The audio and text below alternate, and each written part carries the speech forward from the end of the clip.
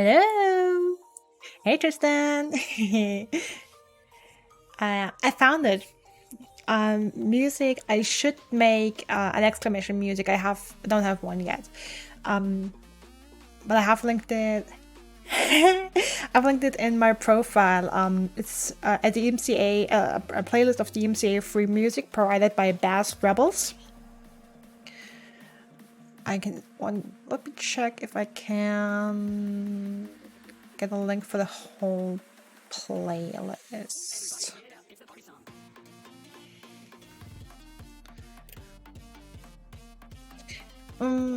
Hey Evo, can't find it. If you want to check out the music, just check out Bass Rebels. On YouTube or on Spotify.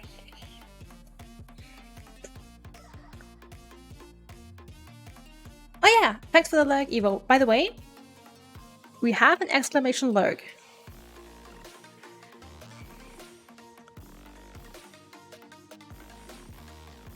I've been working on a lab report. Yeah, happy to see you here. I hope you all had a good weekend. Mine was... Boy, it was something. Some good, some bad, some ugly. You might have noticed I didn't do the promised Saturday stream. That's because my mental health kind of crashed on Saturday specifically, and I really didn't feel up to streaming. I tried playing some Hollow Knight in the afternoon, because usually Hollow Knight is the kind of game that I play when I'm not well mentally. Kind of picks me back up, and I started training some bosses for the Pantheon, and it just went right down to shit, and I got super frustrated. And I was like, okay, nope, not happening today.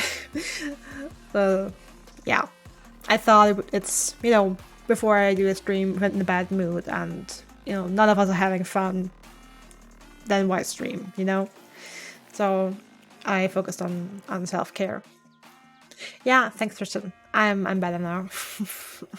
Been a bit of a rough weekend, but no, it's gotten better. On Sunday I helped my brother clean up his apartment. I told you last stream he cut his hand, and his apartment was about to kind of be a mess. And I went to his place and we cleaned up the living room. That was really nice, spending the day with him and doing something productive. I'm doing much better today, thank you. Work was good today. So yeah, and I'm feeling better about myself again. And now I'm super excited for a new game. Oh, and by the way, oh damn it, I didn't let me check real quick if I can get the link really quick, because I have created, I sort of uploaded the VODs from all the streams so far on YouTube to my YouTube channel. I created a playlist, but I haven't had the time yet to. I just finished today, because I also wanted to credit all the video, all the music I used in the videos. So because I didn't like write down which kind of songs I used,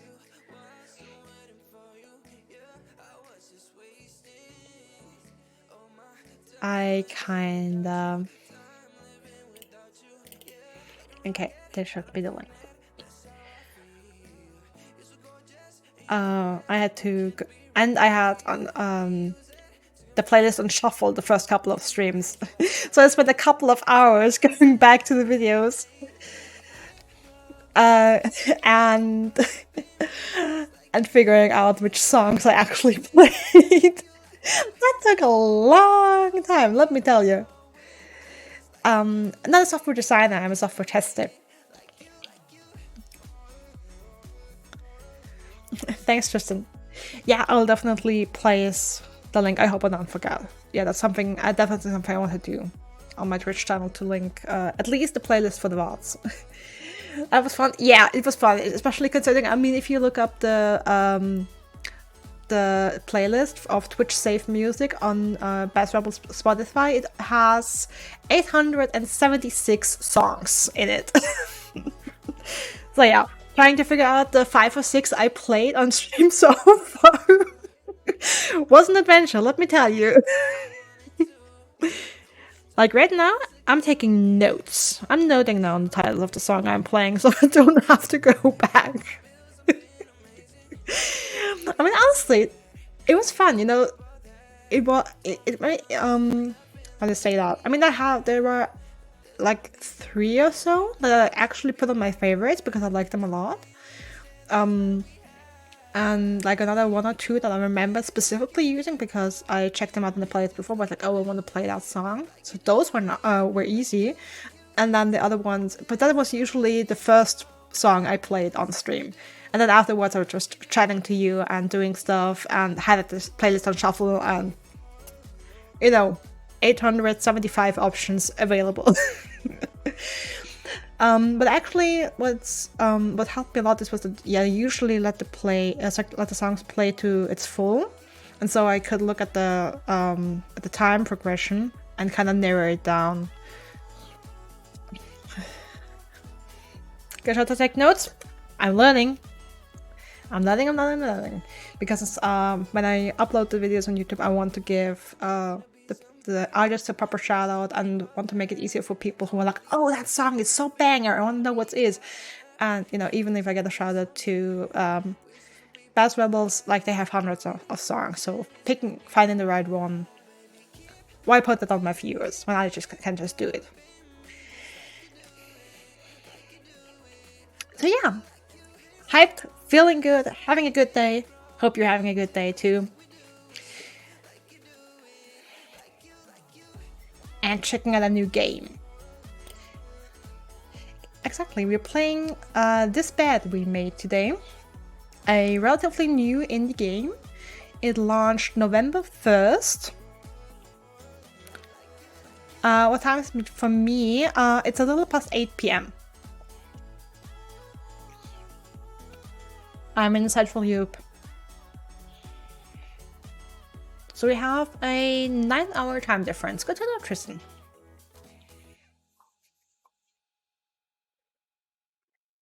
So yeah, this bit we made. New game launched like 2 weeks ago. Tomorrow it's gonna be 2 weeks. Or kinda? No, Wednesday it's gonna be 2 weeks.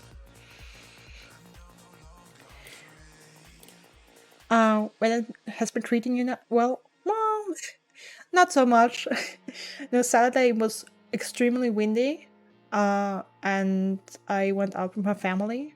We had kind of a celebratory lunch, because my brother's birthday was on Sunday. And because of the wind, I had a massive migraine on Sunday. Yeah. And today it's been raining basically all day. But I've been working from home, so I didn't have to go out. Okay, back to the game. This bed we made, it's a mystery noir indie title. Apparently we're playing as a maid in a hotel from the 50s. Yeah, like mystery, maybe crime kind of vibe. Type of little brother. Thank you. I'll pass it along. So yeah, I'm really into this kind of stuff. It seems to be an interesting story. The trailer didn't show too much about the gameplay, which I love. You know, just enough so that you get like the gist of it and have plenty of stuff still to explore yourself, which I love. I mean, that's what trailers are supposed to do. Just be interesting enough to be buy it. Haven't heard of it. Oh, this is why I love doing this. I hope I can play many wonderful games that people haven't heard of. Actually, that's something I love, and that's something I was obsessed about doing a couple of years ago, when I was still attending university and didn't have so much money to buy games. I was still addicted to buying games and playing new games, and I lived in the sales section of Steam, especially everything for below $5. I bought so many games, like especially indie titles that were on sale when they were on sale for less than $5, and so many wonderful games, or something between $5 and $10. Best place in the world. The sales page of Steam. Okay, let me just prepare. Let me start up the game and prepare my live scene.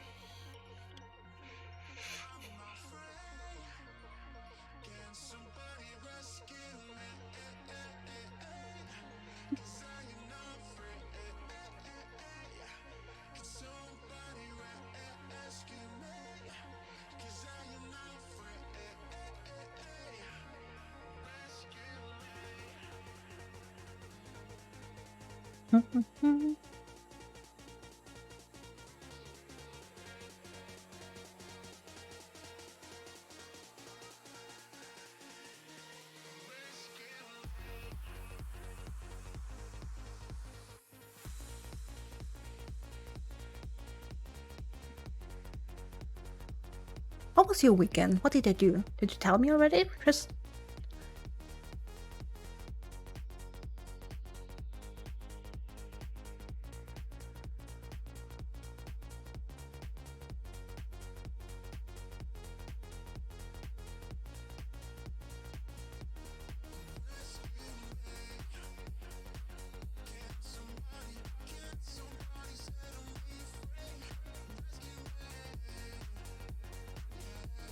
I mean, if you want to share, if you don't want to tell me what you did over the weekend, or if you had a good weekend or not, that's absolutely fine. But feel free to share if you want to.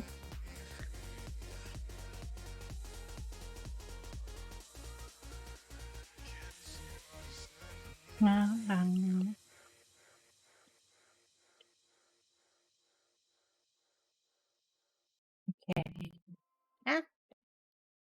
Gonna pause the music now, because the game should be hopefully ready anyway. Dog did your attention. Oh, we have a dog. What kind of dog? What breed? Oh, good. You're good.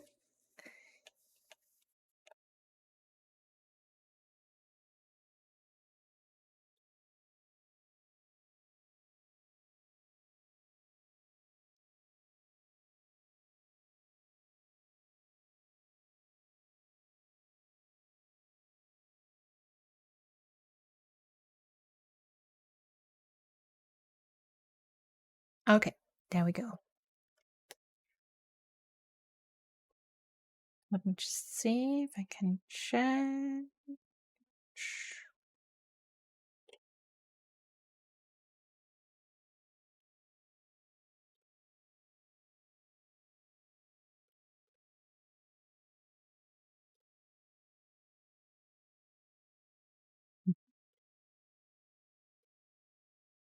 Scenes, so we're capturing the right stuff.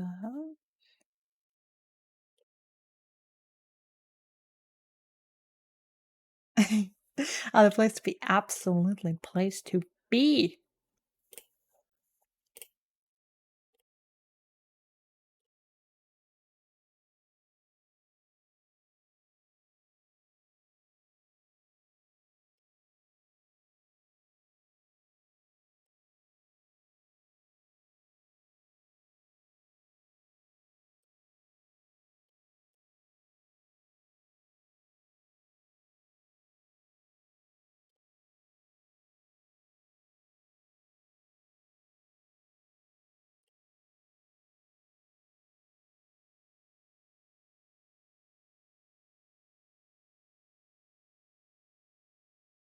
Okay, let me just check. Okay, let's just try and switch seats. Okay, don't wait. We're not getting audio yet. Once more. As for my weekend, it was nice and peaceful. Love that. Love nice and peaceful weekends. Spend time on Saturday doing chores, errands, on some project. Then Sunday, spend time with family and gaming. Awesome. What did you play?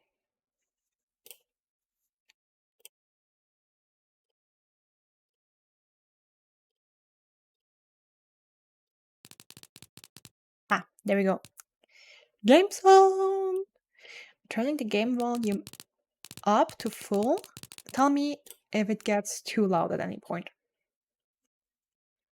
Death Stranding and Gran Turismo 7 on PS5. Ooh, fancy guy at the PS5.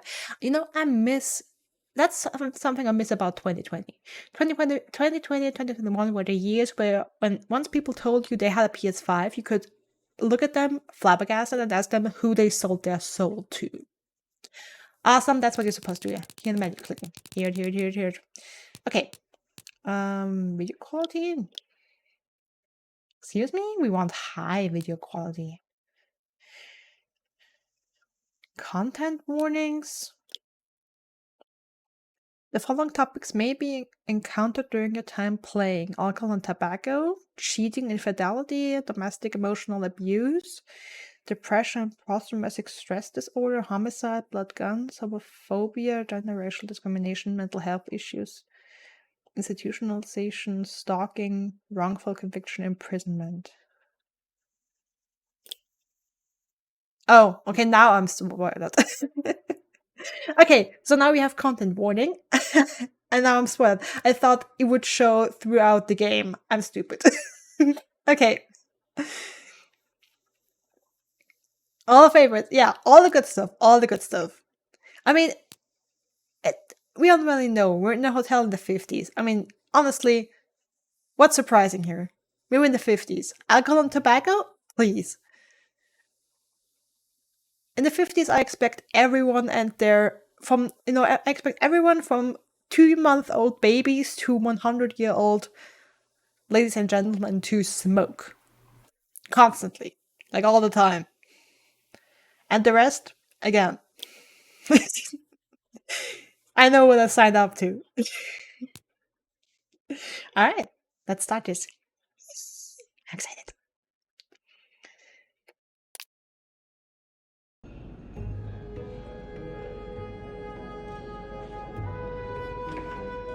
Thank you for supporting this battle maid. Your support means the world to us as a small indie team.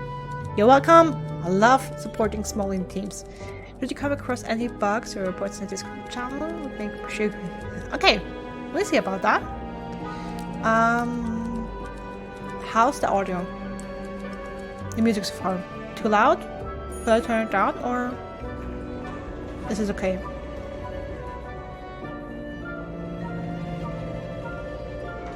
I don't know, Tristan. I don't know if it's point and click or if we can move around. No idea. It didn't say point and click on the shop page. Just that a bit. I mean, maybe we can turn it down a little bit in options. How's that? Oh.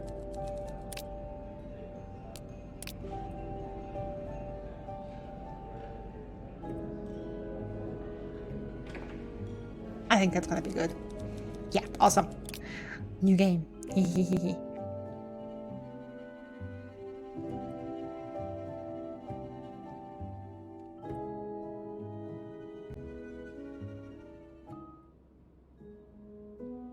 This game takes account of all of your actions, including the ones you decide not to take.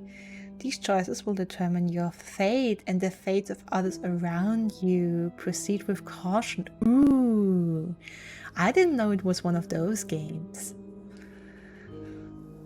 Says the police. Montreal. Okay, so we're in Canada.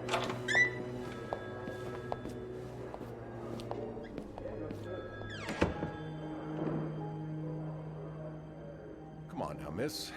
Let's keep moving. Okay. Ooh. WAC. Oh, okay. Okay, so I don't have a lot of range with the camera. I can move it a little bit, but definitely not like everywhere. Can we pick something up? Can I talk to somebody? You know, just checking for that. Okay, I'm guessing that this policeman wants me to follow him. Can I go back? Not very far. Okay, and I definitely can turn around. Okay.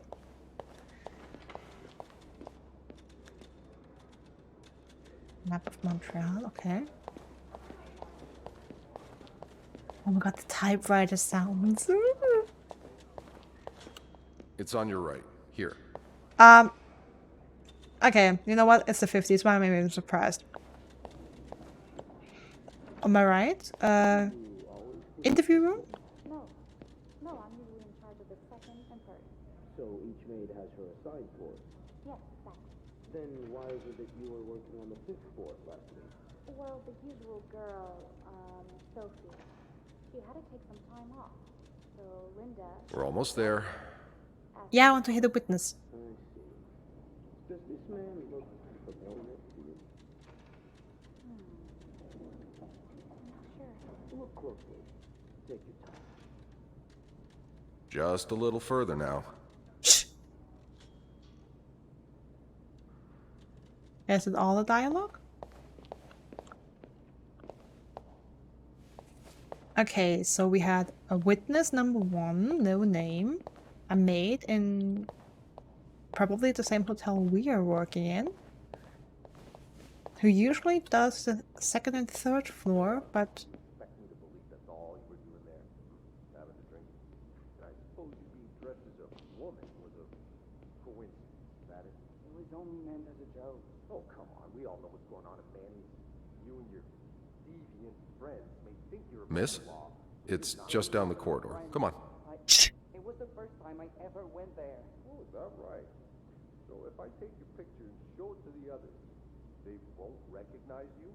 Well, honestly might, but We're almost there. Know who else might recognize you? Your family and your friends. When they see your face in tomorrow's papers, you wouldn't like that, would you? You might lose your job. Just a little further now. shut the fuck up! Daddy's basement. Well, all that trouble will be avoided if you start writing names. Now. Motherfucker, that's a shit interrogation method. Miss? It's just down the corridor. Come on. Dude. This conversation's going on, okay? And I want to listen. So shut the fuck up! We're almost there. Jesus Christ. Okay, so further down we had a maid from our hotel who usually cleans other floors and cleaned ours, and for some reason that's suspicious. And now we have a suspect who apparently likes to dress as a woman. Just a little further now. Shut up, I'm talking. Sounds like a male. Maybe drag queen, maybe gay. We'll figure it out. Panda! Panda, you know who's sexy? Oh, no, I can't go back. Oh, I can't go back that much. There was a very sexy calendar with a very sexy lady, 50s style base suit. Very sexy. Here we are. And yes, we have this very not friendly officer who just interrupts us listening in other people's interrogations. So rude. Good luck. What do you mean, good luck? I didn't do anything. She's all yours, sir. Excuse me? Sophie Roy, I'm Detective Maurice Tremblay. Let's see. 21 years old, working at the Clarington for over a year. Husband? I'm sorry? Are you married? No, not yet. I live with my mother. She's sick, so I have to take care of her. No father. No. It's always just been me and my mom. All right, Miss Roy. I need you to tell me everything that happened, starting with this morning. Oh. au parc La Fontaine, les filles s'en vont et s'y promènent au bras des garçons qui les entraînent au cœur des buissons où elles étreignent l'amour en saison qui les enchaîne dans un tourbillon de vrais poèmes, car dans les frissons naissent toujours les plus belles chansons d'amour. Au clair de la fontaine, j'ai vu dans tes yeux mille couleurs. Quand la claire fontaine s'amusait au jeu de nos deux cœurs. Document's done. Now just a bit of tidying up and I can go on break.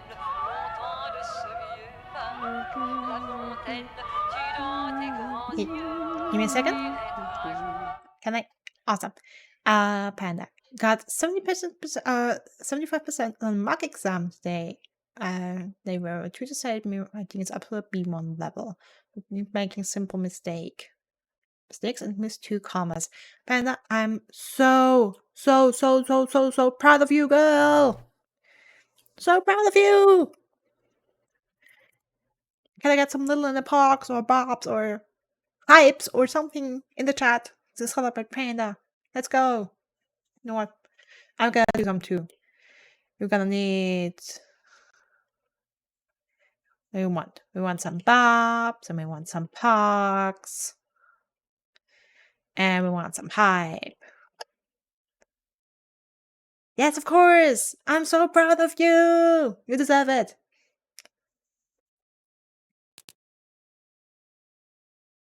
And by the way, commas are hard. Like, even for me as a, dang it. Now I don't know the word. You know, I feel like I'm watching my own downfall. No, why? Girl.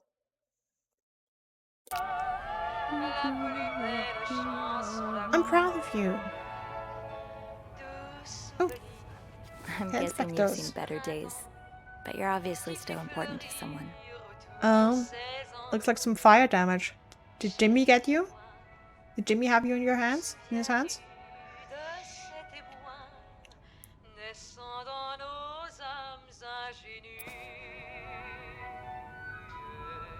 No, I don't switch the music off.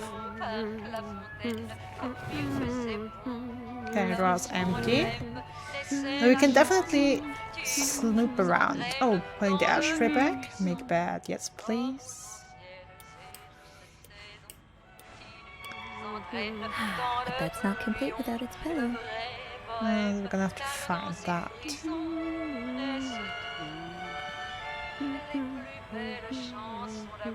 Yeah, but drama in and of itself is hard. So, it's still. That's a lot of money to owe. Just what did you get yourself involved in? Okay, acknowledgement of debt. Acknowledgement of initial loan.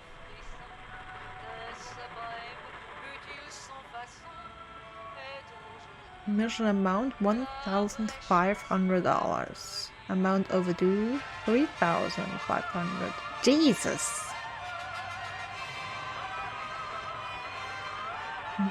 On the date of the initial loan, lender agreed to lend an amount of money into the sum of $1,500 to the borrower for an enduring period of 12 months calculated from the date of initial loan.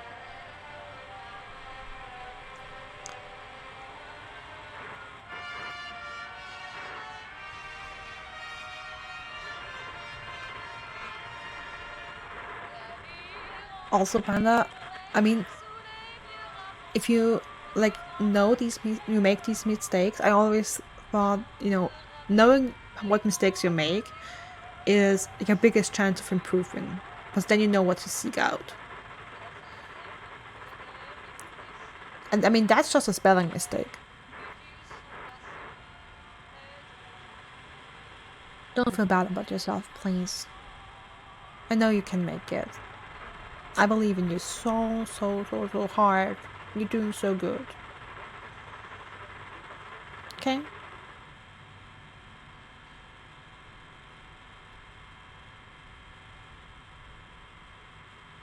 Some hugs and some big belief for you, Panda. Love you too, babe. Okay. The borough was to be I don't know how to say that. Obliged? I'm probably pronouncing that wrong. Sorry. To pay interest at the rate of excuse me. Or is that a 150% or what? Because I was just about to say the jump from 1500 to 3500 is insane. Yeah, I mean, you can be happy I didn't take a sip. Streamlabs didn't tell me to hydrate. I would have spit all that across the room. Obliged. Obliged? No, that's probably wrong. I'm probably only making it worse. Obliged?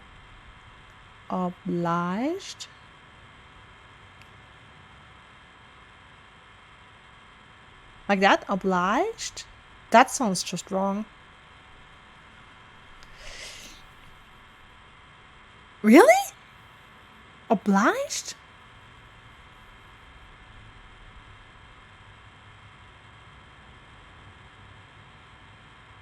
That sounds like a lie, honestly. It's pretty dumb sometimes. Okay. Just to see if it's French. The thing is, I'm better at recognizing French words because it's not like we don't have those. Like it's not like we don't have words in German that are kind of loaned from the French language. Okay, so I'm guessing that there's a 0 missing at the end of it, and we're looking at least 150% interest. Jesus Christ. I mean, yeah, it would pretty much make sense because he has to pay back $2,000 more than he lent, which, no, it's not quite 150% because 150 would be 1,225. Yeah, like, I mean, it says 15 here, but you can see that something is smudged, and I'm guessing that's some more, well, it has to be 0 or something, because, Jesus Christ. I mean, they're paying back $2,000 more than they loaned in the last quarter.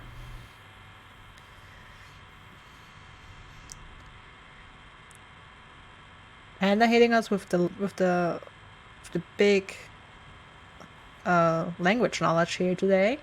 Digging it. Okay, per annum, sorry, per year, the total sum of said interest to be paid together with capital sum of the grant loan, but the loan's periods end. Jesus Christ. I mean, you're talking loan sharks here. With the loan period reaching its conclusion on July 2nd, 1957.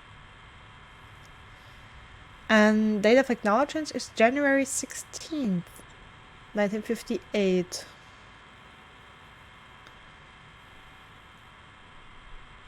Huh?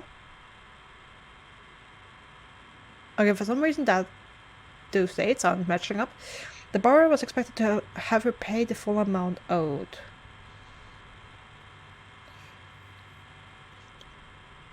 Wait, that's only half a year.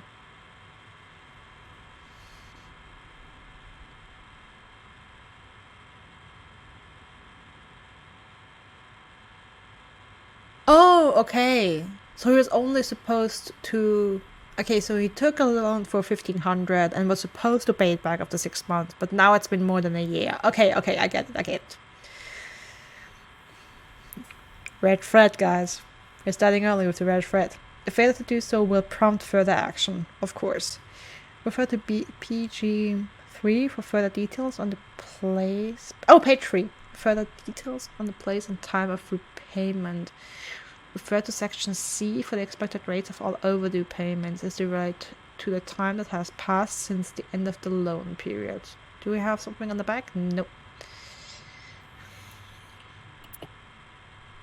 Oh, okay. Wait, on the toggle, let's say... Oh yeah, see? So here it says 150% per annum. Eligible... So it can't read... So Mayhew? Someone with the last name of Mayhew? And the second person is completely illegible. Okay. I'm liking this already.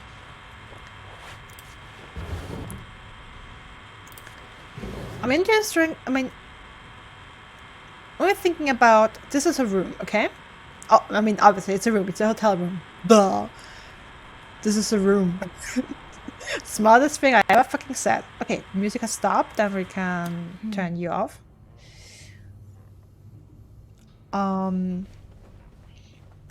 Okay, so we have a hotel room. Oh! And, oh, of course, because the ashtray fell down.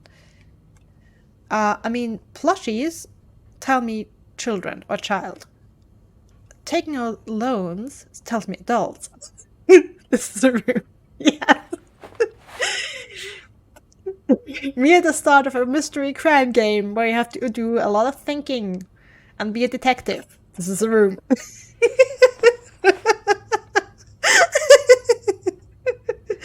Okay, so you get me? Like, this side is telling me child, and this side is telling me adult. So, potentially parent with child and having money issues. Drama!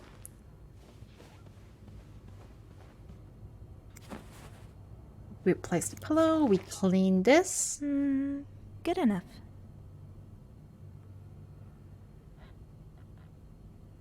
Girl, you're a magician.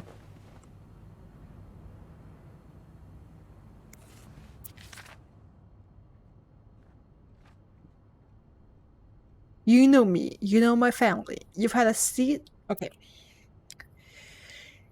You had a seat at our bar since the day we opened in 49. You're more than a friend to us. You're practically family. And while friends are polite to each other, family deserves more. Family deserves honesty. As such, I want to be as direct as possible in letting you know that you're down to your last chance.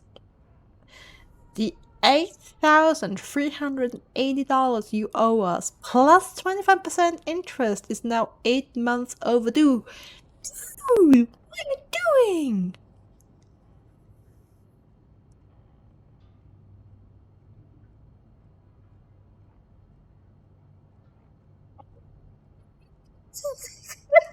Thanks, Panda. Thanks for the clip. Okay, so we have someone who is like 12.5K in debt. Awesome. My patience is run thin. Oh, and you know, I'm trying to be dramatic here, and you make me laugh. Look at you. Well, honestly, Panda, I love it. Thank you so much. This isn't like one of your unpaid bar tabs. You came to us for help, and help always comes at a price.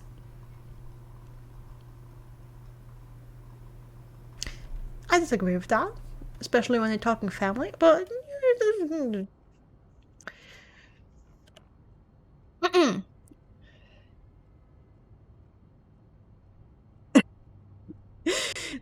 $5.5K in debt. Did you get a cold? Joke on the America's medical system. Well, joke's on you, Panda, because we're in Canada here.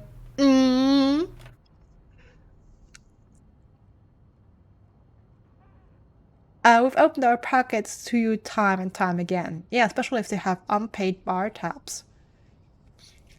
Okay, so an adult. I'm gonna jump ahead and guess male, potentially with a child, in a lot of debt, and since they we go to a bar at least somewhat regularly and don't play their tabs, money issues, maybe alcohol issues, definitely a heavy smoker. I mean, if someone tells me they also gamble, I wouldn't be surprised. Sorry, we've opened our pockets to you time and time again, and all you've done is taking advantage of our goodwill and generosity.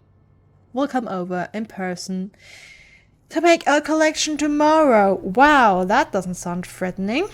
I'll be bringing along the boys. So we can all sit down and have a little chat. Boy, the air quotes are heavy on this one. But just so you know, they aren't too good with words. Oh, really? Yeah, I didn't need that. I didn't need the last sentence at all. No. Yeah, just me and the boys coming over.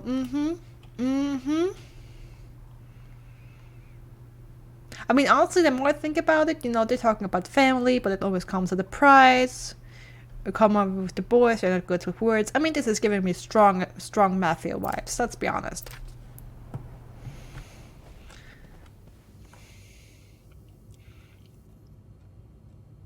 Nice painting. Nice artwork here.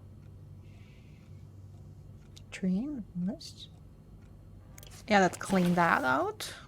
And if they're owing more money, dear Mr. and Mrs. Mapleson, regretful as we are to have to resort to these lines of communication, our client and your neighbor, the owner of 8832nd Street, has been ultimately evasive of your many attempts to reach out and collect our due debts, specifically an amount owed to us to the sum of $1,904.75. Well, I'm guessing. I mean, those could be the same people with the first piece of paper, but I'm don't potentially. So either it's the same people or different people, because then we are looking at like $15,000 of debt. He has given us little resource but to contact him through those in close physical proximity to him in the hopes that they can deliver a message on our behalf. We have little desire to disturb you and the other fine citizens of 32nd Street, but our business may bring us back to your neighborhood if it is not resolved quickly. The help of your kind community would be greatly appreciated for us and certainly for your neighbor. Kindly, Lucky Coin Financing. Well,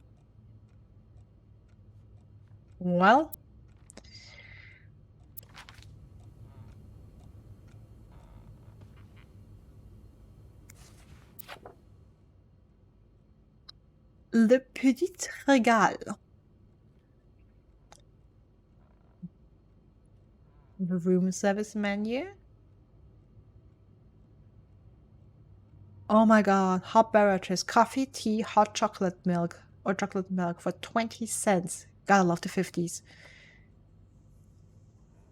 What do you have? Come on, an Atlantic salmon fillet for $5.85. Chicken breast for $3.50. All dinner orders are served with steamed vegetables, chef salad, and or soup du jour. Dessert, French pricey, 45 cents.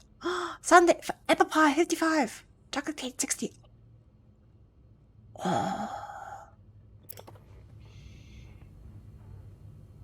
God, if only.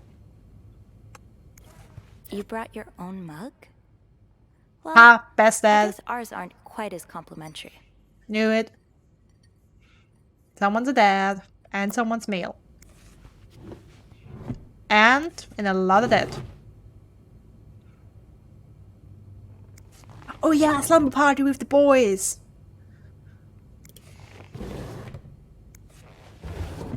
And you know, them saying they're not good with words, you know, they are just really shy. They didn't mean to say that they're, you know, aggressive or something. No, they're just very shy.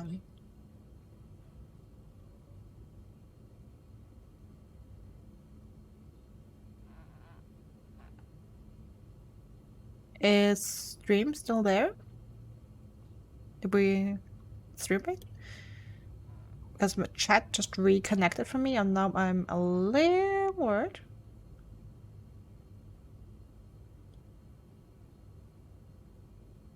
Opening up Twitch Inspector just to be safe. Sorry. No licking? No, tells me I'm good. Okay. Interesting. Okay. Oh yeah, Evo. Maybe they don't speak English, and that's not why they don't cool words. Maybe they just speak French. Okay, let's check. Okay, no, just shoot. Oh, clean the toilet, yes, please.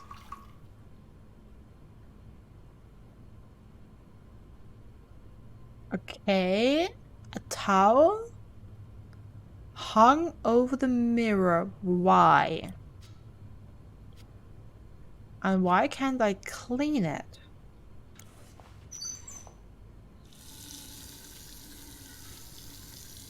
And interesting.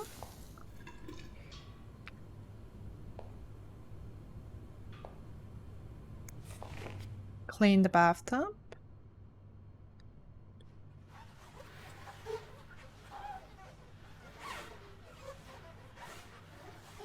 Scrub, scrub, scrub. And voila. Good as new.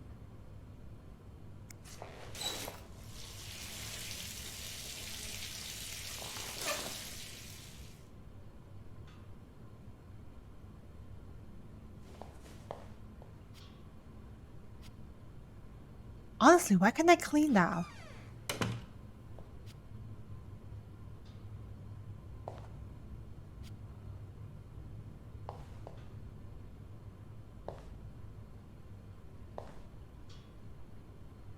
Maybe there's a thread written in red lipstick on the mirror.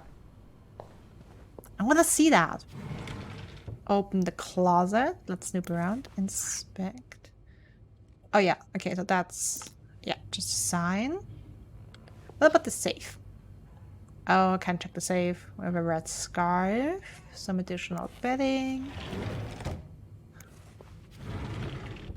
No, I don't want to exit yet.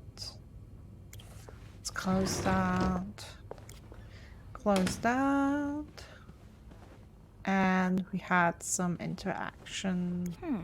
Only menswear. Are you in town for a business trip, maybe? Okay, so that's all I could do. Only menswear. Are you in town for a business trip, maybe?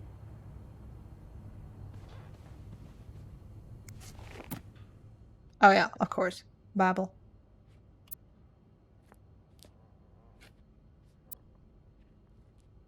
Can't open it. Some business with the boys. Yeah, let's put that away. Okay. Okay, I get that. You know, I get that we can't open it because this is in front of it. I get that. But you know, this is nagging at me. Why can't I remove this towel and clean that up?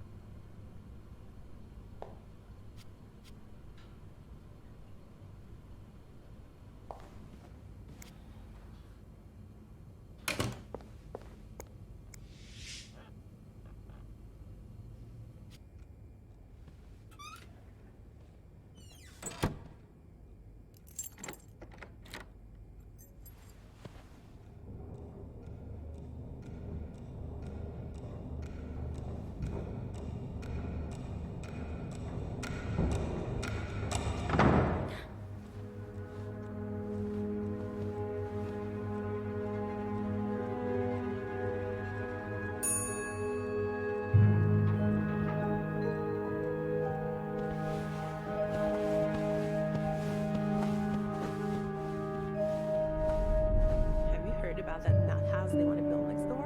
Yeah, it creeps me out. Imagine all the weirdos who'll start hanging around the hotel. I can think of someone who'll feel right at home. Look at her, always glued to that gossip magazine. Do you think she has any real friends? Or is it just Gracie, Joan, and Marilyn? Well, when your own life is that dull, you need to get your excitement somewhere. Bitches. Oh, did you see Rebecca come in this morning? She was wearing the same clothes. Bitches get stitches. This is exactly the kind of behavior Linda warned me about. She's doing everything she can to break us apart. Sophie speaking. Hey, it's Beth. Do you think you could come up real quick? Sure. I'll be right there. You're right, you shouldn't. No, you're right, I've been blind. I was so in love with you that I couldn't see. What?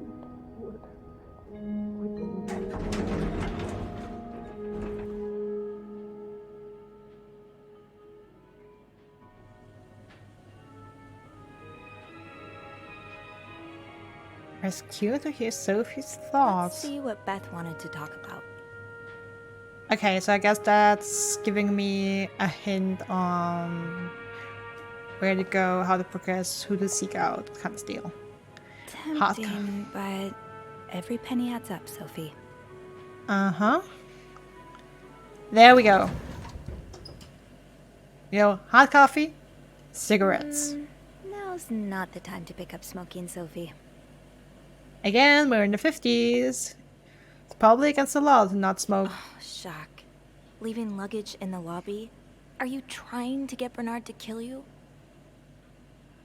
Oh, shock. Leaving luggage in the lobby? Are you trying to get Bernard to kill you? Okay, we now had Jacques in another room with Wendy. Oh my god, is it like Valentine's Day or something? Because we saw it snowing earlier. I mean, I hear it's snowing 90% of the year in Canada. But those make me think it's February. This leak really needs to be fixed. I hope the weather doesn't make it worse. Uh-huh, okay. The restroom's closed. Ballroom, reception.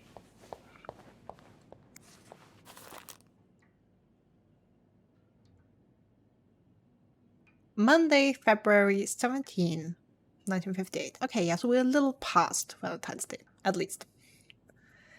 Just hanging out with the boys on Valentine's Day. Oh, of course. I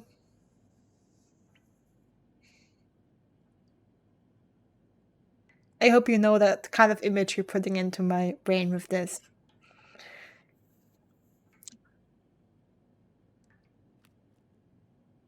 Okay, the Montrealer. 31 pages, Montreal. 10 cents. Hey. 19 arrested in deviate rate. What's deviate? Jesus. Gonna have to check some vocabulary here.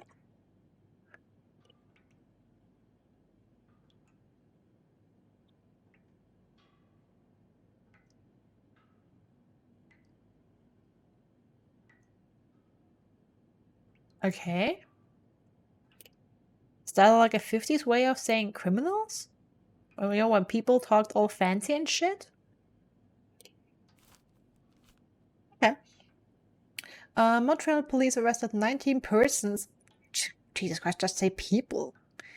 Well, okay, it's 50s fancy talk. In an early Saturday raid at Manny's Lounge. Okay. Oh, we heard about Manny's in the intro scene. And the inspector talked to a suspect, someone who was just labeled a suspect, who apparently liked to dress up and meet other guys at Manny's. So that's possibly a kind of gay club. So the term deviate could also refer to gays. Huh. Again, of course, 50s. Now, when I hear raid, I was like, okay, like mafia, drugs, kind of some criminals, but not gays. Because gays aren't fucking criminals. But again, 50s. Located on Stanley Street, downtown Montreal. The establishment owned by Emmanuel Laliberté is a known hangout for sex deviates. A Montreal City employee, a court official, and 2 teachers were among those seized. Yeah, guess that. According to official reports, Lieutenant Sullivan Gulbord I hope Ella doesn't hear me say this. Says he plans to send letters to schools employing the arrested teachers. Jesus Christ. School principals, parents, and fellow teachers to prevent such people from being in close contact with youngsters. Ugh. I'm getting sick. Ugh. Again, the content warnings warns about homophobia. He said, "It is everyone's responsibility to protect our children." Get the fuck out of here. I'm sorry, I'm a little thin-skinned. I watched the beginning of again, like kind of trigger warning, of a little documentary kind of thing. What do we call it? Documentary, or kind of more like a report. From a German kind of journalist collective, which was about abortion and abortion rights, and they also talked with people who are not for that, and that's also the kind of topic that as a female is very near and dear to my heart, and I'm a little bit triggered already, and this is also kind of triggering. We're gonna take a deep breath and chill. Lieutenant Fucknuts also promised an investigation would be opened on La Liberté, who already has a criminal record to his name. Continued on page 3. Major snowstorm paralyzes city. Montreal is paralyzed by this winter's 5th and most important snowstorm. 15 inches of snow are expected until the end of the day. Excuse me, inches? Doesn't Canada use the metric system? Like sane countries do? The last major storm back in January had covered the city with 12 inches of snow. The storm started yesterday, with 6 inches falling during the day and 6 more during the night. Violent winds created giant snowbanks all over the city. Many drivers ignored police warnings. Might vary depending on where you're in Canada. Oh, really? Okay. Didn't know that. Many drivers ignored police warnings and decided to take their cars at their own risk, resulting in several accidents. Trips from the United States are expected to be delayed up to 3 hours. That's not that much. I wanted to make a joke about German trains here, but that's probably not the right audience to do it. At Dover Airport, most departures have been cancelled, while arrivals are delayed or diverted altogether. Continued on page 5. Shop owners against new mental hospital. A group of downtown Montreal businessmen and shop owners met with Mayor Sarto Fournier last week to air their grievances concerning the city's recent decision to allow construction of a new mental hospital on Dorchester Boulevard. William Weston, manager of Weston's department store, says he and his group will fight tooth and nail to prevent the hospital's construction. Will our customers feel safe to come downtown for their shopping needs, knowing there are lunatics next door? He said. Continued on page 8. Another bloody Valentine. Valentine's Day concluded in horror last Friday with the murder of an Outremont resident. Outremont? Is this like supposed to be the outer part of Montreal?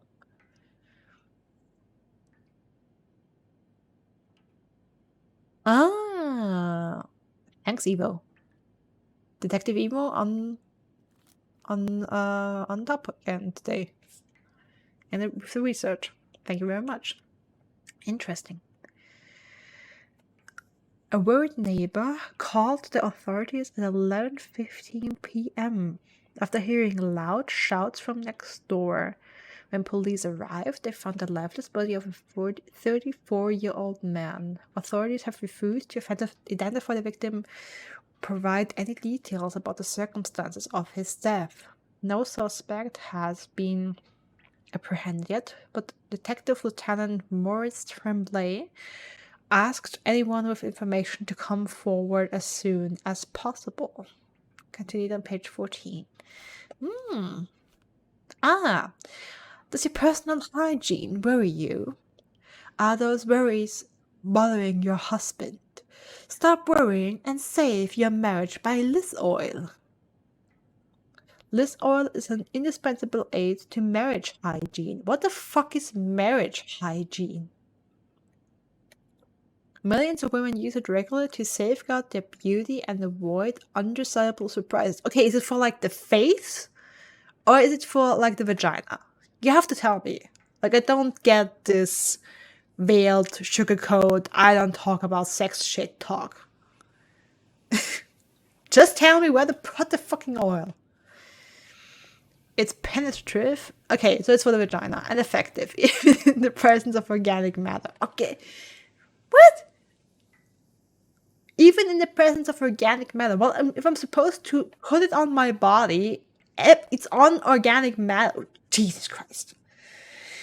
Begin to use Liz Oil today so you can stop worrying about your hygiene and focus on more important things such as pleasing your hardworking husband. God, I'm really going to start to feel sick. Liz Oil has been endorsed for more than 60 years by scientists, medical professionals, and many other men who have women's hygiene at heart. A Liz Oil Corporation product. Okay, so men have been telling women to use a product that's supposedly good for their hygiene for 16 years, but really is all about pleasing your hardworking husband.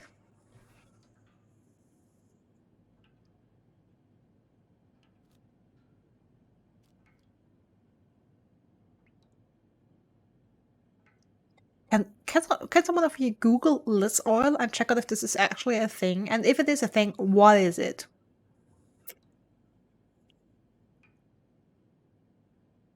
God, I hate this. I mean, this is a full fucking page advertising for some snake oil, telling women that they have to use or their marriage will break apart and their husband will leave them. I mean, look at the picture. Liz Oil. L-I-Y-S. You know, fuck it. I'm gonna Google it myself. I want to know if this is like something real or something they invented for the game. I have to know. I have to fucking know.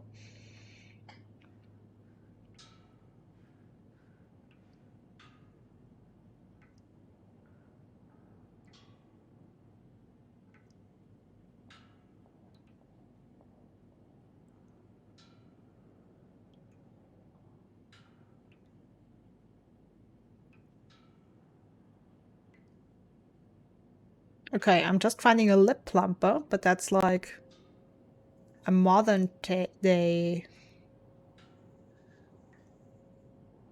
kind of oil. And then I'm finding some scents. Okay. I'm getting like a brand. Yeah, but I was also thinking like, okay, yeah, maybe it's just a brand name.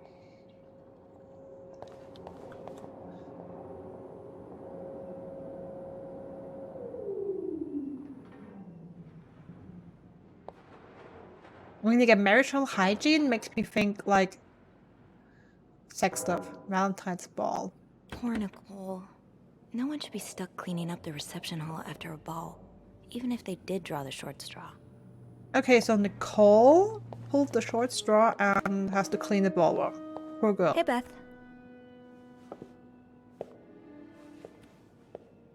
Hey there. So, who's sleeping? Sleep what? You were whispering just now on the phone, so I thought maybe Eugene or Bobby were napping in the break room again. Oh, yeah, no. It's Jacques and Wendy. They were, in the middle of something. Ugh, it's so awkward when they start making out like no one's watching. Get a room. We literally work in a hotel.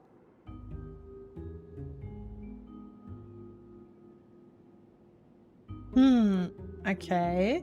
And we were told at the beginning that our choices matter. I mean, they weren't kissing, they were just... I tried to know them. You said you needed me? Oh, straight to business then. Sorry, it's just a busy day. I get it. It's been non-stop for me this morning too. Wanna guess why I summoned you here? Yes, please. Oh, guess. We clean, see a mouse.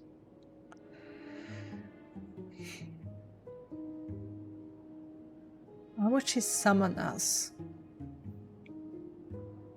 I mean, I would guess it's something more serious than something to clean, because as a maid, that's just our job. See a mouse. No, she's too calm for that, and I don't have any other options. So. I'm really bad at guessing games. It doesn't have to be a good guess. Just say the first thing that comes to mind. I don't know. Please just tell me. Well, if I can't make you work for it. A nice gentleman decided it was time to redesign the lobby and helped us by knocking over that vase on his way out of the hotel. Literally for cleaning? I would do it myself, but the last time I tried to leave the front desk, Bernard emerged from his lair to scold me about procedures and whatnot. Well, we can't have the beauty of the Clarington Hotel take absence from her throne, can we? Oh, the people would riot. Bernard especially. Bernard's hardly the Hi, people. Ivo. Have fun in class. Anyway, I have to get back to work. There's a mop in the supply closet next to Bernard's office, I think. Thanks. I'll see you around. Okay, so it's literally just called us to do our job and was being all secretive about it. Sophie's journal. Okay. Oh, this is awesome. Haunted hotel. Some days I'm convinced that Clarington is haunted. It's not that I believe in ghosts, no, but there have been too many incidents for me to rule out the possibility completely. Just this morning, I was waiting for the elevator on the 5th floor when I heard a loud bang behind me. Like someone shutting a door, but with more force than I've ever heard a person use. I looked around and there was no one to be seen. I was just imagining things. Gunshot? Question mark. Trouble in Paradise. I overheard Wendy and Jax arguing in the break room. From the sounds of it, Linda got to Jack's head and convinced him that Wendy was flirting with some of our guests. I couldn't believe it. Anyone who's been around them for more than a minute could see how much Wendy loves Jax. She never would do that to him. Or would she? Beth's banter, even if it's only a few minutes of my day, my chats with Beth are always a highlight. She called me up to clean a mess made by one of our guests, which gave us a chance to catch up. I don't think I've met someone who can make a conversation seem so effortless. Beth has a witty response for everything. But the chair group meeting will lurk. Awesome, Panda. And by the way, we have an exclamation lurk. Have fun of your meeting. It's too bad maids aren't usually allowed in the lobby. Chatting with her every day would be great. A great way to start my morning. Okay. Beth, the hotel receptionist for long as I remember. I mean, we heard in the interrogation that you've only been working at the hotel for like a year. So as long as I can remember, seems like an exaggeration. In fact, hers was the first face who welcomed me when I took my first step into the Clarington. Well, seeing that she's the receptionist, that seems fitting. She knows like the back of her hand. Beth can be fiery. She doesn't win her much love from Bernard, but most guests adore her for her magnetic personality, and that's something that I can plainly see. We aren't gonna shut the chat as often as I'd like, but when we do, it's always a blast. I only wish I had even half of her wit, so I could entertain her as much as she entertains me.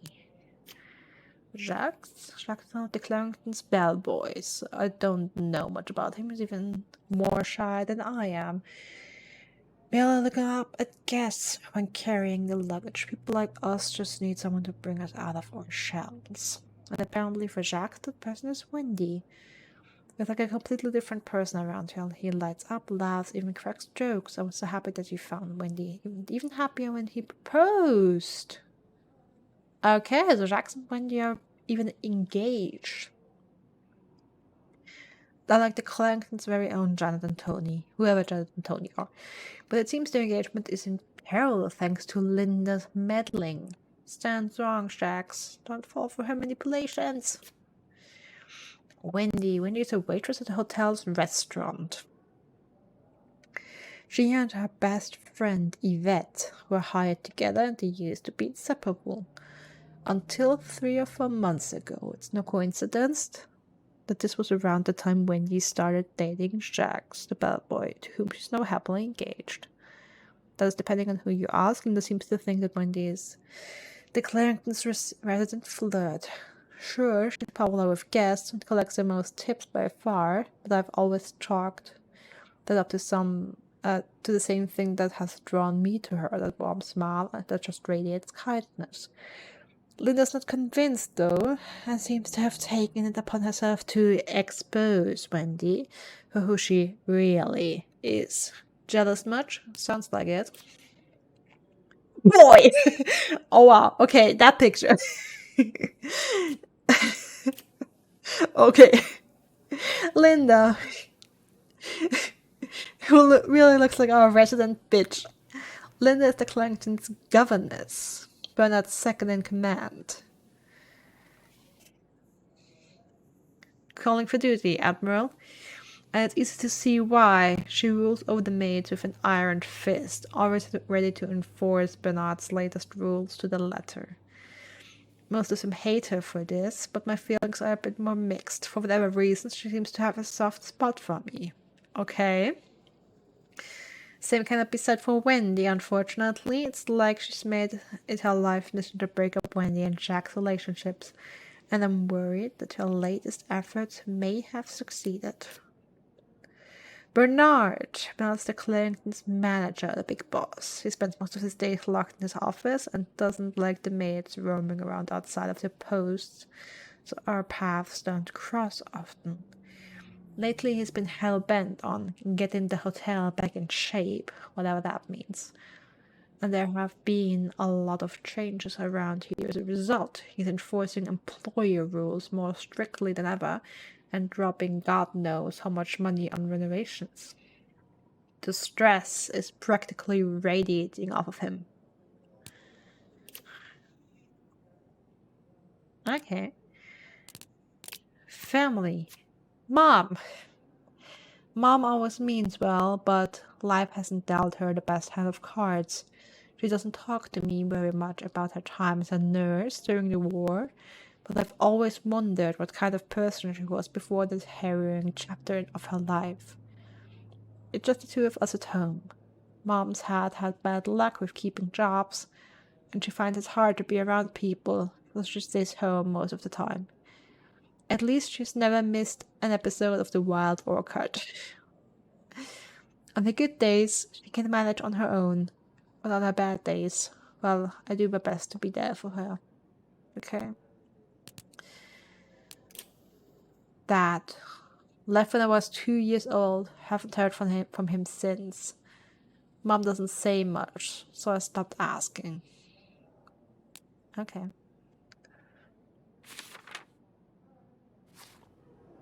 Interesting. Love that. Chocolate mousse cake. Maybe Bobby wouldn't mind sneaking me a slice. Ugh, no. Bernard would have both our heads. Okay. Let's get that mop from the supply closet. Uh-huh. And new character, Bobby. Bobby's the head chef in the Clarington's kitchen. He takes care of all the restaurant's orders and the meals ordered through room service. I love walking by the kitchen doors any chance I get just to enjoy the smell of whatever Bobby's cooking up. But linger too long and you'll get an earful, or worse. I don't want to spend another afternoon cleaning macaroni out of my hair. Oh, okay.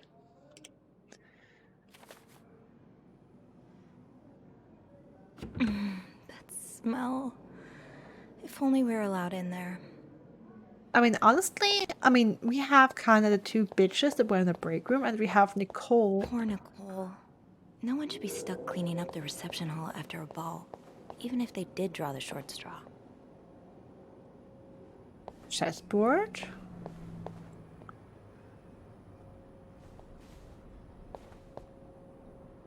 Did someone win?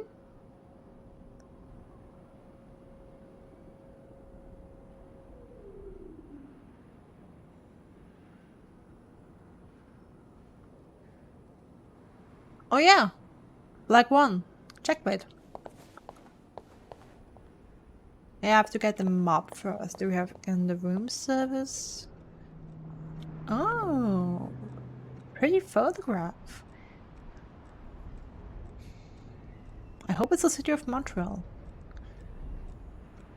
Oh boy. Oh yeah, that's what they call a snowstorm. Ahead. Is that the gentleman who pushed over the vase? Some more luggage. There's something so peaceful about looking out at a storm. From the inside. Where it's warm. And dry. Linda's been putting these everywhere lately. It's weird that Bernard allows it. Who was Linda again? Oh, Linda was the governess, wasn't it? Give me a second to check. Beth said there was a mop in the supply closet next to Bernard's office. Yeah. Oh, additional notes. Linda feels incredibly strongly about married couples who chose to divorce. She's been leaving anti-divorce flyers on every floor and don't even speak to any divorcee staying at the hotel. Like poor Mrs. Bromont in room 507. Okay, but we cleaned 504 earlier, didn't we? Where do such strong convictions like that come from? It's a little hypocritical, to say the least. Oh, I was just about to say she probably got divorced herself. So in those kind of stories, people who have a strong opinion on something like that, they did the thing. So she got divorced. Okay. Since we now saw that Linda is having additional information. Okay, no one else has additional information. Okay, let's read that. Protect the family. Say no to divorce. Fuck off. You can be divorced against your will. Women and children suffer most in divorce. You lose your succession rights in divorce. The wife's pension rights are lost in divorce. You lose your right to the family home in divorce. Issued by the DOC Divorce Oversight Committee. Ugh.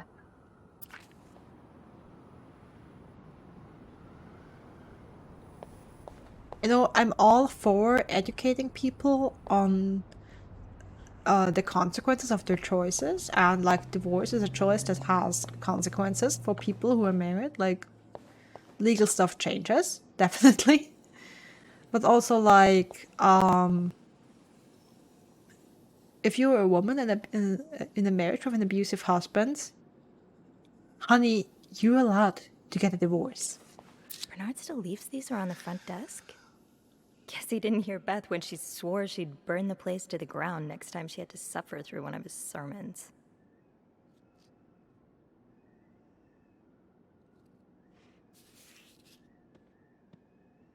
Cloud Class Clarington. It's in the name.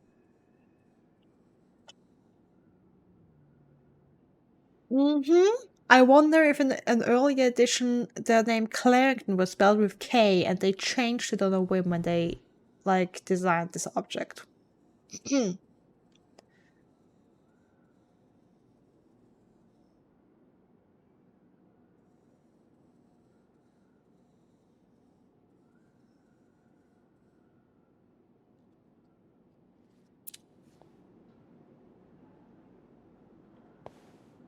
I inspect the postcards? No, I can't.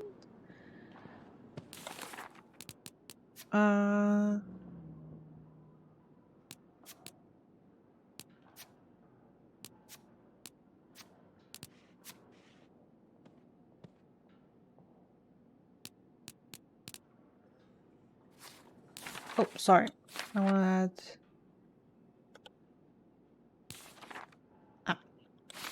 wrong button. Okay, I thought we had some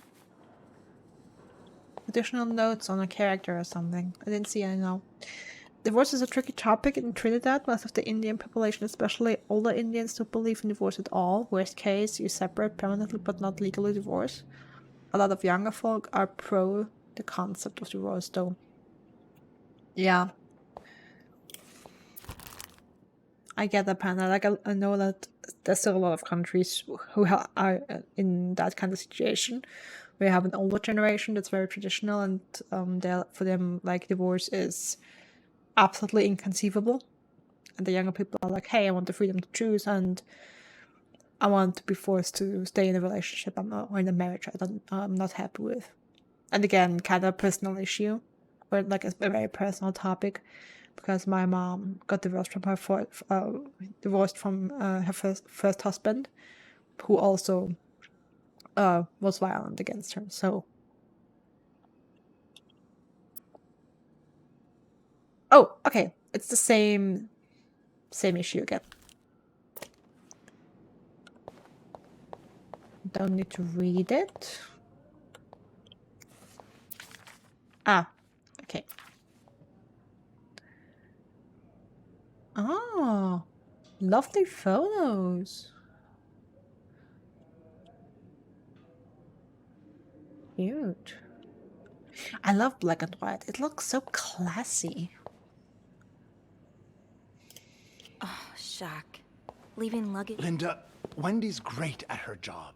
Guests absolutely love her and... Not just guests, apparently. Oh, God damn it, Linda! I only like her because guests like her. Making sure guests are happy is my job, after all. You don't seem to care whether I'm happy. Listen, if Wendy wasn't doing her job, that'd be another story, but I can't just fire her without good reason. What if she stirred up trouble among the staff? Would that be a good reason? Curiosity killed the cat. Oh, Andrew, hi. I'm sorry, I was just... Spying on our manager?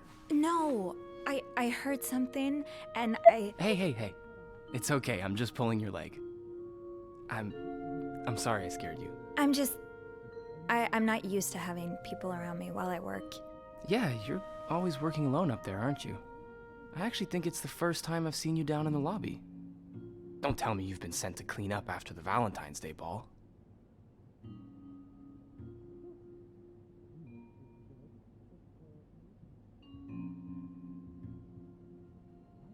I'm sorry about that, Panda.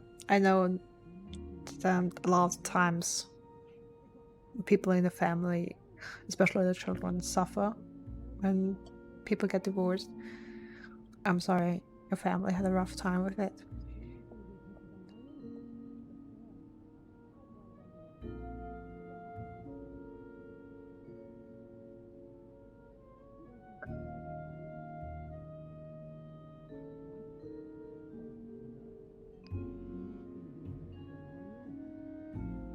I heard it was a disaster. Okay, we could be... I mean, this is the honest and straightforward answer. Just telling him Andrew Beth called me. Was he there? I heard it was a disaster.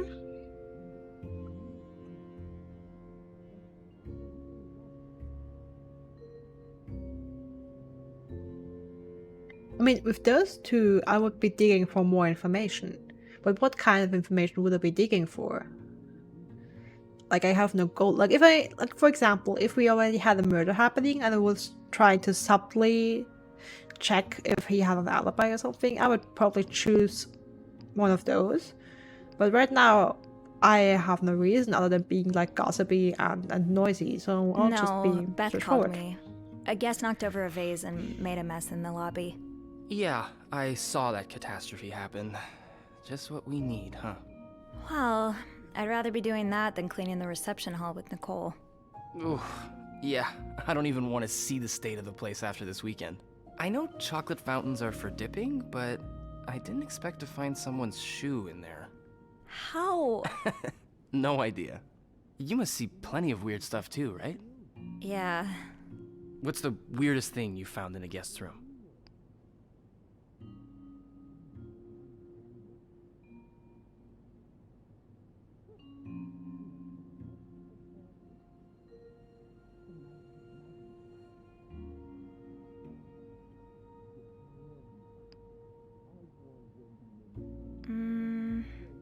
few months ago, I found stacks of pennies in a room's toilet. Like, a lot of them. What? And when I got to the bed, the pillowcases were filled with pennies as well. I'm still not sure if that guest simply had a strange way of leaving a tip. Maybe it was a penny robbery. Oh, I better go help Beth.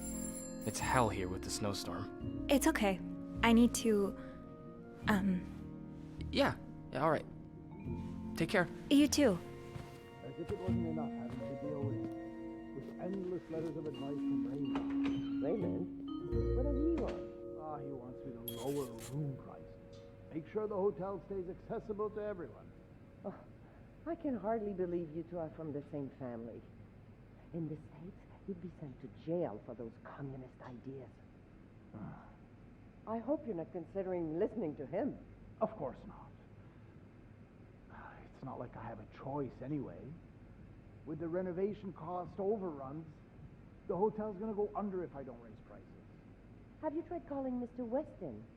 I have, but I haven't been able to get through to him. And anyway, the last thing I want is to look like a beggar. It's not begging if the other party's getting something in return. I'm sure the sales at Weston's have gone up since the partnership. I don't know.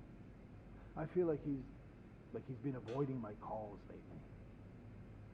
You look so tense today. Oh, that's because I am. I've had this pain in my shoulder. Oh, right here. Ever since I woke up this morning. Let me have a look at it. Abe says I can get rid of even the toughest knots. Abe? Abraham, sorry. Now, come here. I am just listening to the... A bit lower. Here? Oh, yes, right there. Oh, that's good. Oh. Now's probably not a good time to disturb Bernard. Oh.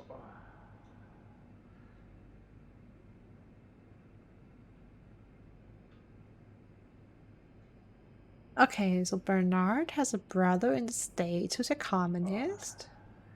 And Linda's massaging him.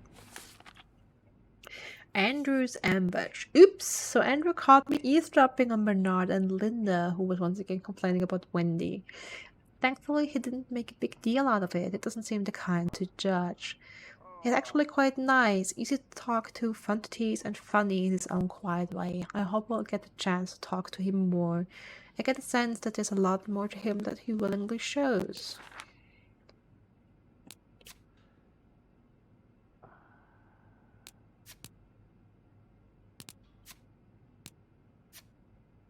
Andrew is the concierge and receptionist for the Clarington. He's intelligent, professional, kind, and well-mannered, which easily makes him Bernard's favorite, but he knows how to have fun when no one's looking. Whenever I see him, he's either dashing off on his latest errand or burying himself in a book, so we haven't had a lot of chances to socialize at length. When we do, though, it always feels easy, like talking to someone perfectly attuned to a wavelength.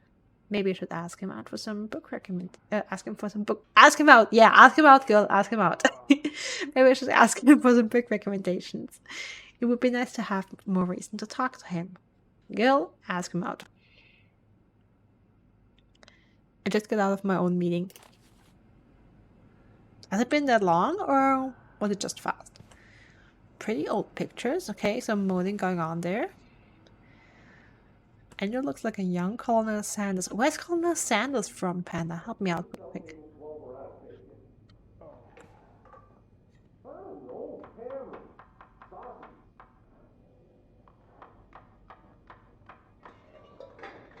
Okay, Bobby, who is the chef.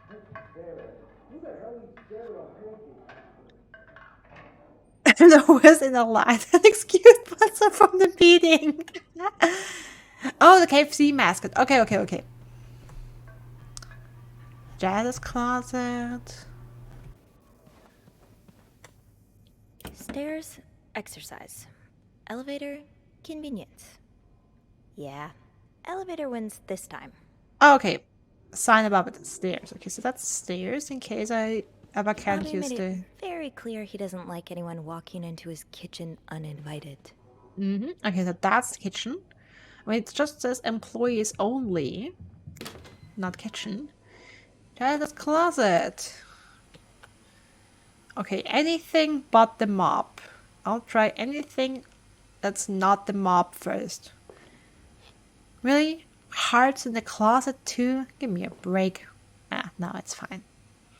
Okay, where's the red poison?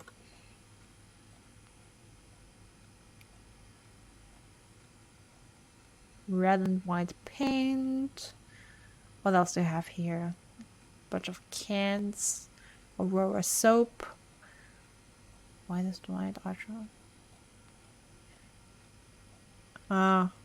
Okay, bunch of different products. Let's see. Okay, so that's the mop. Oh, W and J. I've never seen two people more suited for each other. I hope they work things out. They need to. Wendy and Jack. Okay, I need to get the names together. That will take a while. I suck at remembering names. And here we have a bunch of new people that I'll have to get used to. Okay, Sophie. Time to clean up that mess. I'm really sorry about that. I'll have a word with our kitchen staff to make sure it doesn't happen again.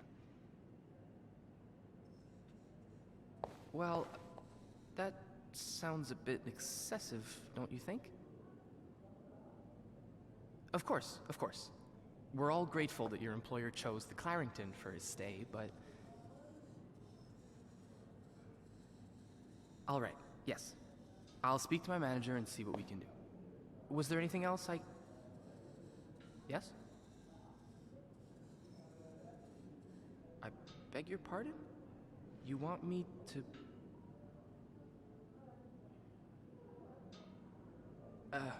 all right.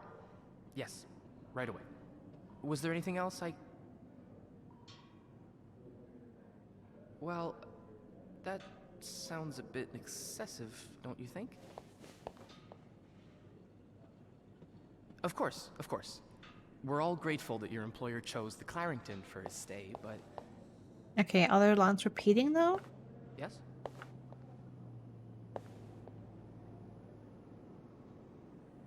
I beg your pardon? Okay, yeah. You want me to...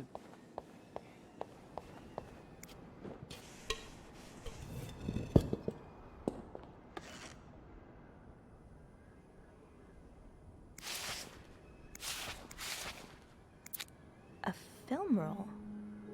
The guest must have dropped it when he knocked over the vase. Probably should return it to him.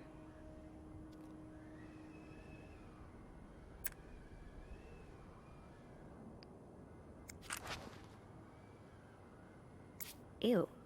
I better throw that away.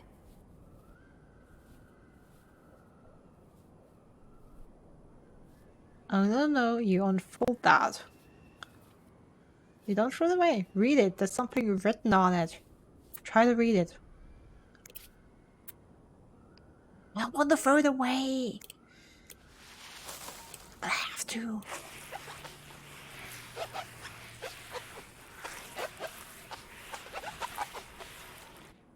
Now I just put the leaves back in the vase, and it'll be like nothing ever happened.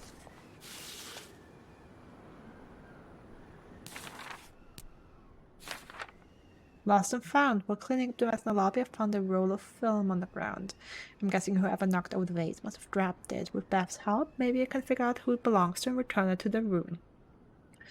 We usually keep lost items at the front desk, but bringing it back myself would only take a few minutes out of my day, and might put me a few steps closer to the employee of the month. Someone's eager to please. Maybe Beth remembers who knocked over the vase. He'll want his film roll back. I understand, Mr. Ramsey. I wish I could make the snowstorm disappear. I really do, but sadly that's not within my power. Beth, who knocked over that vase? Mr. Spade. Mr. Spade? Well, I can check with the airport and let you know when flights resume. Until then... Yes, I know.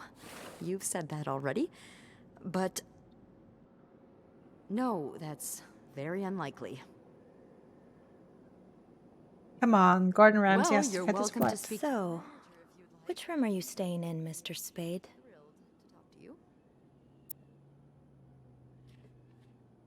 Okay.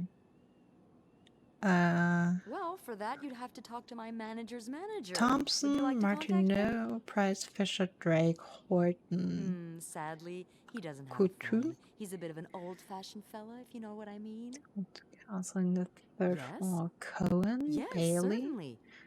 So first, I suggest finding a nice Tremblay, little corner where Wozniak, you can kneel down, all right? Klein, Then you clasp your hands Baker, together and think really hard about just how much you want the Charles snowstorm to Costello, end. Patel, It may Wilson. help to repeat his name, too. It's, God, G-O-D. I'm sure he'll be very sympathetic to your plight. Making fun of you, sir. No, I never dare. No, I'm dead serious. If anyone can make the snowstorm end, it's him. Okay, 505. Hello? Sir? Oh, well.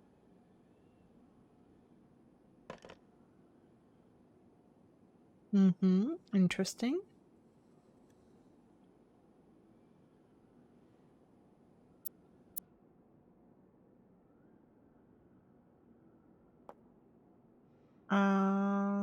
Spade was Room 505. Great. That's on my floor. I can return that film roll without going out of my way.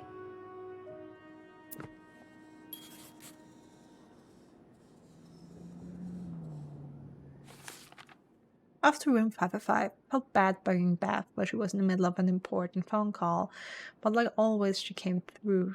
The logbook says Mr. Spade's room is 505. I was just in the middle of taking care of the 5th floor before my break. I can return the film roll and get right back to my schedule. Guests. Mr. Spade. Mr. Spade is a guest here at the hotel. He's staying in room 505. He seems to carry film rolls around, and he was in such a rush to get somewhere today that he knocked over the vase in the lobby. But other than that, I don't know much about him. I can't deny that I'm curious to know more. I should go to the 5th floor to return Mr. Spade's film roll.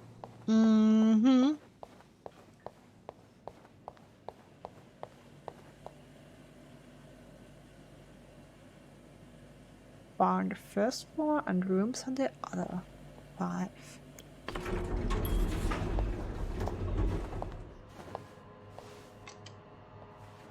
Hold it, please. Oh, Andrew. Andrew, are you okay? Yeah, it's just... I slipped on the puddle by the restrooms. Oh, I'm sorry. I probably should have cleaned that. Oh, no, it's my fault. I should have asked Eugene to repair the leak. Which floor? Oh, 6th. Thanks. Oh, I was just wondering about it now that we walked past it. If you could have cleaned it. Ooh, okay. I need to bring this to our VIP guest. The one who rented the entire floor. Oh, there was some audio missing there. Some voice lines. British man I keep hearing about.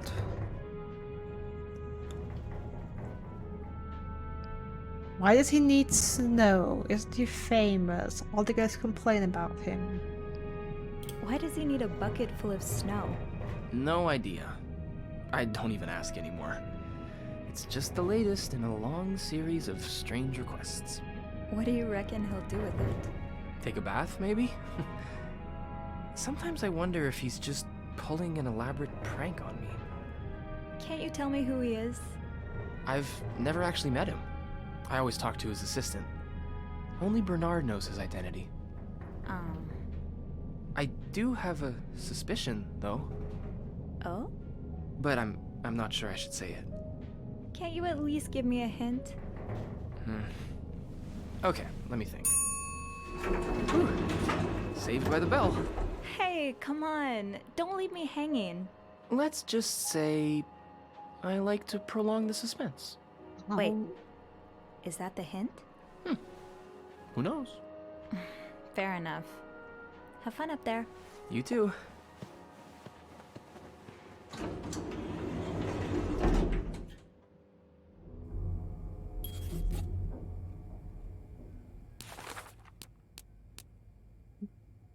Eugene. Eugene is in charge of the hotel's maintenance. Pretty much everyone likes him. He's friendly, hardworking, and does his job well. Anytime I've needed help, he's been happy to lend a hand. Since the renovation started, though, his usual good mood has lost some of its spark. I can see that Bernard's lofty expectations are weighing on him. I just hope he doesn't burn out. He doesn't deserve that.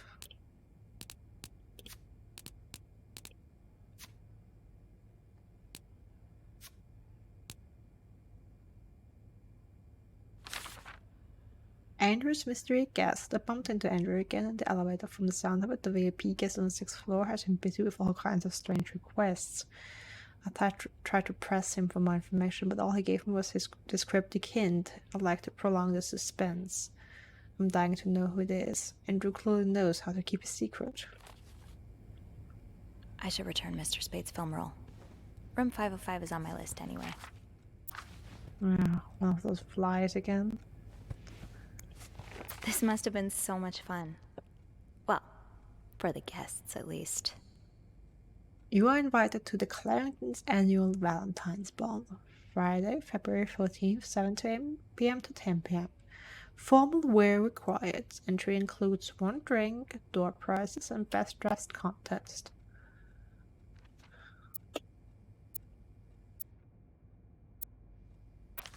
Okay.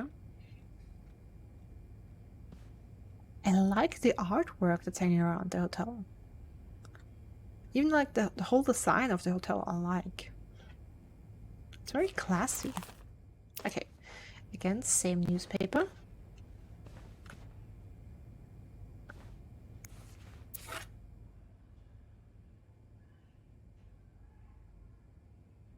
Okay, that's my list.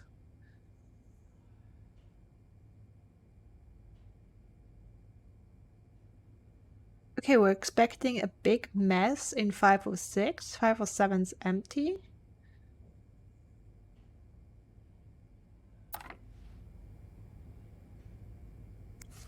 Does carrying this everywhere really make us better maids? Bernard seems to think so.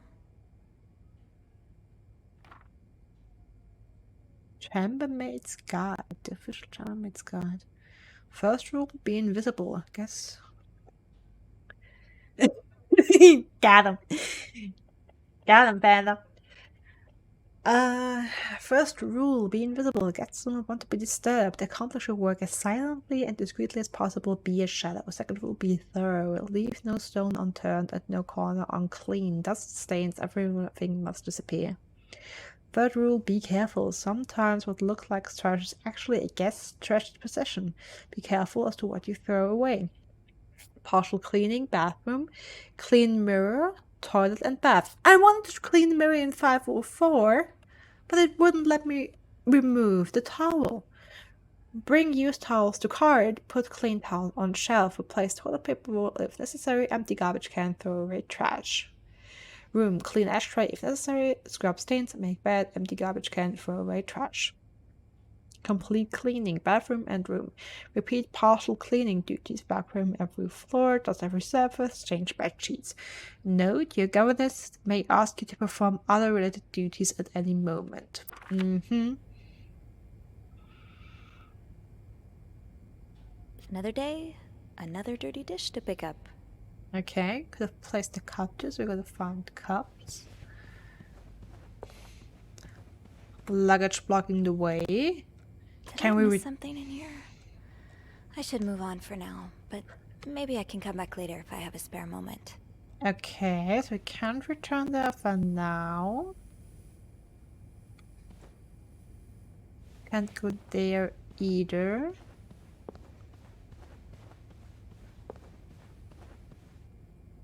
(506), 507. So we just can continue on here. Yo-yo? Yo-yo! Pullipits, sugar frosted pops. What a cute little penguin. What a cute little penguin. Okay, I can't pick it up. Another one of those no fucking divorce flies.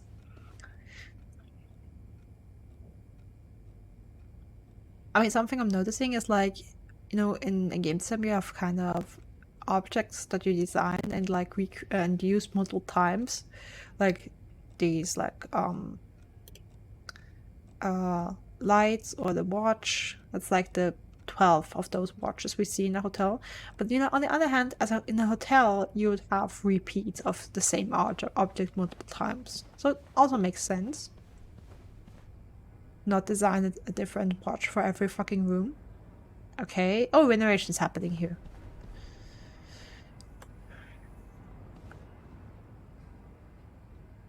Janitor's closet. I think I have all the supplies I need. Oh boy. That's a snowstorm. I know what the other. Stairs locked, okay.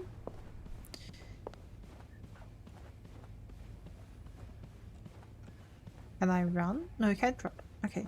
I haven't tried that before. Wait. Was that door earlier open like that earlier? Like it's a gap open now. Has it been like that from the time we got on the floor? I didn't notice it. I guess it was.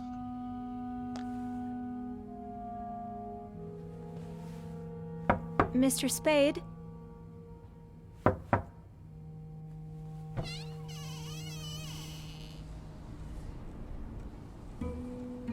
Mr. Spade?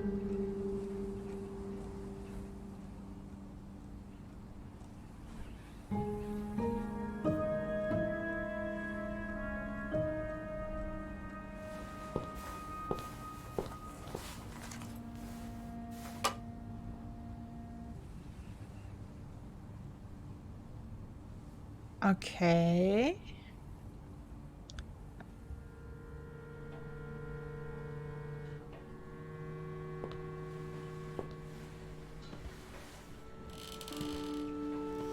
Henchman, Mr. Spade and Mr. Shovel, love it, Panda.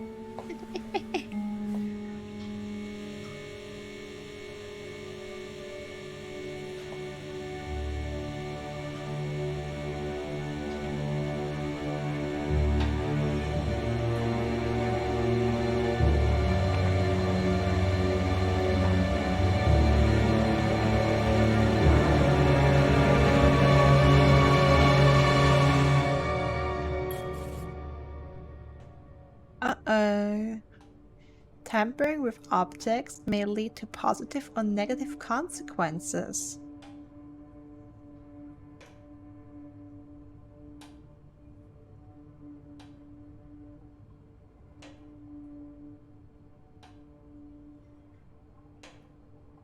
Okay, so Mr. Spade has been making photos of the maids, at least us, it seems. What is this?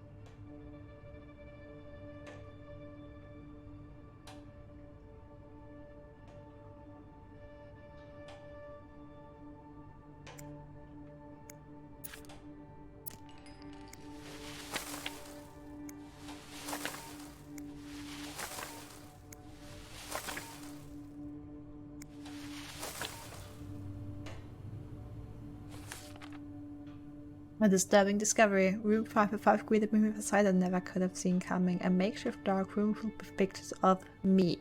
Snooping through a guest's items. My heart has never beat so quickly. Should I call the police? Clues.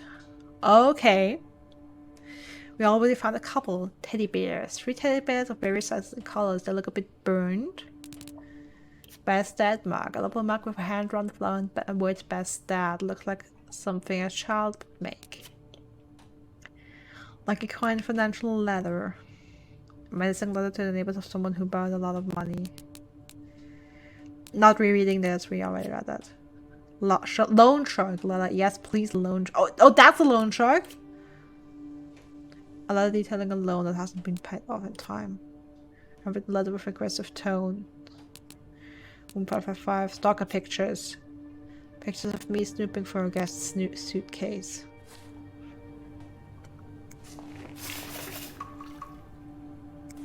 And looks like prescription drugs, but what are they for exactly? Milton. Maid. Caution. And trying to lead the farm production. Caution. Federal law prohibits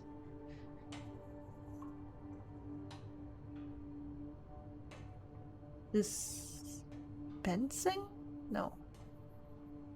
Oh, without prescription. Okay, so you need a prescription for that. Whatever it is.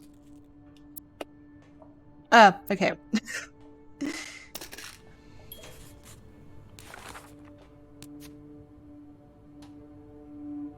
Prescription drug bottle half full.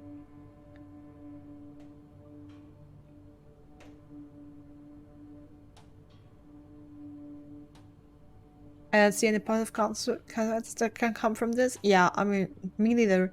But honestly, I already want to replay this game.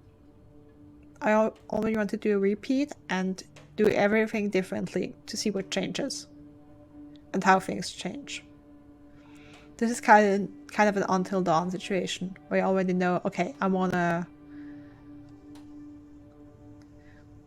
trying to Google the drug and see if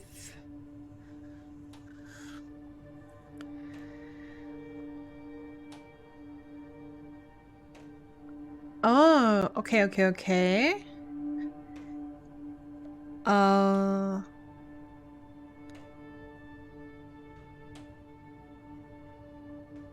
So that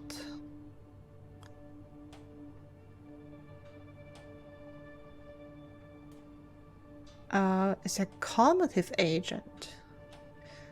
You know what? I'm gonna need that. Maybe it will help me when someone takes it and, you know, calms the fuck down. Fine grain developers.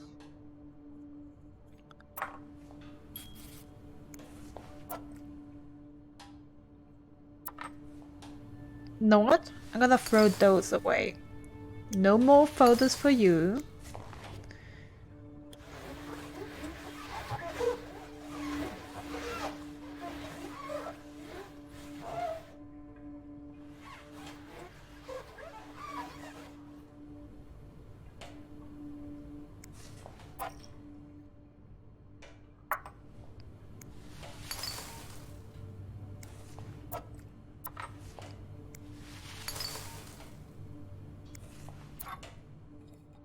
I mean, that's just a light bulb.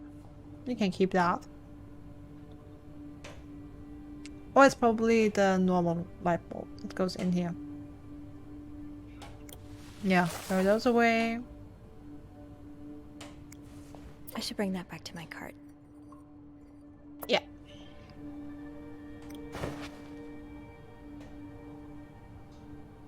I decided to leave those.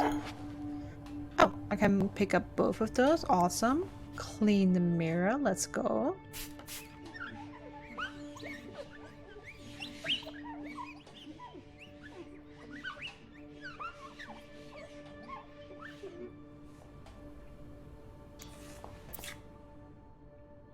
Felix toothpaste.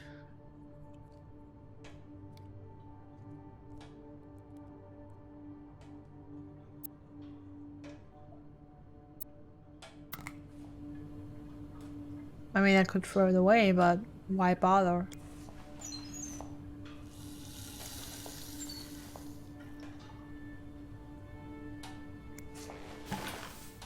Pick up the trash.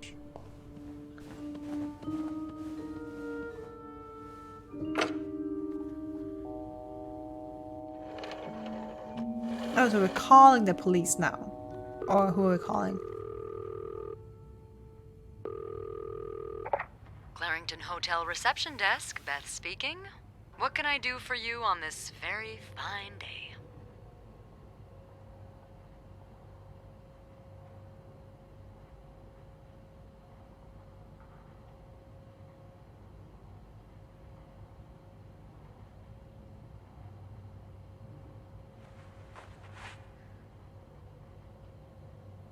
I want Beth or Andrew. Grandpa, I want I need Beth. your help. Sophie? What's going on? I think Mr. Spade's stalking me while I work. Really? I knew it! You did? I mean, I knew there was something fishy about him. He just has creep written all over his face, you know? How did you find out? He took pictures of me. I found them hanging over the bathtub. He set up a kind of dark room. Pictures of you? Doing what? I can't believe I'm about to say this, but sometimes when I clean the rooms, I get a little curious and, you know, snoop through our guest stuff. Sneaky. And Mr. Spade caught you in the act, I suppose? Yes. I think we should call the police. No, that's a terrible idea. But Sophie, that man has pictures of you running your hands through people's stuff. But I didn't steal anything. I was just snooping, I swear. I know, but say a client reports something missing, those pictures would put a big red target on your back. Well, I threw them out. Yeah, not your worst idea, but you found the pictures drying over the bath, right? Yeah? I'm no photographer, but I've been in one of those dark rooms before. You have? Yeah, I modeled for a while. Anyway, what I'm getting at is, those pictures were developed recently, but it doesn't mean there aren't more elsewhere.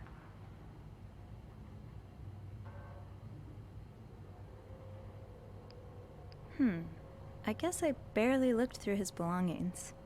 And he's got pictures of you checking other people's stuff. Why stop now? Beth? Oh, loosen up a little. No one's dead. Any idea where I should start then? Well, now that I think about it, I'm pretty sure I remember Mr. Spade asking for the combination to his room's safe. I bet you anything there'll be more pictures in there. Maybe, but I don't have the code. Give me a minute.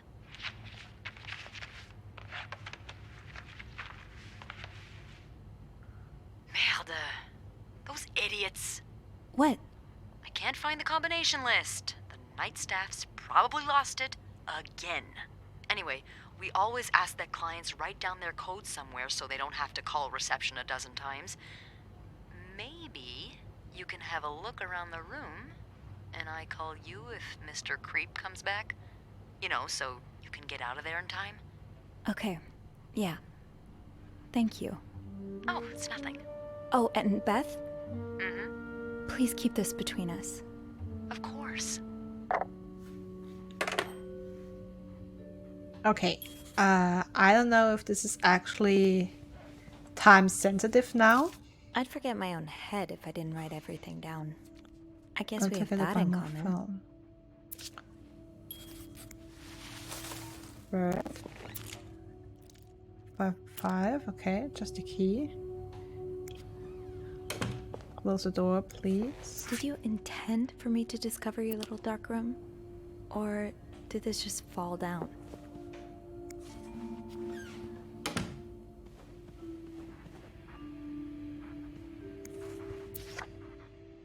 Okay, we're not gonna throw that away.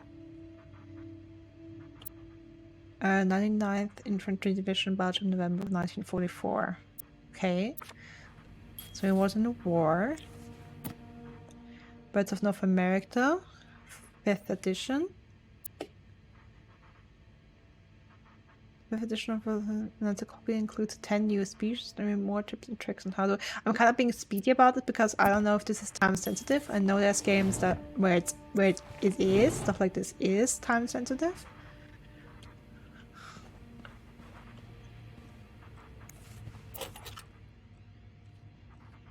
Okay, small mirror. I'll need to throw that away. French-English dictionary. Okay. You're pawning off your possessions? What do you need the money for? His victory medal? For 15 bucks? Okay. Okay. No. There was more in there. So the hairdryer? Or something? I don't know. Okay. Nothing I can interact with. Just clothes. Nothing I can interact with. Clothes.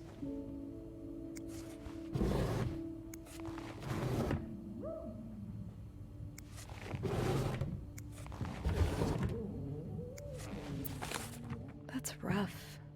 How are you supposed to support yourself when no one will give you a job or a place to live? There was Morgan and such a situation. I'm sorry that you had to spend so many years in the hospital. However, this does not change the fact that you don't have the qualifications for the job. Even if you did, I could hire someone in your situation, or the staff member simply would not feel safe around you. As you not to contact me anymore. Sincerely, Jeremy Sandberg. Hey weirdo, stop wasting my time. I'm not hiring you ever. Wow, okay. Mr. Morgan, you know I have a lot of respect for you, and others have done this. I've done it for this. What you and others have done for this country, but another charity. If you don't receive the past 3 months rent before the end of the week, you'll have to vacate the apartment. Thank you. Okay. I'm not gonna throw that away. Shaving supplies.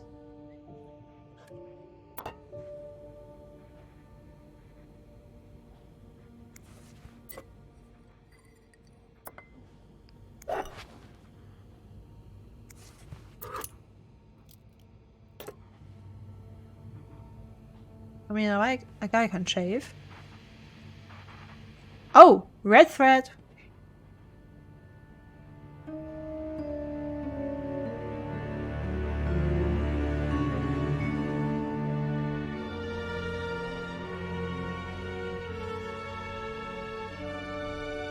Hey Evo, how's class? Heavy red thread action here. Wait, Evo. Is that?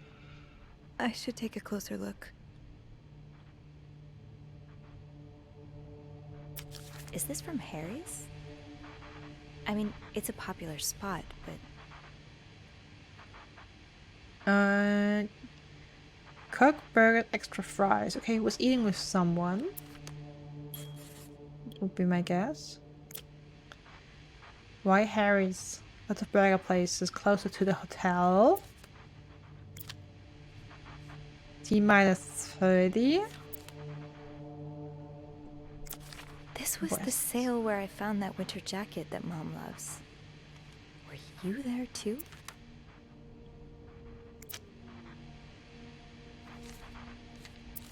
Montreal tramways? I just visited the oratory for the first time in years. This has to be a coincidence, right? It was alright. Classes are starting to turn into prep for final projects, so it's a little stressful and we're scared to be closer to being done. I understand. Special occasion, wedding, funeral. Yeah, I mean, we are in the guest's room, Mr. Spade's room. We found a roll of film in the lobby after he left in a hurry and threw our vase and created a mess. We had to clean up and found the roll of film there. And now we find this. We also found some pictures of us snooping through guest stuff. Lake, okay. X marks the spot. but there's no way this is just a treasure hunt.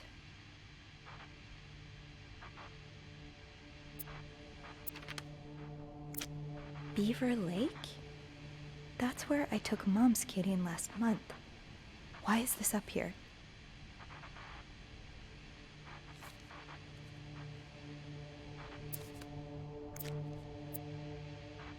These look like numbers. Sort of.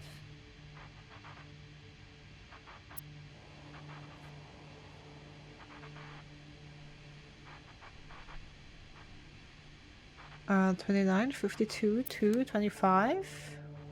We're also looking for a combination for the save, just saying. Beans can. I hope you aren't eating those beans. One man's trash is another maid's trash. Something tells me you won't be missing this. But one man's trash is another maid's trash. Oh. Uh-huh. One room, 2 women, and so many secrets. Okay, they were roommates. Oh, wait.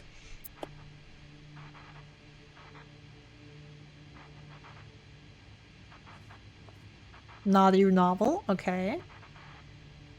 As with loans, I'm kind of being speedy here, because I don't know if I actually have plenty of time or if we are in a timer here.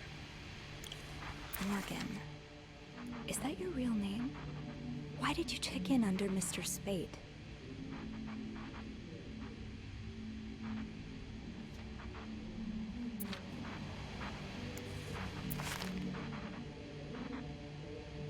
Ralph Sender, Lindsay Franklin.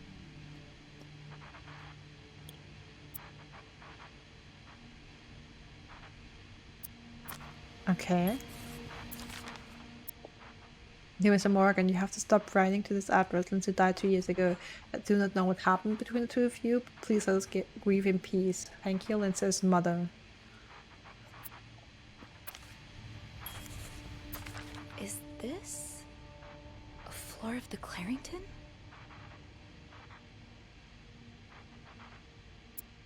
That's my schedule. Just how long have you been watching me?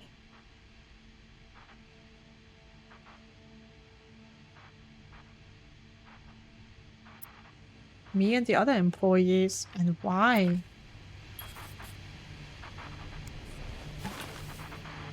Oh, by the way, red thread. Request to move to 507. Why did you want to change rooms? You Mr. Spade, the person is to confirm the reception of your transfer request to room 507. Regrettably, the room in question is currently occupied by an extended stay guest. We are therefore unable to grant your request. Thank you for your understanding. Please contact us should you have any further questions. Sincerely, Bernard Leduc, Hotel Manager. First Lindsay's address, their infantry division. Year of hospital discharge. Oh, okay, that's for the code. That's for the code. Okay. Okay, he was at the 99th Infantry Division. Let's check. Oh god, I just hope I have time here. Yes, 99th.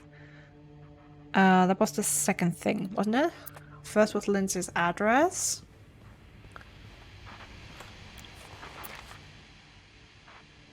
Yeah.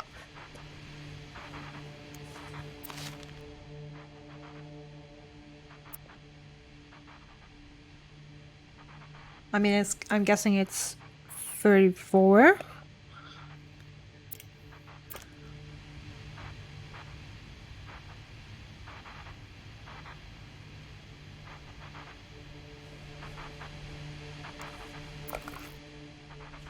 Binoculars, okay. Stalker. What do we have here? I'm gonna pick that bitch right up.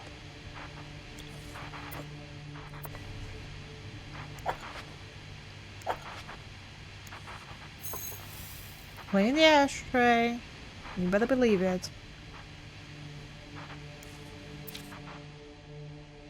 Do not forget to take your pills. Oh yeah, don't forget that. You know what? I'm gonna leave that. I'm gonna leave that note here. Holy Bible again. Can I turn it The storm off? must be getting worse. I Yeah, hope Mom's thank not you. too bored without her TV shows.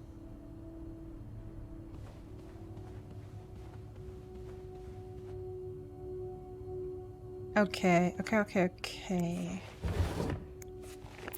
me see. It says something here. Maybe he's in the hospital. No, it didn't say what year he got out of the hospital. So I'm guessing. Okay, let me do the bed first. Let's make the bed. Place pillows.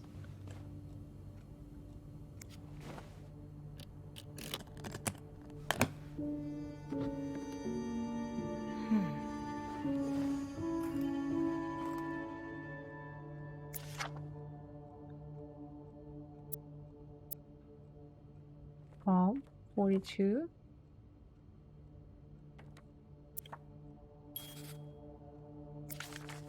You spent 10 years in a psychiatric hospital.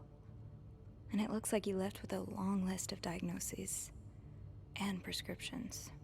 Okay, he was discharged in 57. So the code for the save should be 349957. We're gonna check that in a minute. Discharged summary Paul Morgan, Court Secretary Hospital, Syracuse, New York. Patient Wong Paul W. Sex male. Date of birth July 19th, 1924. Date of this admission 11th of November 1947. Date of discharge 23rd of August 1957. Attending physician Edward Hurst, MD, psychiatry. Discharge anxiety, neurosis, character disorder, chronic insomnia, short-term memory loss. You know what? That's why I left the pills. You know what? I'm glad I didn't throw the pills. I have a feeling if you throw away the pills and the note that reminds him of taking his pills, he's gonna freak out later. Hospital course. Patient initially admitted for nervous breakdown. Patient displayed erratic behavior and mood swings, occasionally aggressive. Patient non-responsive to shock treatment, neither insulin nor electric. Jesus Christ. Psychiatry in the 40s and 50s. Wow. Honestly, closer to torture. By today's standards. Patient condition improved of the new medication. Meprobamate, that's the medication we found in the bathroom. Phenobarbital, as may be required. Okay, I heard of phenobarbital before. That should be something to calm him down as well.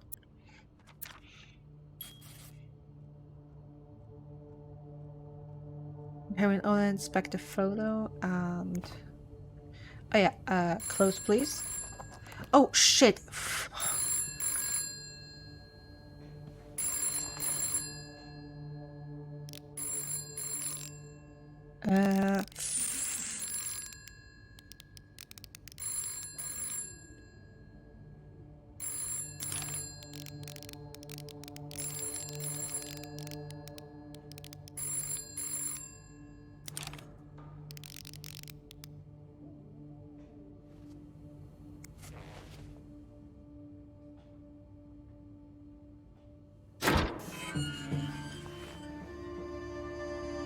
Okay, that was probably called to warn me that he's coming back.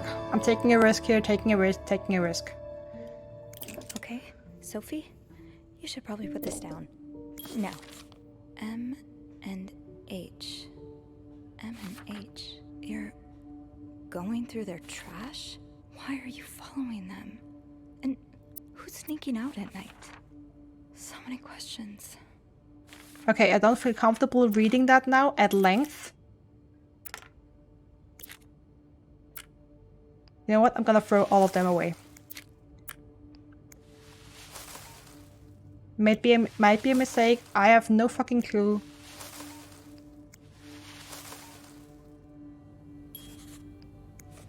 Fucking close it. Fucking close it.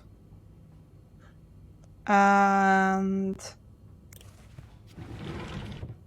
close that. Oh.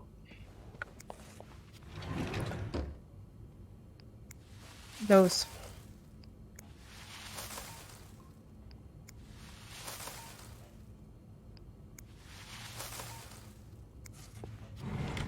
Okay. No, close it. Okay. So that's his key. Okay. I cleaned it and I can claim I cleaned it. It's not a lie.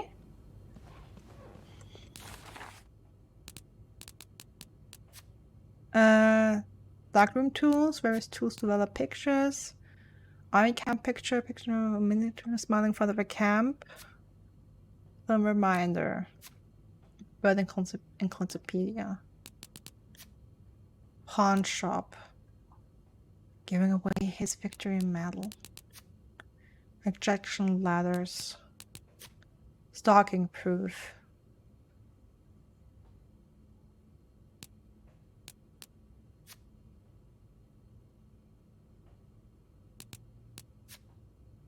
Envelope pile. Those from Lindsay's mom. Hotel plan. Letter from Bernard. Binoculars. Pills reminder. Army picture. Hospital charge. Paul's gun. Coming for European look. Stalking journal. Okay, yeah, that's what I was thinking. Okay, that's why I didn't read it, because I thought we would have it here. Okay, honestly, what I want to do is quickly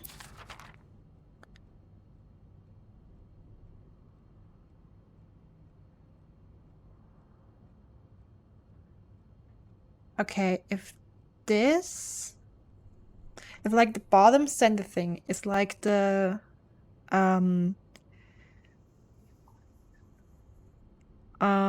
like the elevator, maybe? I mean, it's marking a room.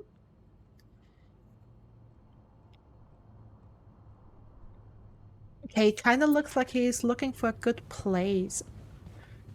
That must be a reason why he wanted to change rooms after all.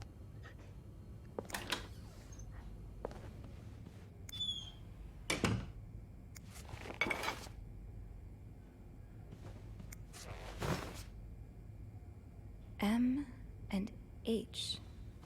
Maybe Beth could find them in the logbook. Okay, give me a second now. Stalking journal. Journal detailing the comings and goings of M and H.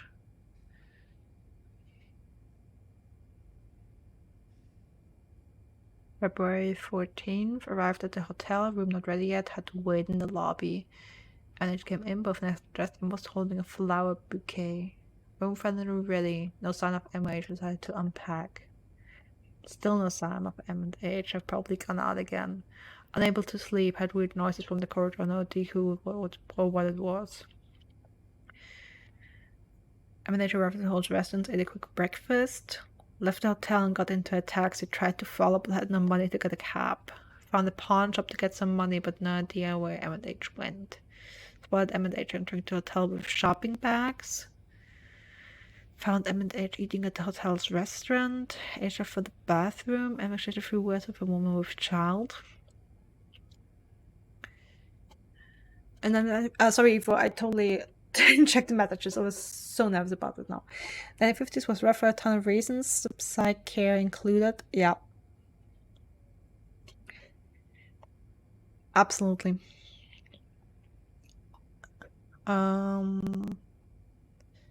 Left the restaurant, probably turning in for the night, decided to do the same. Unable to sleep again, heard someone exiting room 507, but did not hear the elevator. February 16th, manager arrived at the hotel's restaurant for breakfast, left the hotel and got into a taxi, followed them to a place called Mount Royal. Went skating on a small frozen lake, following the ice while taking a picture. H might have seen me. Had to leave because of the snowstorm. Arrived at the hotel shortly after me and looked like angry. Something happened during the taxi ride, but what? No sign of M&H since early afternoon. Tonight we'll try to find out who's sneaking out at night. Skating picture. A picture of some couple skating on a lake. Okay. Oh, and that's a ton of clues. Help from Beth. Call Beth for help. She convinced me to keep digging and not to make any decisions just yet, not until I have a better idea of why those photographs of me exist in the first place. After seeing those photos, it's hard not to feel like someone's watching me while I snoop, but I have to find out more. The safe seems like a logical place to start, but I think our guests may have written down the combination somewhere. Being tracked, the map on its wall just makes everything weirder. Every thread points to a place I've visited lately. What does that mean? Is it a series of wild coincidences, or am I really being stalked? And what if I am? Why me of all people? Okay, Sophie, just stay calm. There has to be a rational explanation here. I just need to find it. Cracking the safe. Beth was right. Our guests did write down the safe combination, or at the very least a reminder of it. I'm hoping that by looking around 505 I might be able to find some clues to decipher it. Time to play detective. 2 more guests. I mean, now I'm actually feeling bad about throwing away all the photos. Because probably they weren't about me, but more about M and H. And possibly it was M or H's luggage I was going through. It looks like Mr. Morgan's stalking doesn't end with me. He's also following 2 of the hotel's guests. Can't believe I'm saying this, but I'm grateful. He only took pictures of me. He has extensive notes on M and H's comings and goings. Like he's tracking their every move. Need to find out who they are and what we have in common. Maybe that will tell me I caught up in this. Hopefully Beth can help, or at least assure me that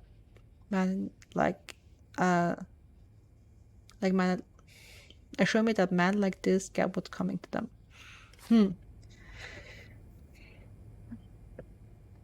You have a room order for a reason, Sophie.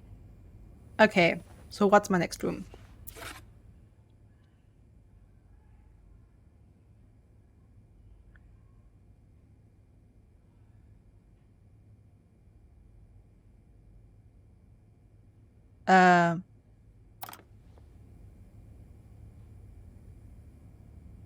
Let's put those on the bathroom shelf. Oh, I'm not done. Okay. Of course. Towels. Oh, I left the clean towels on my cart. Oh, how many do I have to pick up? Like 2?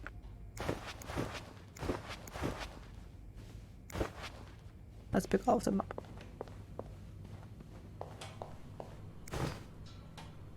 Okay, just 2.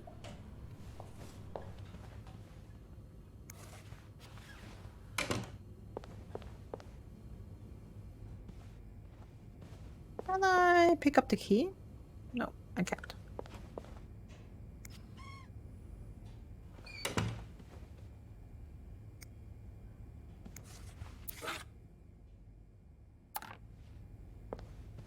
You have a room order for a reason, Sophie. Are you kidding me? Like... Another day, another dirty dish to pick up. Do not disturb. Well, that's 1 less room to clean today. I won't complain. Okay, 507 is crossed off. Did I forget something here?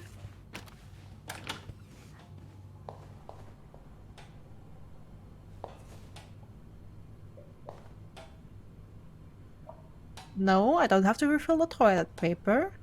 I replaced the towels. Oh, is that another? Oh, that's another dirty one to pick up. Okay, okay, okay.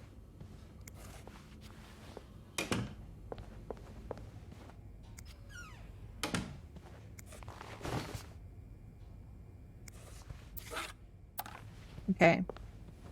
You have a room order for a reason, Sophie. Come on. I'm getting ahead of myself. I'll come back to this one later. Like, am I stupid? I'm sure I'll find more laundry to add to the pile. I mean, what else is there?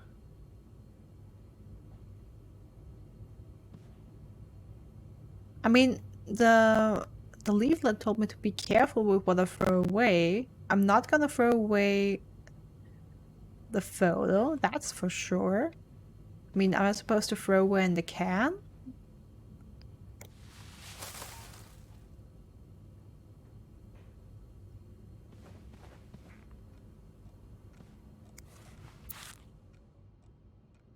Old Sport. Oh, Old Port. Sorry. I watched The Great Gatsby over the weekend. I'm not gonna throw away the letters. I did the ashtray. I did the bed. Is there some stains I didn't see in my hurry? I mean, I'm not gonna throw away the letters or something. I mean, that's his personal belongings. We might have thrown that away.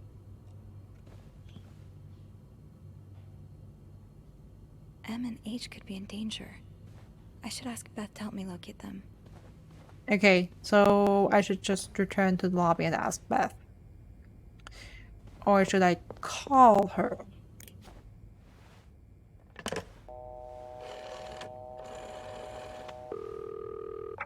Clarington Hotel reception desk, Beth speaking. It's me. Oh, hold on. Andrew. Andrew, cover for me, will you? What's going on? Hey, Tintin. Just do it. Sorry about that.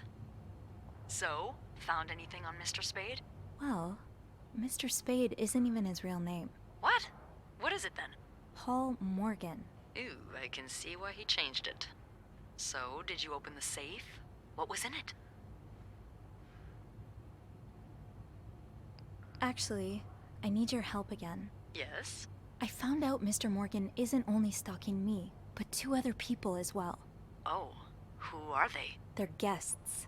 I don't know their names, though. I was hoping you could find them in the logbook. Well, Snoopy, although it may seem like it, I'm not actually clairvoyant, so I'll need something to narrow the search. Do you know anything about them?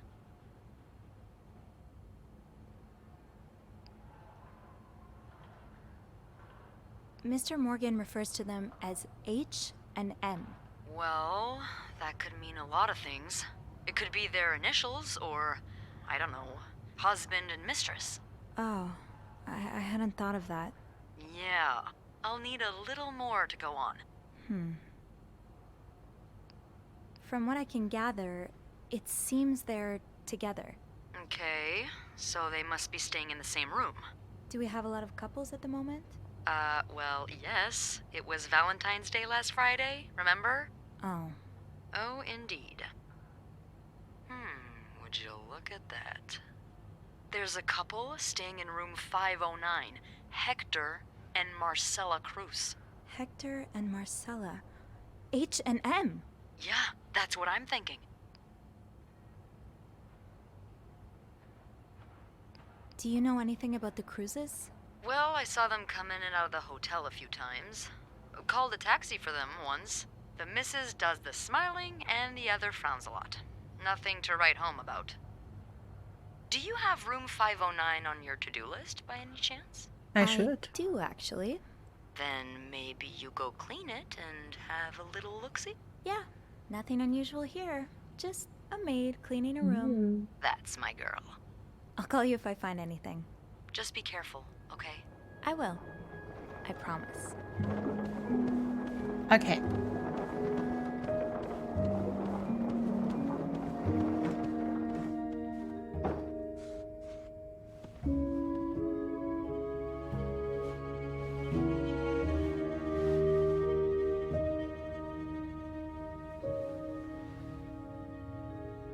I must have forgotten my keys in the break room again. I'll need my keys to enter room 509. I should probably check the break room. And technically the next room on my list is 506.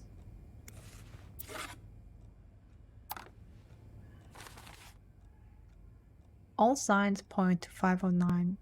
Sometimes I feel like Beth has the answer to everything. With the help of the logbook, we were able to figure out who the mysterious agent M are, 2 guests Hector and Marcella Cruz, a married couple staying on the same floor as Mr. Spade in room 509. I better go look around the room, will reveal something, but I'll need my keys, which are left downstairs, probably in the break room. Classic, Sophie. Come on, Sophie. That door won't magically unlock just because you want it to. I need my key. Come on, Sophie. That door won't magically unlock just because you want it to. I need my keys.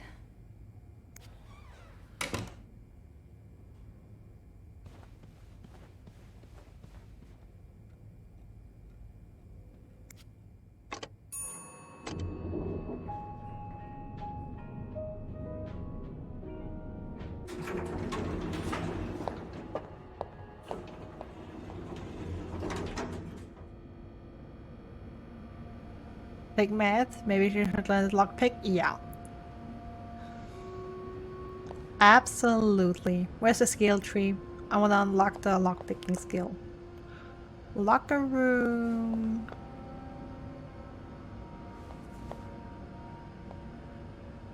Andrew's locker. Etienne's locker. Keep your secrets locker. People don't usually leave these unlocked. Eugene left his unlocked.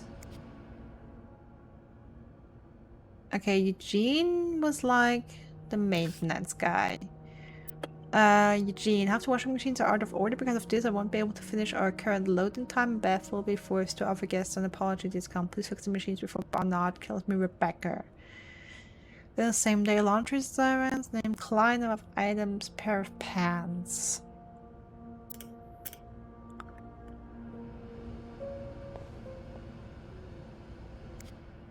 No, I want to close it. Yeah, exactly, Evo. I mean, look at her hair. Sesame? Nope, no luck. Come on, with that kind of hairstyle. She has some Bobby's pins. Okay, who's that? Jacques. Okay. The way they look at each other, you can tell it's the real deal. Okay, that's Jacques and Wendy. Looks like a piece of the photo strip from these like photo booths.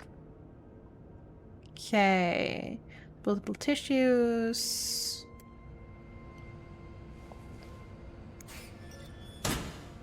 Off limits. Anthony's. Did I remember to punch in this morning? Girl, I hope you did. Laundry room.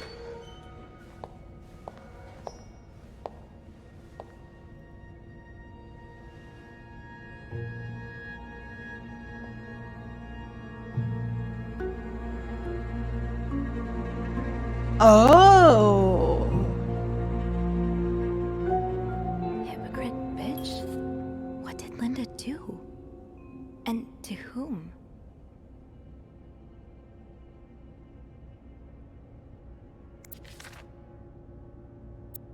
Linda, my wife will be at her parents tonight. Come by my house at 8 p.m. and make sure you bring the new laundry I brought you. B. Bernard? Why looks like a 4 exactly? You know what? Let's clean that.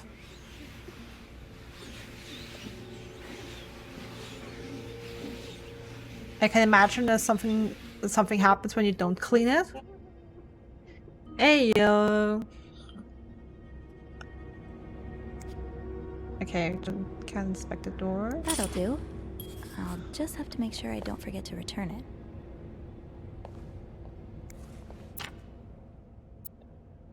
To all employees, as you're probably aware, Valentine's Day is upon us and we are almost completely booked for the weekend. I know this is a time for calls, but I will not accept anyone missing a work shift in the next few days. I want the rooms clean as never. I also wish to remind you of our continued partnership with Weston's department store. Take every opportunity to have you suggest a store for our guests' shopping needs.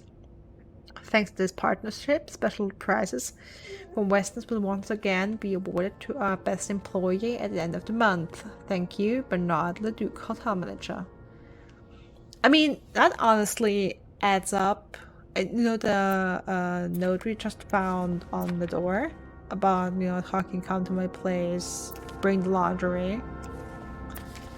Mrs. Beaumont seemed perfectly nice to me. The divorcee from room 24 has moved to room 507, who wants more sheets again. Sophie, please take care of it. I don't want to speak to people like her.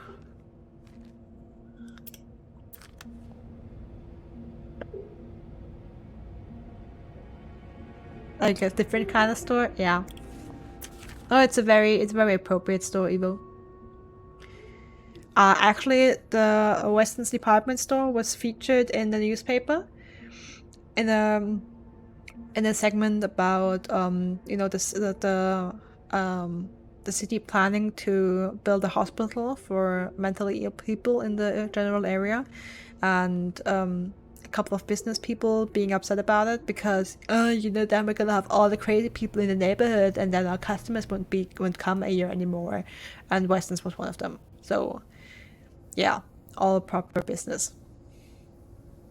I mean, he's probably laundering money for the mafia or something, to be honest.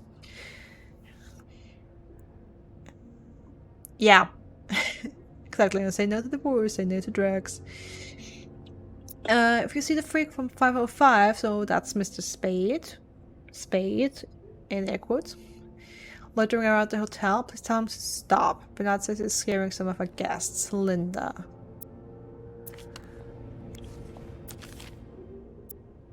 Bernard asked me to remind you that we have a very important guest in room 602. Please satisfy any of his needs as quickly as possible and without question. That's the VIP guest on the 6th floor. Linda, you're not even trying to hide the daggers in your eyes.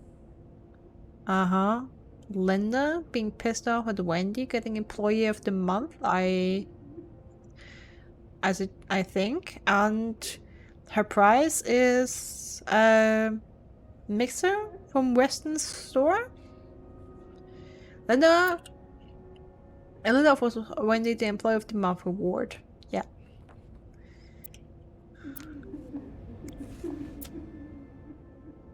Message from Bernard for Wednesday. Please leave chocolates on the beds of rooms occupied by married couples only. Okay. Only married couples get chocolate on Valentine's Day. Mm-hmm. Oh, come on. We cannot snoop in the bag. Sandra always greets client with a polite smile. Be like Sandra.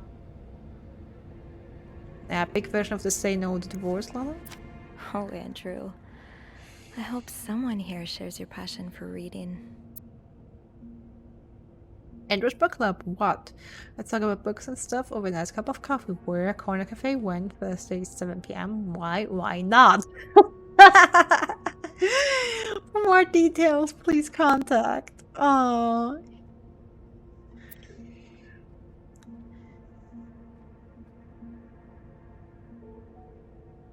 I wanna join. I wanna join the book club. I can throw all of these away.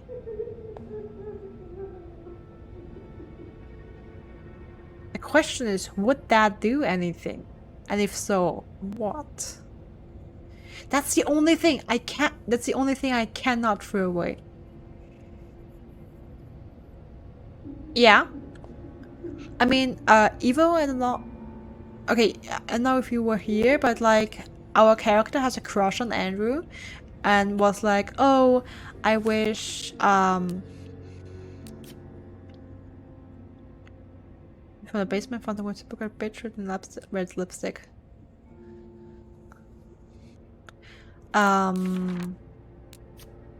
Here. Maybe I should ask him for, yeah, like, oh, I wish I could just have more reason to talk to him. Bitch, join the book club.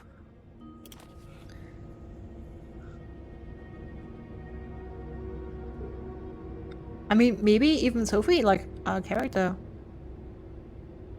Mm-hmm. Yeah, I wasn't sure either. Yeah, like, for real. Let me take one. Mary always makes sure to wear her uniform properly. Be like Mary.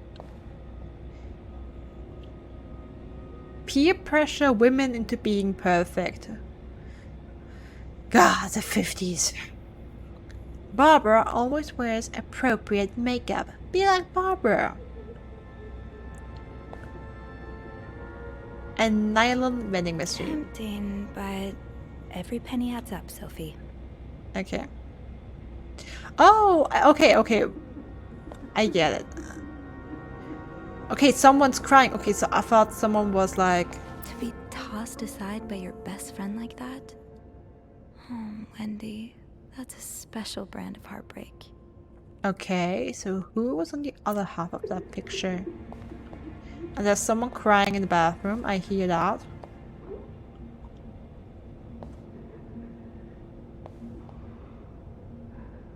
It's your job to report when others don't do theirs. So you want me to snitch on people? Okay. Look, outside we have the lockers of all the men. Oh my god, there's so much stuff to do here. So much stuff to do! And now in there we have all the lockers of the women. Okay, just here is anything I can interact with, everything I can pick up. I'm gonna just... Oh, break rooms over there. Yeah, I actually was supposed to go there first. I totally didn't check the rooms. Right, the master key only unlocks the guests' rooms. I'll have to get my keys later.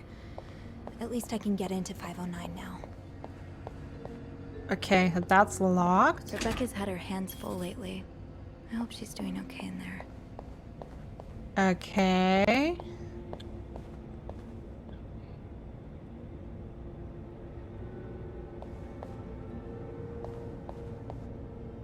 No more crying anymore, or what?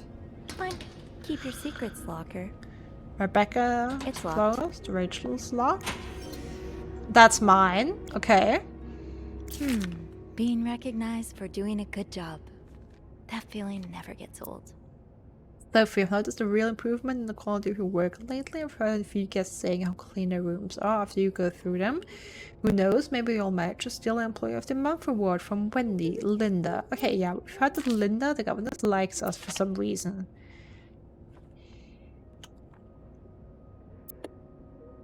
Ariadne's legacy. Picture of your dad? Haven't gotten any tips so far today. Yeah, little smiley. And picture of the Eiffel Tower. So apparently, So far today. yeah, sorry. Apparently, Sophie dreams to go to Paris one day. Okay, that's ours. Agatha. Sesame? Nope, no luck. Beth. Off limits. It's locked. Victoria. Nicole.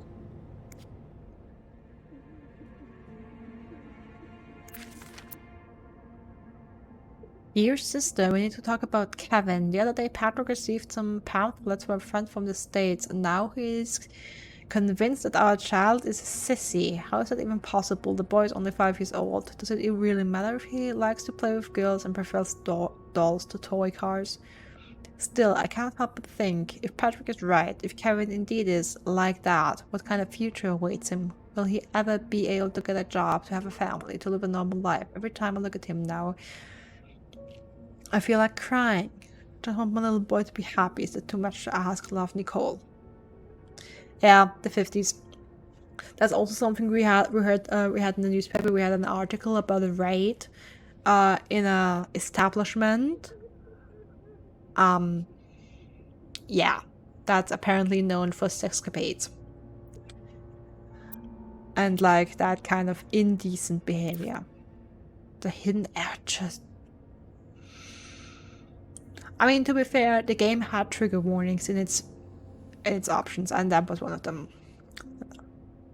You know what? I'm not even gonna read it. It's...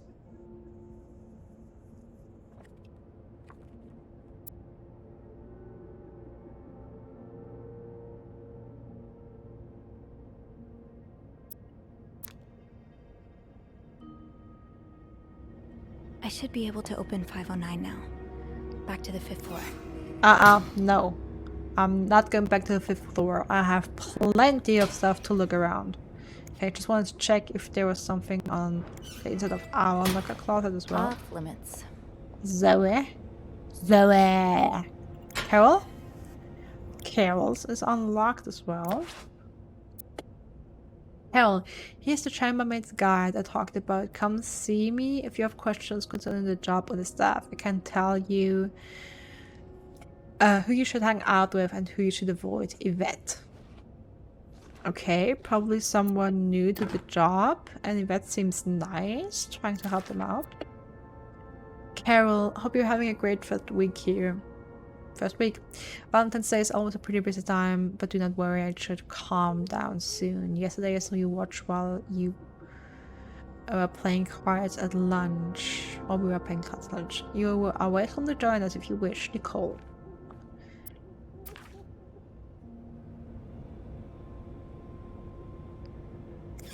Okay.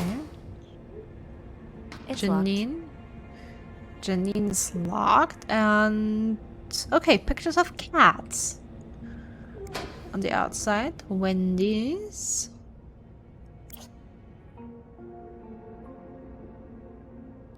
A lipstick, possibly red. Oh, we can open that. This shade of red, it matches the message on the door.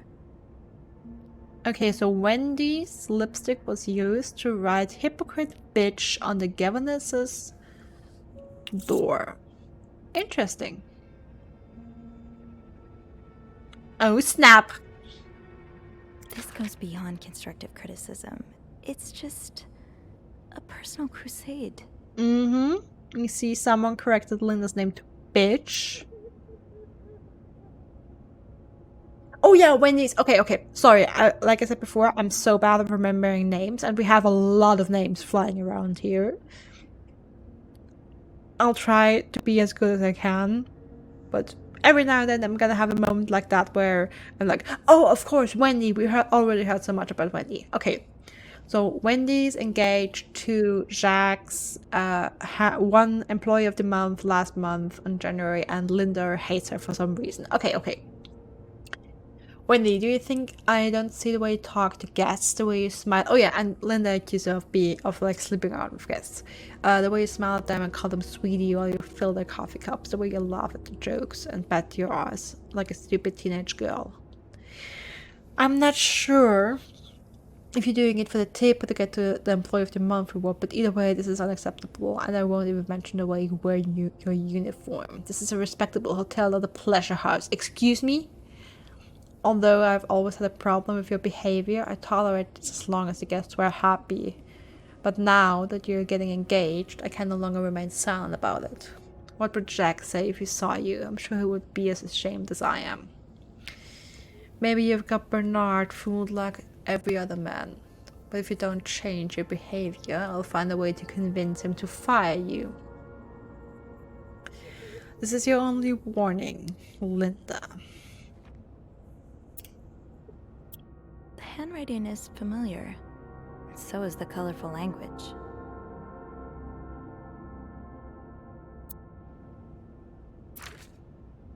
I don't want to think of what could happen to Wendy if someone found these. Should I?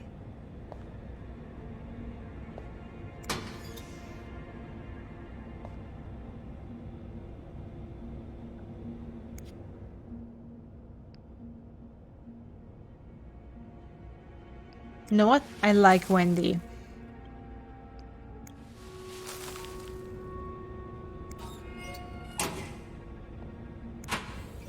Okay, Sorry, who's... No.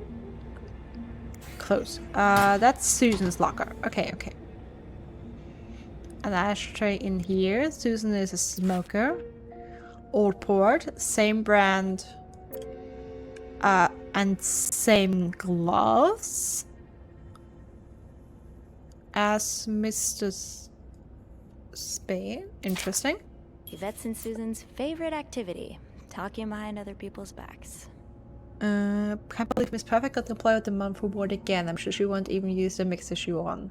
She's too dumb to understand how it works. Poor Jack, see yourself so much better than the stupid whore. And then you see the look on Sophie's face when Bernard first showed the mixer. You'd swear that the weirdo had never seen one in her life. Anyway, join me at 11:50 for smoke break.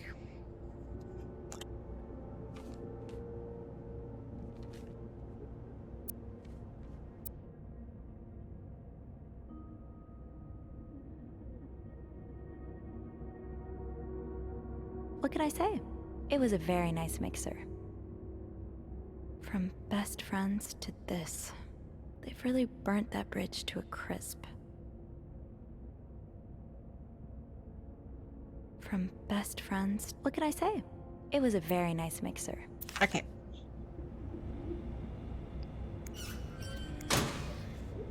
Oh, sorry. I'll check the name again. That's Yvette. Okay, so that's the second bitch in the duo. So Susan and Yvette are the local bitches. Linda's kind of bitch too. That's like the only brand of cigarettes we have about it. I wish I understood you better, Yvette. You and Wendy had such a close friendship. Why throw it all away? Uh-huh. And Wendy was ripped out of the picture. Is the woman on the very right Linda, the governess? I wonder. So now we have to provide soap to the guests. This is getting ridiculous. What's next? The hairdryer in every room? Speaking of hair, have you seen Rebecca's new haircut? I didn't think she could look even uglier. A smoke break at 3:35 S. Well, I think your haircut looks good, Reb. Mm-hmm.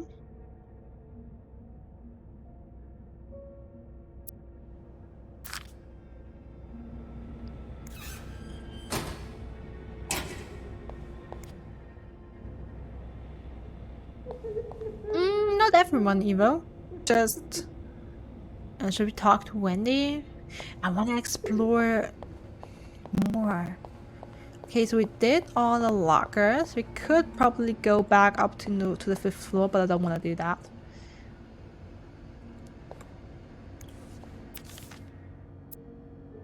Do not forget to tell guests to avoid blocking corridors with their luggage. This is an accident waiting to happen, Bernard. Only happened like 5 times today already. Oh!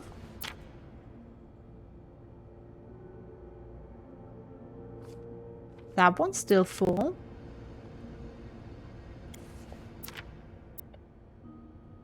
To all employees, as you probably aware. Okay, that's just the same letter again.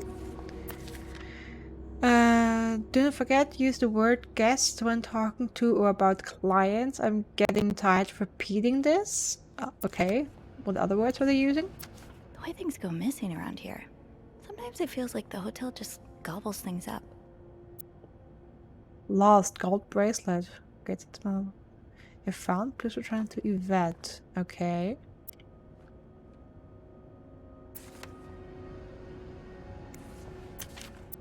Huh. Carol seems sweet. If I wasn't so bad around new people, maybe we could be friends.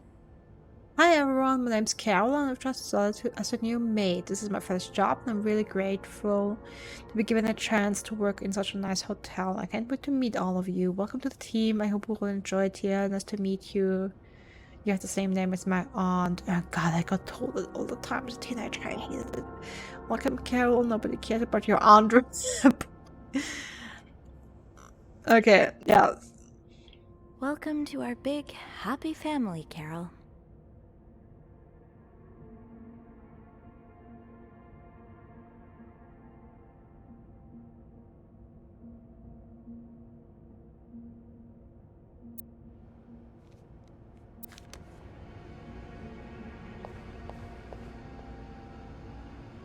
Yeah, Linda's not exactly, my door's always open, come on in, kind of boss. Locked. Eugene must be running around trying to keep the hotel in one piece. Okay, so all of the doors are locked. Now we're going to talk to Wendy, who's crying in the bathroom.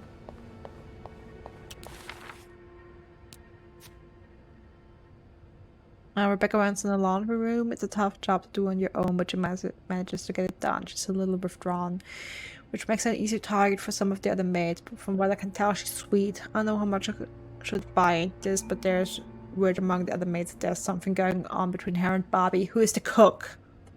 I can say I would have imagined that pair. Who cares? Susan. Okay. Yes, Evo. There's cursive writing exists in German, and it's common for people to learn it in elementary school in 2nd grade. Susan's another maid who works here. She's a notorious gossip and loves to make fun of others behind their back. She and Yvette share that charming habit. Yvette, okay. Yvette was of the Clarington's maids. She and Wendy used to be best friends, but now she's just awful to her. She and Susan have teamed up to ensure that no one at the hotel goes ungossiped about. You're welcome, Evo. Yvette seems to think Jax is too good for Wendy. They got along so well before Wendy and Jax started dating, so for one reason or another, it's clear that their relationship is a problem for Yvette.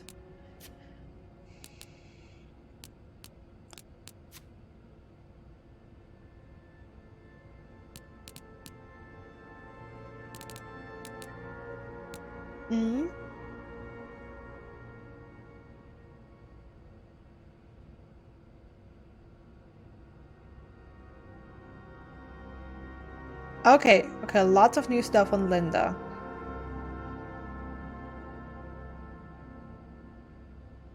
I was taught 3rd grade, but now it isn't as commonly taught here in the US anymore. Yeah, actually, I don't think anything came from it, but a couple years back there was some discussion, but more in Germany, whether or not it should be removed from I don't know what the English word is, from the Lehrplan, so like the kind of plan what kids are being taught. Because you know the argument kind of was, you know, with computers and everything, so there's so little things you actually write by hand, it's just a waste of time. But actually teachers like stood up and said, no, it's actually very important cognitive training to do.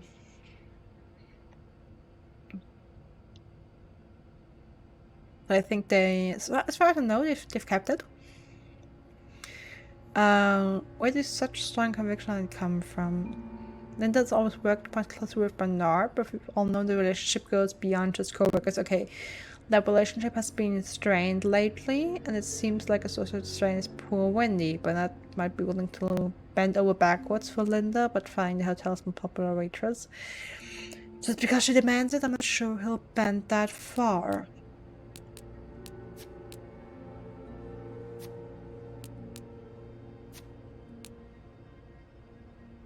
Okay, now we have face. Stinger.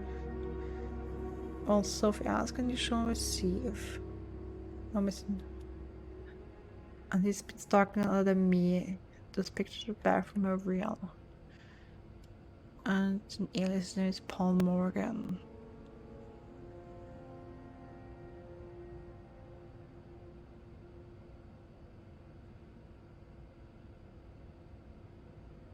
Been sending off as well. Said that for 2 years.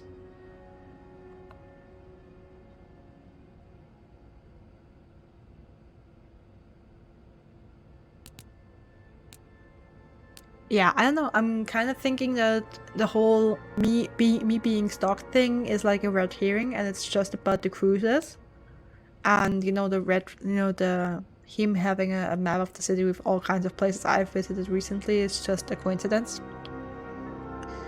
I think the major reason the US doesn't teach it anymore is as much as because there's such a shift to technology. Like when I was taught, we were told it was mainly for a signature, and we weren't forced to ever sign anything in cursive.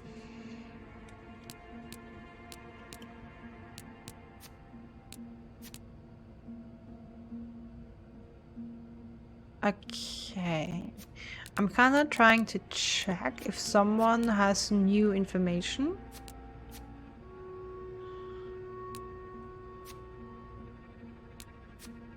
Other than Linda. Oh, okay. Halbond. Bernard and Linda are quite close. She's second in command, but it's open secret that there's more going on.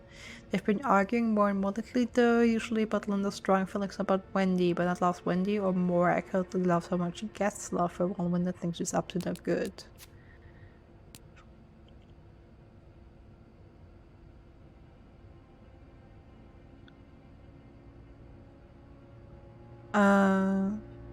After the sign room 5 and needs someone just dependable to speak to, and Beth came through. She has the kind of street smarts that I never had a chance to develop. If there's anyone I trust with knowing about my snooping and helping me to get the bottom of this, it's her. So Beth hasn't been on the other side of a camera, but as a model and thankfully not a stalking victim. I'm not surprised. Beth gives off the impression that she's lived 100 exciting lives before coming to the Clarington. And modeling, yeah, I can see it. Me too, I can see it.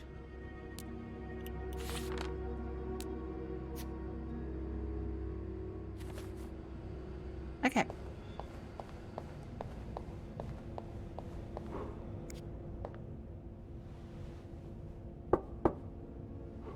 What is it? Wendy? It's Sophie. Are you alright? Do I sound alright? Nope. No, I guess not. Just leave me alone. I don't want to talk.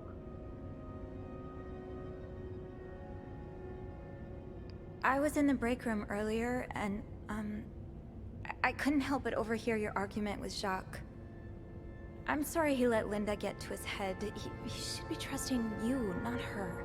Yeah, well... I know I wouldn't be your first pick, but I'm here if you need to talk. Maybe later. I just can't talk about it. I can't talk about it right now. I'm sorry I was rude. It's okay. Sophie? Yeah? Thank you.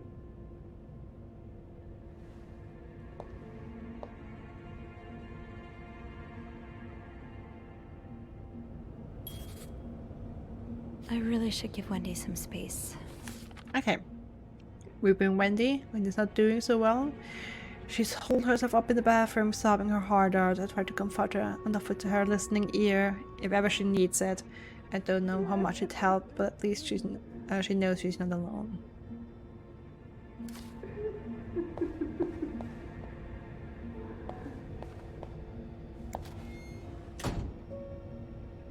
Okay, nothing to interact with here.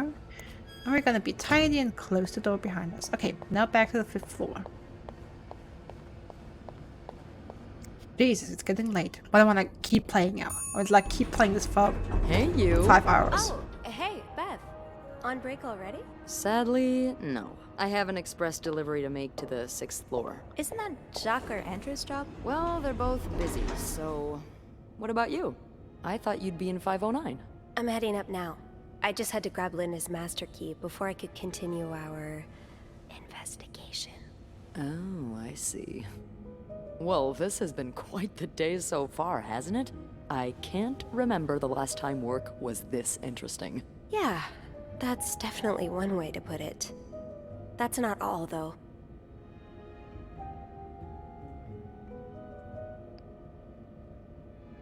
While I was looking for my keys, I found some graffiti on Linda's door. What kind of graffiti are we talking about? The words hypocrite bitch in red lipstick.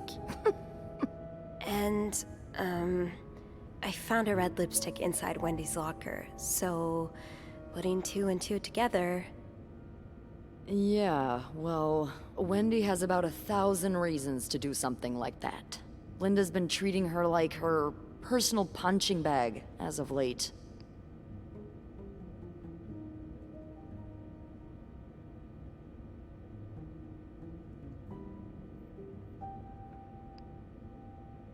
Yeah, Linda's been pretty bad to Wendy. I'm not surprised she snapped. Remember that day when Wendy came to work with that gorgeous perm? The staff, the clients, everyone complimented her. Then Linda came along and sent her right back home to straighten it out because her cosmetic choices were distracting the clientele. Ugh. I'm not trying to excuse her behavior, but I think Linda's under a lot of pressure right now. It can't be easy, managing so many people with Bernard breathing down your neck. You know, I don't know how you do it, Sophie. Maybe it's because my empathy only goes so far, but I admire that you're able to feel for just about anyone. Okay. Flirting options. Guys, we can romance people. Where's my D&D peeps here? Pennant said, I just tried to write about 150 words by hand and now my hand hurts. Yeah, I know that. I used to be able to write like 2k words a day by hand, but then transitioned to typing like 3 years ago, so I guess I'm out of practice. Okay, definitely used to be able to write more than 2k a day, but you get my... It's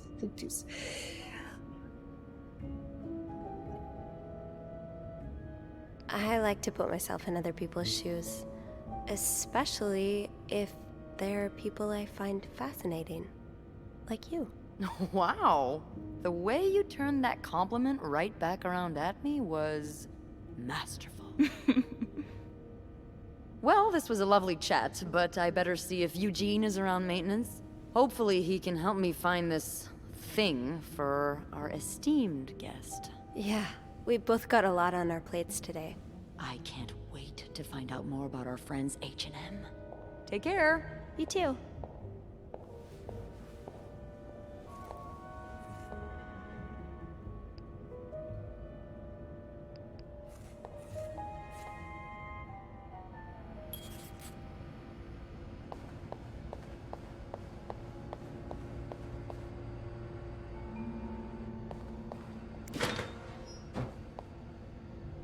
Hey, I just want to check if I can... I really should give Wendy some space. Kind of follow Beth, or can see what she grabbed Rebecca's for had the her hands client on the full 6th lately. floor. I hope she's doing okay in there. Okay, but she's not here. Right, the master key only unlocks the guests' rooms. I'll have to get my keys later. At least I can get into 509 now.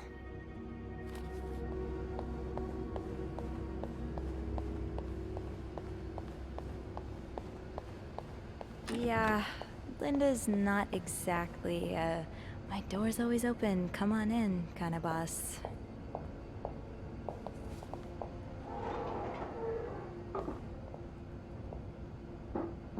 Where is Eugene when you need him? Oh, a rat.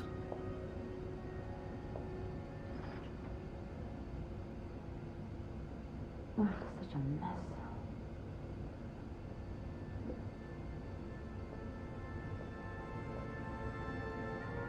Oh God, please don't let me see a mouse. Okay, I'm just gonna wait a little bit and see how much the dialogue, how far dialogue options go. And how many lines we hear here. Not in my job description.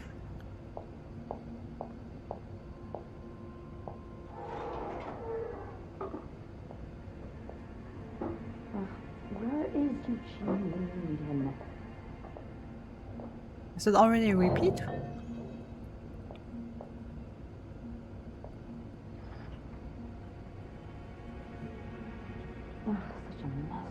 Okay, yeah, now we're getting repeats.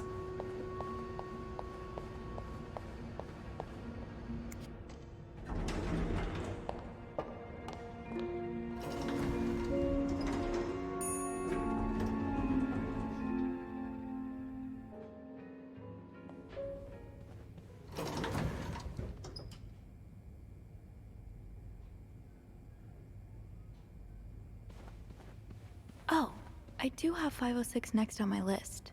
Should I pop in before checking out 509? Yes. Oh, yeah. Oh boy, someone's been living it up.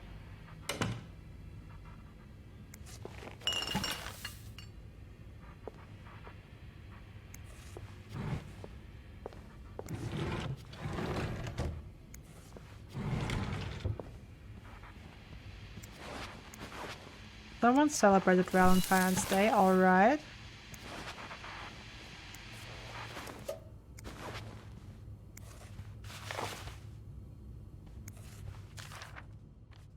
Okay, yeah, we've already seen that. Throw it away.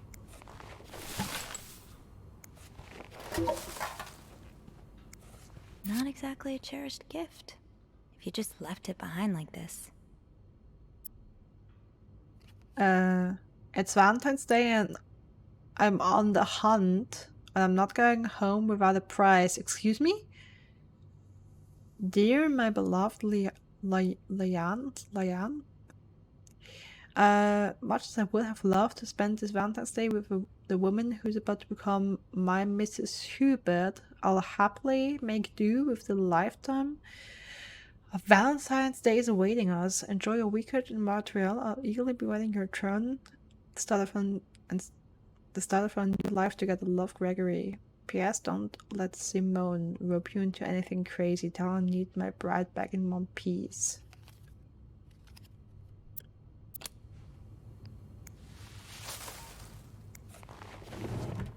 Yeah, I mean, if they've checked out.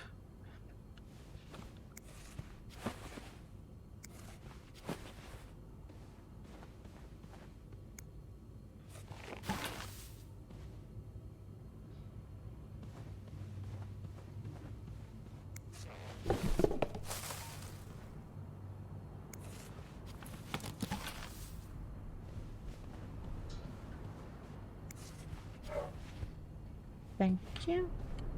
Oh.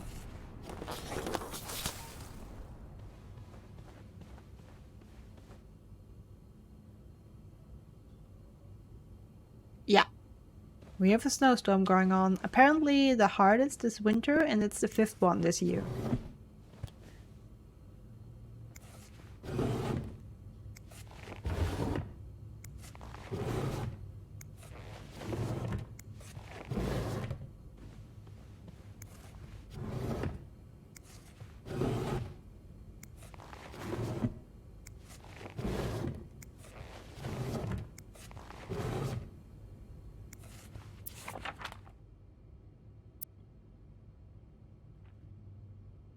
Discover historic and gay Montreal. Remember again, we're in the 50s. Gay doesn't mean the thing you think you mean. Photograph, maps, information, and more. Do you really just scold us for talking? These Montreal cab drivers, I swear. I know, I thought he'd appreciate us trying to make conversation.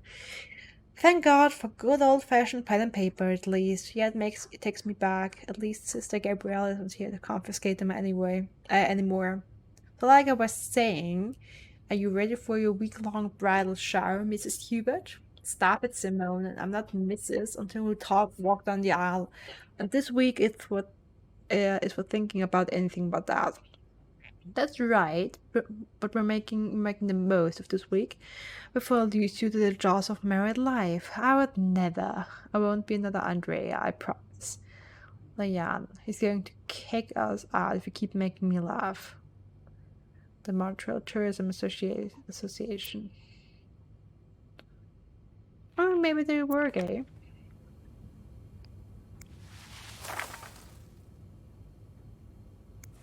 Another fan of the Gossiper. I never did finish that article from this morning. That feels like so long ago now. Nini had a date with Death, the gossiper, peeking the life of rich and famous. Exclusive interview, Gracie Jones' dirty little secrets exposed. See also the untold story behind Frankie and Ava's divorce. Page 11. All you need to know about the Presley scandal. Liz bankrupting Mike. Is Liz her fellow cosmetics. Lipstick that last all the way down the red carpet, but with about much as fear not. Raphael boasts a kiss-proof formula, ensuring your enchanting allure lasts from dusk till dawn. We ensure your lips are always camera ready. Snap breathtaking photographs that immortalize your beauty and be just like the grandma's home Hollywood starlets. Give your lips to Hollywood treatments. With this new shade, he'll wish he stayed. He'll never deny your kiss with lips as red as this. Get ready to pucker up with Raphael's lipstick collection. In vivid hues of scarlet reds and blushing pinks, these magical lipsticks exude an aura of irresistible allure and will leave hearts throbbing. Raphael Cosmetics. I think it was a brand of lipstick we discovered in Wendy's closet. Throw it away.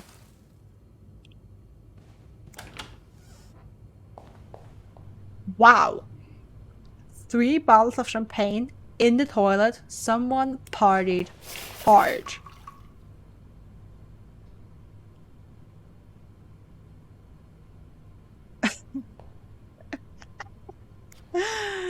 You're forgiven, girls.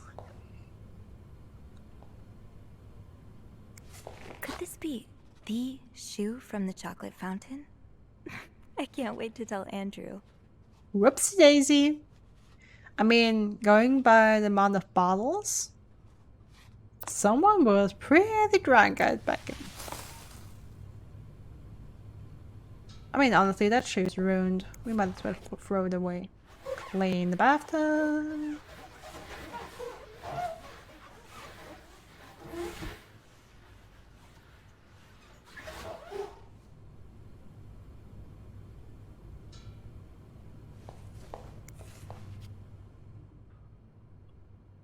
Sorry for the mess.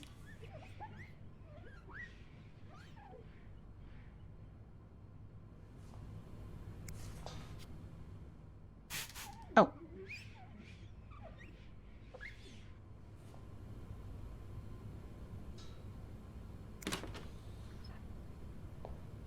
Okay.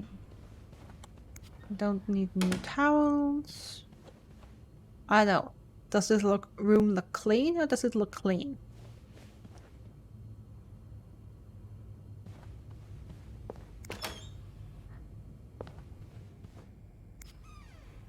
Do not disturb. Oh yeah. Well, that's one less room to clean today. I won't complain. I mean, technically, even 508 Huh. I do have 508 on my list, but disturb I won't. For now. Okay. They don't have it on disturb as well.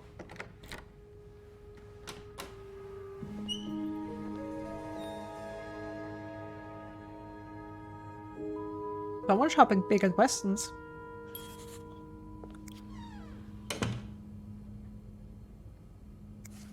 More work for poor Rebecca. Hang in there, Reb.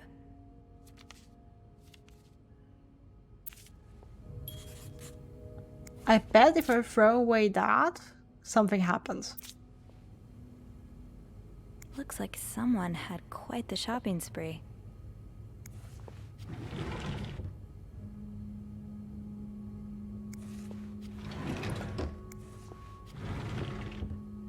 No combination, no entry.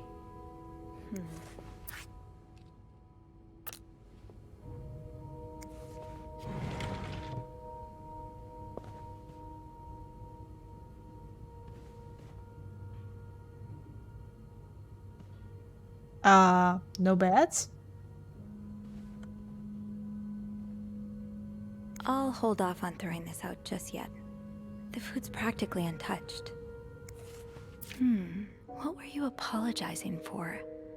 And were you forgiven?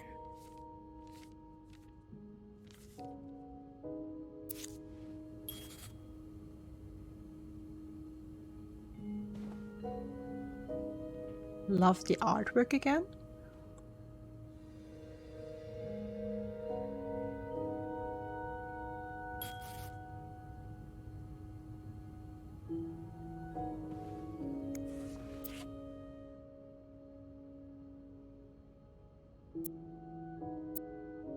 The All-American Fire and Life Insurance Corporation, Mr. Hector Cruz, Insurance Agent, Protect the Dream. Okay. Cards, business cards. Menu.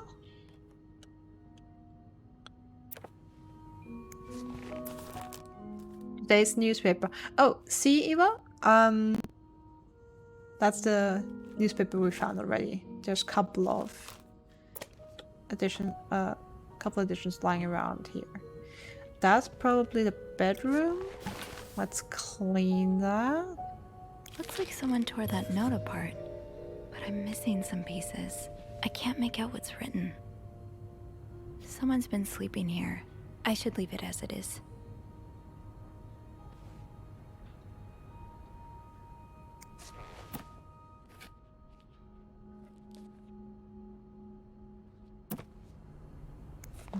Wow, you look like a couple out of a magazine. They're pretty. Valentine's Day in 1948. These pearls, they look absolutely gorgeous on you. Though, I bet you could make anything look good.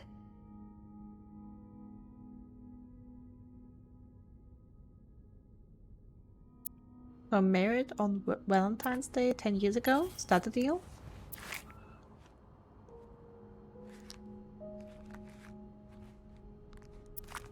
Ross? I mean, my guess would be the husband slept here. Thrown out of the bed. This person looking for you back in Texas, was he really just a co-worker? Dear son, I cannot believe you decided to renew your vows so far away from the family. Your father and I are very disappointed, and so are your sisters. Montreal, what a strange destination. I would not be surprised if this was another one of your wife's ideas. I met Luciana in town yesterday. She has 5 children, 3 boys, 2 girls, and is pregnant with her 6th. Juan has just bought them that nice house on the corner of Prado and Ramos. Imagine if you had married her like you were supposed to. You would have your own family by now. Yesterday I also drove by your home to get the mail. As I was leaving, I met a man who was looking for you. I think he's one of your colleagues from work, but I'm not sure. I told him you were in Montreal and would be back next week. When do you come back exactly? I hope you can be there for your uncle's birthday party on Friday. I will make your favorite cake, your mother.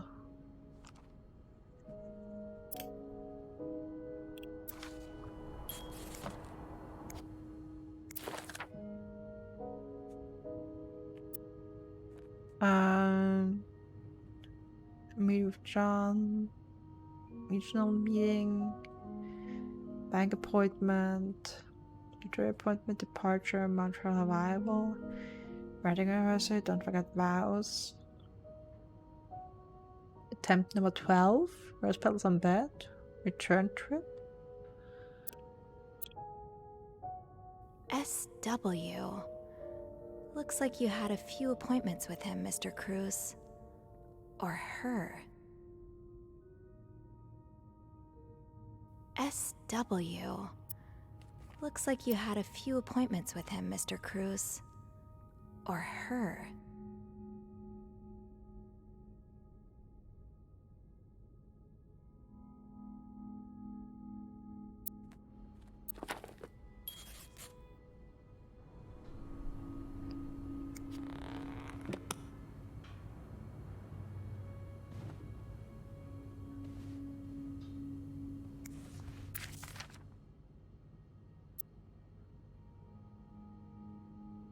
Expenses, Montreal vacation, taxi, restaurant,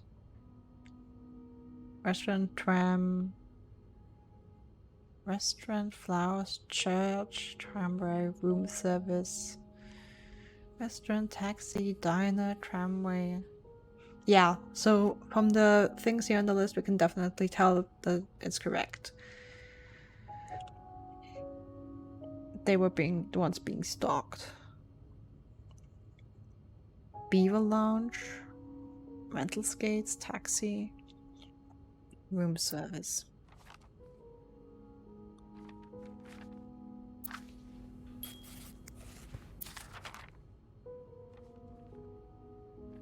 They were at the church as well.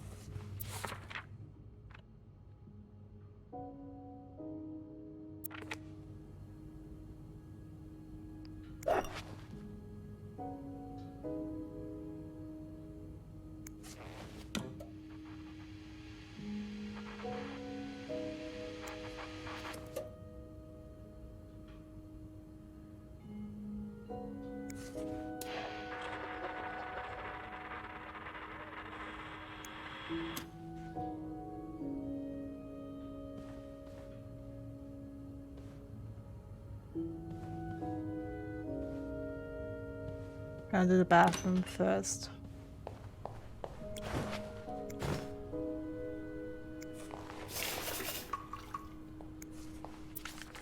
These are lovely. I wish you'd had more confidence in yourself. Still love you as much as you did on the day I met you. Will always remember the first time I saw you in a beautiful blue and red dress on the... It seems like only yesterday when I first knew you to go, I promised I would love you, and today I vow pledge again. What I pledged 10 years ago, everything changed the day you came into my life. I hope it will change again when a new member enters our fam. I hope we can soon expect our family with, you know, how important family is to me. Okay. Okay, so that's, you know, lines he tried for his vows.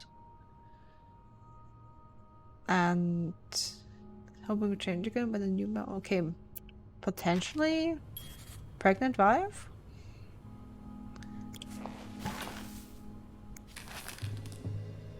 Pick up more pieces. Now this time I'm picking up. Hello?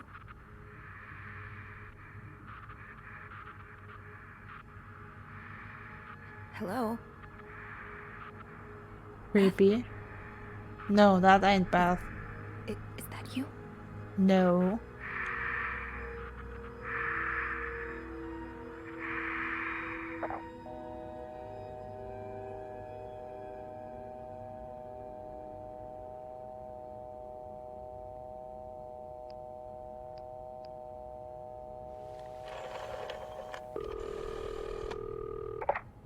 Clarington Hotel reception desk. Beth? Sophie? Did you just call me? No, I didn't. Then who called? What do you mean, who called? Someone just called, and they said nothing. All I could hear was static and breathing. Whoa. The creeporama just keeps on going, doesn't it? Hold on. Hey, Archie. What's up? Give me a second, Sophie. Okay, so turns out Archie here patched a call through to 509 moments ago. Uh-huh. Did he recognize the caller's voice? You think it might have been Mr. Morgan? Yeah. Let me ask. Okay, so it was a man's voice, but he can't be sure if it was our creep. Did he notice anything else? He says he heard a faint bell in the background. It sounded like the elevator's bell, so he assumed the caller was one of our clients. You didn't see Mr. Morgan come back to the hotel, did you? No. I understand why you're creeped out, but I don't see how he could possibly know you're in 509. I didn't say a word to anyone. I know you didn't. can you ask Andrew not to patch any calls here for a while? Trust me, I will. Thanks. I haven't had time to check all of 509 yet, so I better get back to it. Oh, before you go, I have some more info for you. I was going over the details of our little mystery when I remembered something about this morning. What is it? I saw Mrs. Cruz rush out of the hotel, all by her lonesome, not too long after Mr. Morgan knocked over that vase in the lobby.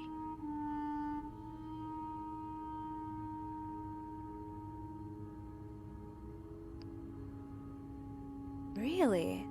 Do you know what time it was exactly? I think Mr. Morgan left around 10, so I'm guessing between then and 10:05? What? I remember hearing a loud noise on the 5th floor right around that time. Like a door slamming really hard. Do you think it was her? Maybe. Did you notice anything weird about her? You mean, other than the fact that she was walking straight into a snowstorm? Yeah? Well, I've only ever seen her with her husband. It seemed unusual that she'd be leaving alone. But now that I think about it, maybe she was sneaking out. Or following Mr. Morgan. Yeah. Hopefully I can make sense of all of this. I'm sure you will. Call me as soon as you find something. Okay. Thanks for the info.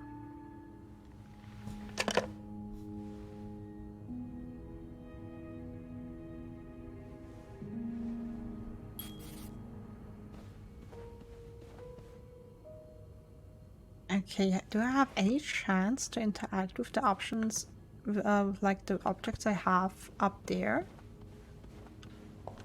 Or can I just use them?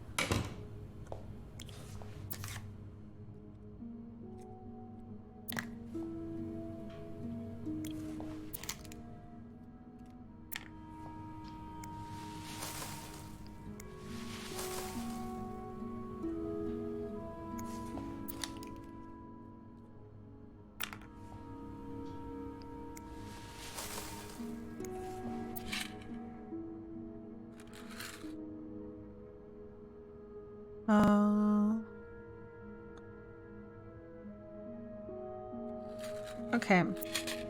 Some medication. I'm not gonna throw that away. Leave people their drugs and they'll be happy.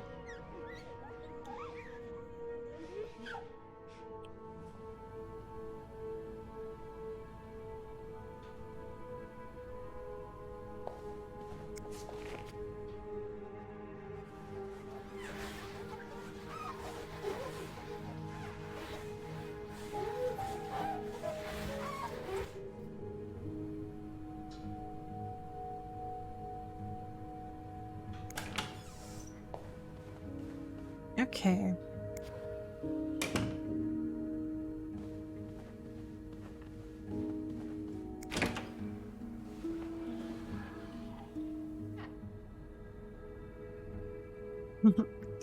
Yep, poor mirror panda. Correct with that.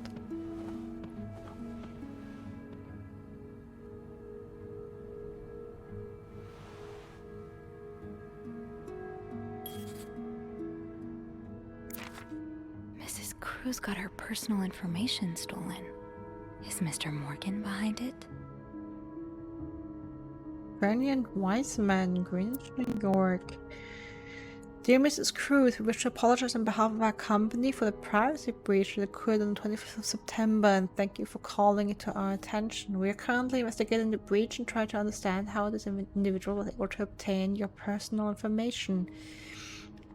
Rest assured that we will put measures in place to make sure the situation does not repeat itself. Your privacy is and always will be one of our top priorities. Sincerely, Harold, Fernie, and John Weissman.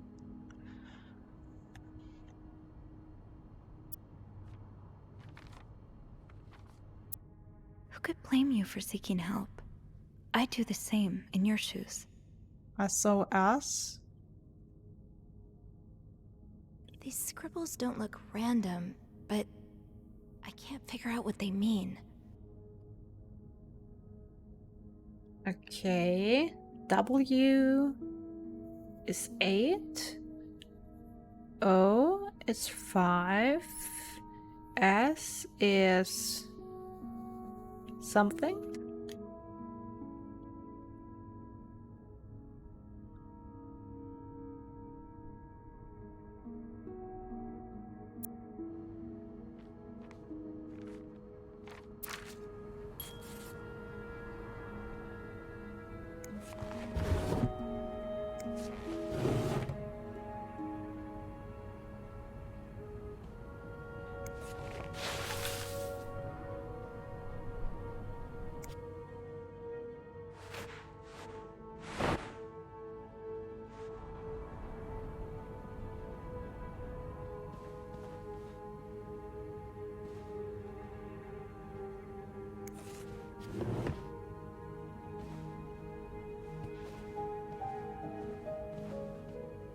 Maybe I'll find more of those torn paper pieces if I keep cleaning the room.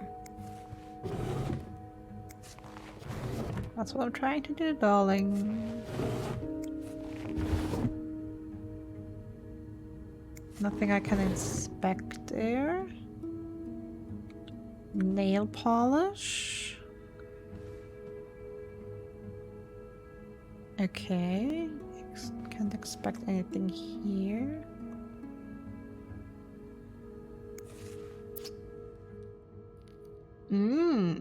Lipstick. This shade is really striking. Oh yeah.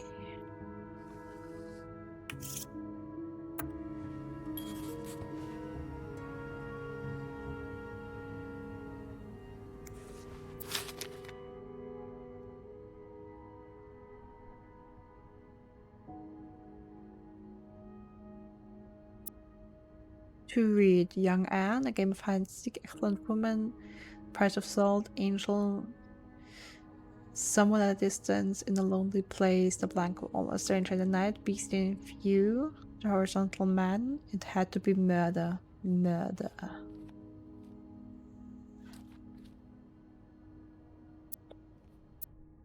Whoever wrote this is as much a reader as they are a doodler.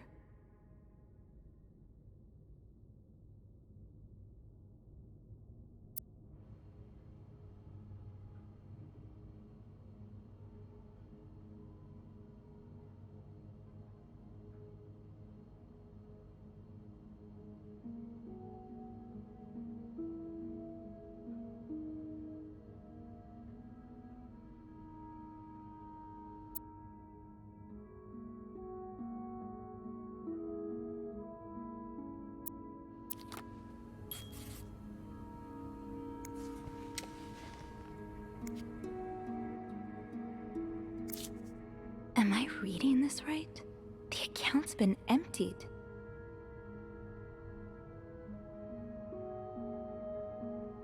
Okay, here we have W as 10.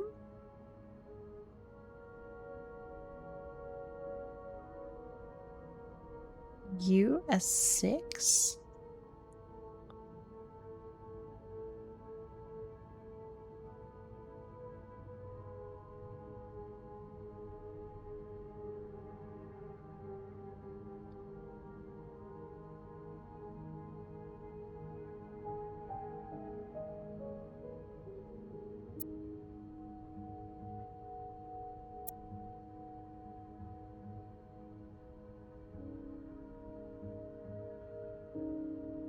Okay. You don't see someone withdraw $5,000 every day. Just what could have made you empty out your entire bank account? Uh-huh. These symbols, they look oddly familiar. These symbols, they look oddly familiar.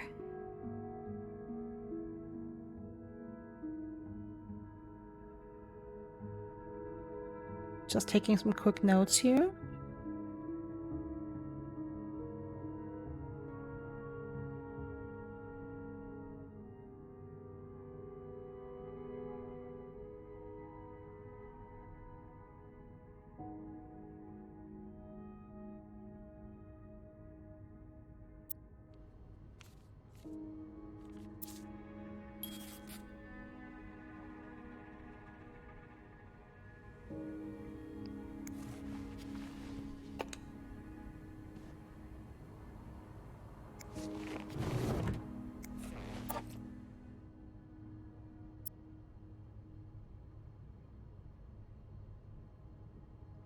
Disinfectant, how to make solutions. I easily mix it with water in all the side portions.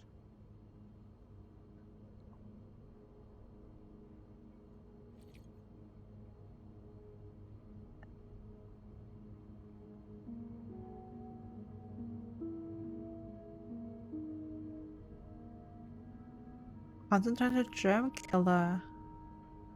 Cleans, deodorizes, disinfects. Feminine hygiene. Okay, still kind of confused. Okay, so it's a disinfectant. This looks right up Andrew's alley. I wonder if he's read this one. Yeah.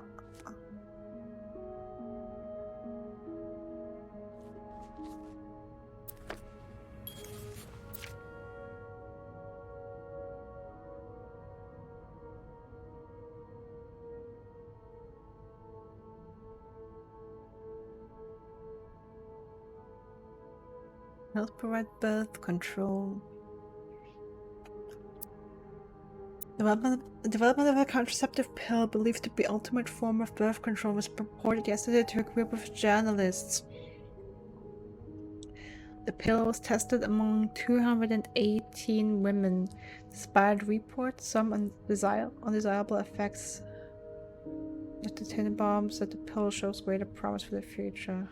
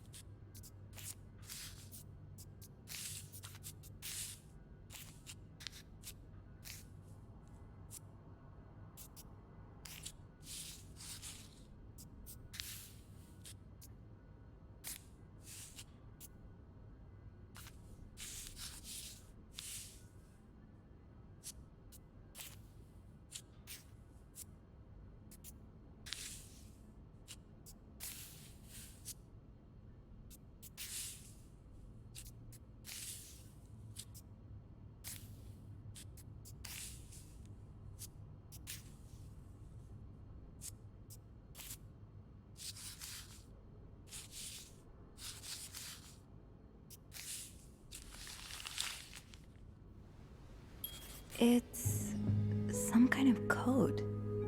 Could I break it?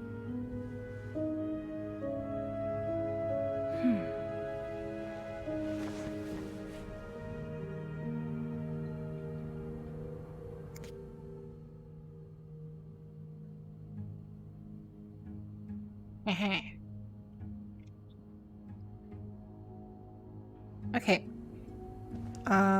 There's some I didn't note down from the reading list. So M is a straight line. U is 6. R is P. E is O. E is 3.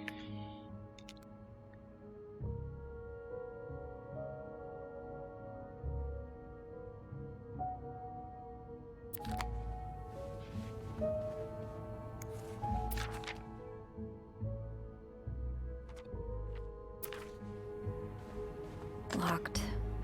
It looks like the code is made up of 4 letters.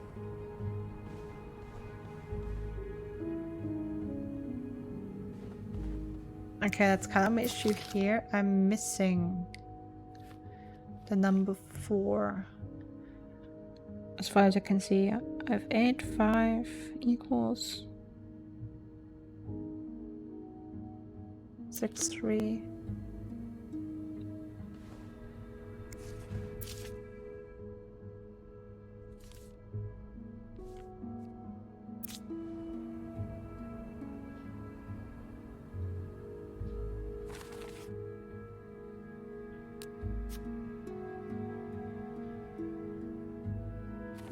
Yeah, pills provide birth control, Panda. Crazy innovation, isn't it? Something here? Oh, that's empty.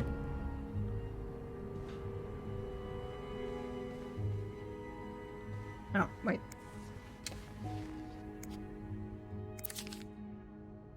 No.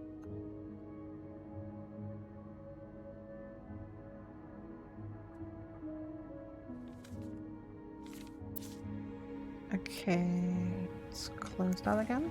Did I check these drawers? Not sure I did.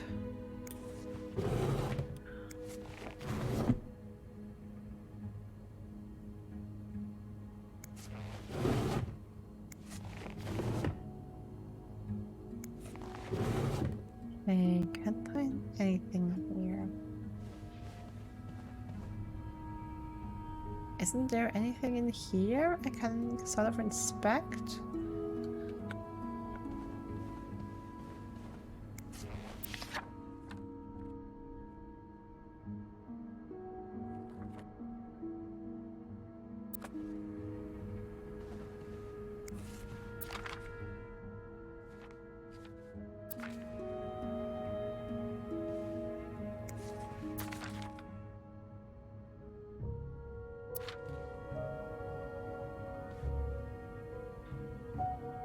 Okay, let's see how far we get here. So 8W.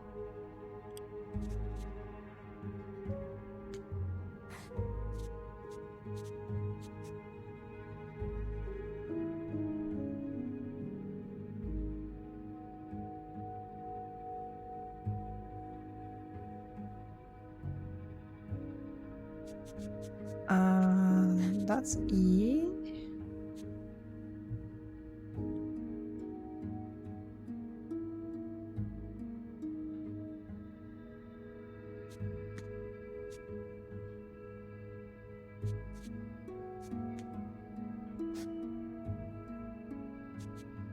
Oh, that's M. That's R.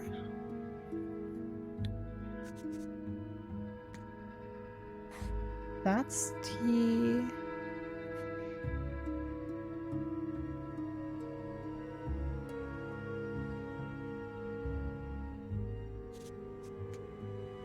That's S.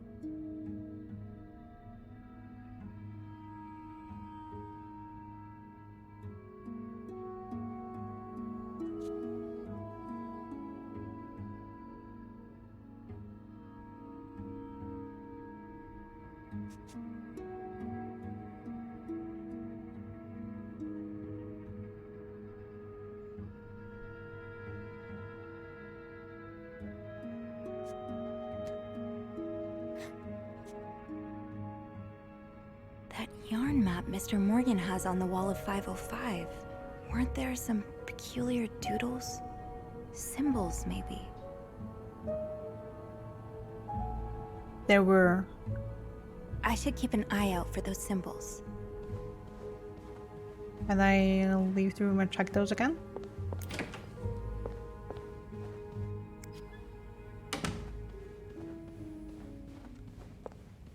I mean, I have some ideas for those missing symbols, just given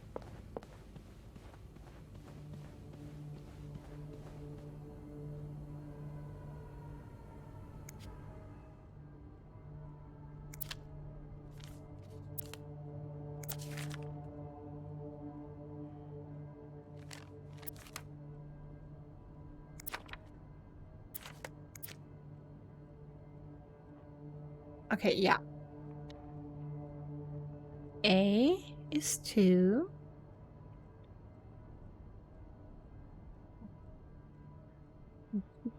A. G. That is L.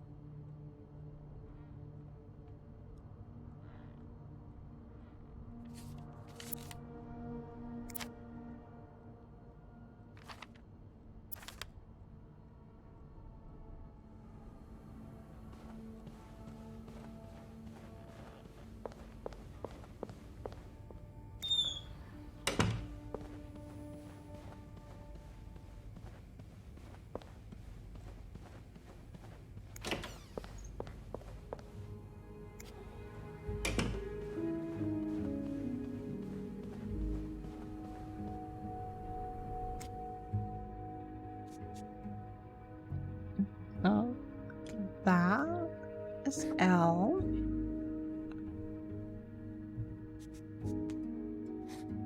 That's E.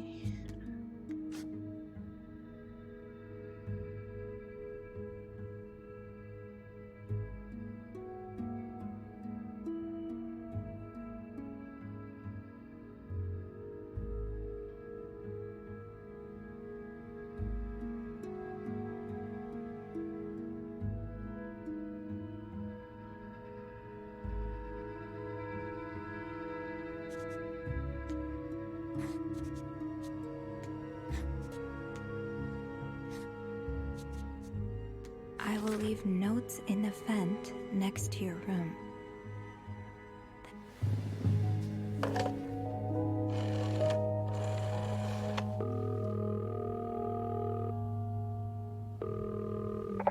Clarington Hotel reception desk, Beth speaking. Hey Beth, it's me. Hey, so how did the snooping go? Find anything? I did. I found a message written in strange symbols. A kind of secret code. A secret code? Well, spill the beans. What did it say? I will leave notes in the vent next to your room. In the vent? Who the hell does that? I don't know, but whoever the message was intended for went through a lot of trouble to hide it. It was torn in 12 pieces and scattered in 3 different trash cans. So the Cruises are keeping secrets from each other. Do you think one of them's having an affair? I don't know. It really looks like blackmail. Blackmail? What makes you say that?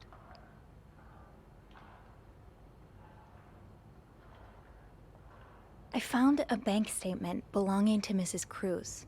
Her account was emptied very recently. Ooh, that's interesting. But it could mean a lot of things. What do you mean? Well, people need their money, especially when they're traveling. Although I have to admit, withdrawing all of it does seem a bit strange. Is that all you've got to back your theory? I also found a letter from some sort of company, Fernie and Weissman. It mentions a security breach. Targeting the Cruises? Just the wife. It seems some of her private information was stolen by someone. A large withdrawal and a security breach? That can't be a coincidence. Maybe they got something on Mrs. Cruz. Something so bad she had to empty her bank account just to shut them up. Yeah, that's what I'm thinking. I see it, yeah. It could be blackmail for sure. Do you think Mr. Morgan's the blackmailer?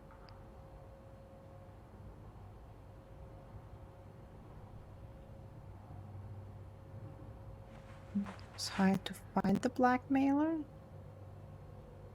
It could be our mysterious caller.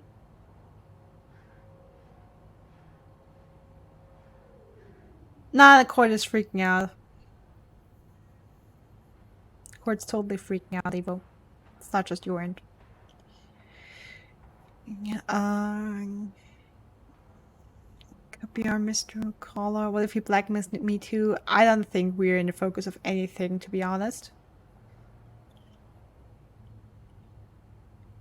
Could he be hired to find the blackmailer?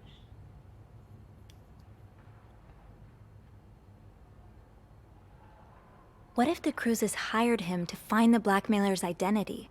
Well, if that's the case, he's pretty lousy at it. I mean, he's taking pictures of them, stalking them. I'd call that following the wrong target. Maybe he hopes to catch the blackmailer the next time he gets in touch with them. Maybe. I'll go have a look at the vent that's mentioned in the message, just to be sure we're on the right track. Yeah, good idea, Bean. I'm about to go on break, so if you need my help again, just ask Andrew to patch you through to the break room. All right. Enjoy your break. Oh, I will.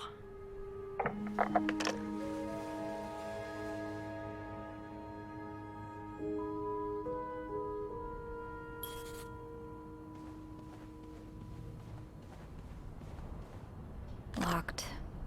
It looks like the code is made up of 4 letters. Oh, these symbols match some of... That's one of the symbols.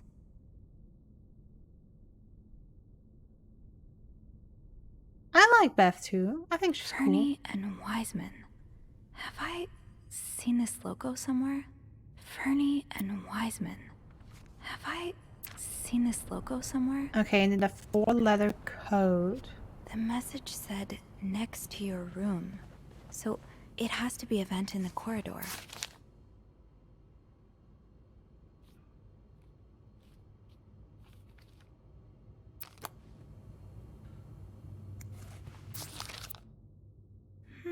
Yeah.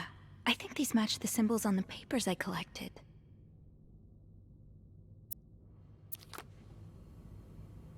I got a feeling I should have done that earlier.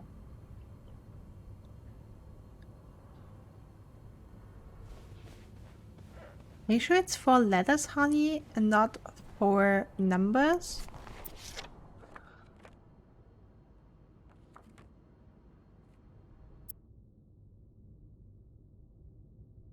Necklace? These pearls, they look absolutely gorgeous on you. Though, I bet you could make anything look good.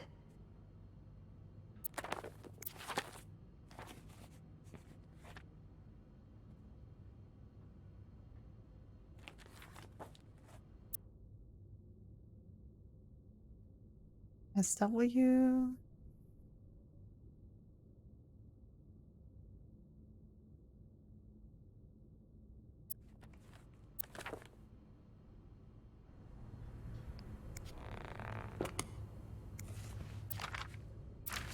From your mom.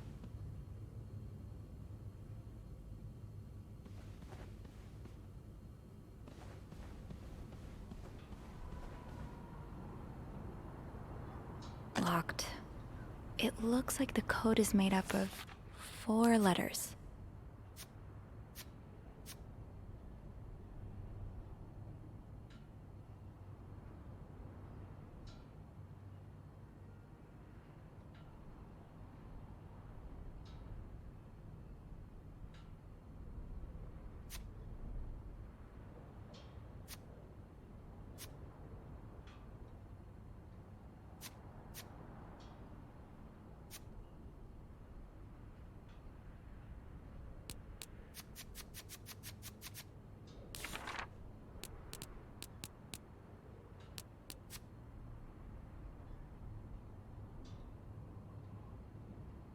The Cruz.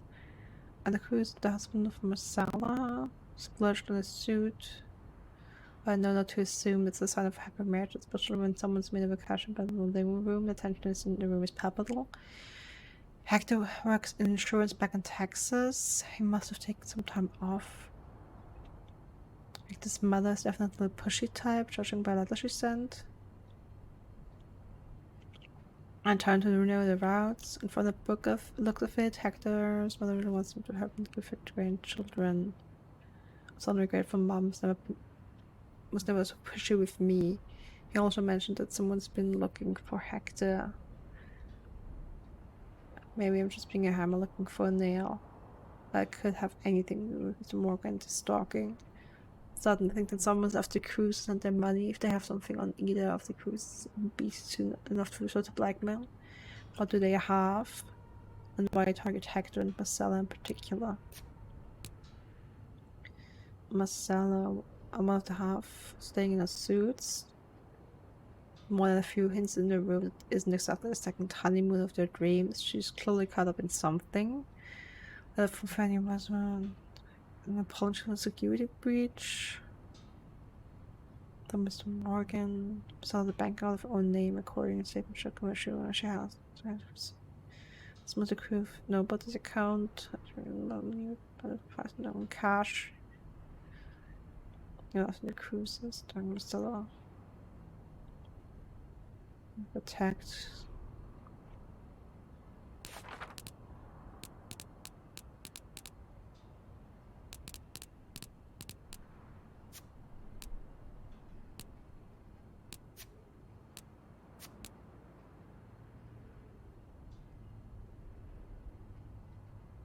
Looking for 4-letter words here.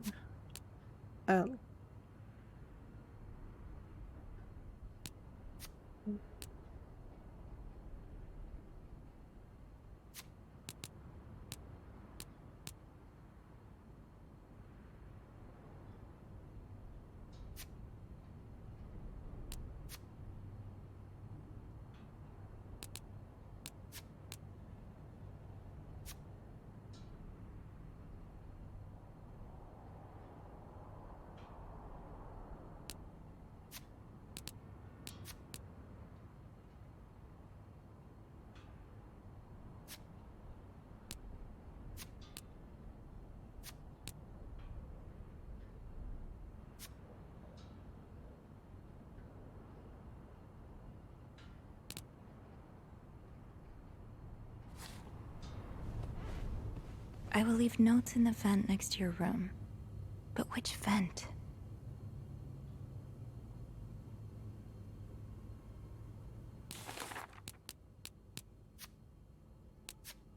Ah, the lipstick.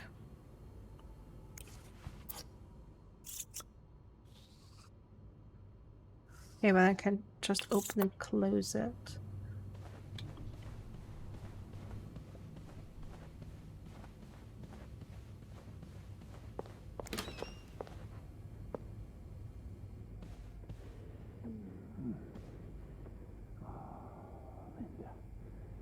I've been waiting for this all morning. Me too.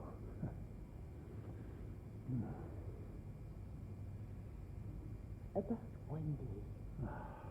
Did you hear anything? What do you mean? You didn't happen to go to the woman's locker room, did you? No. Why on earth would I go there? I just thought, oh, never mind.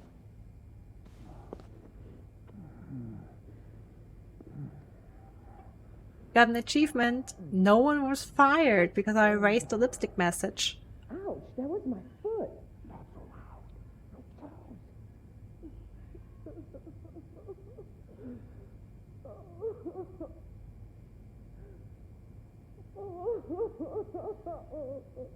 I like this. I like this a lot so far.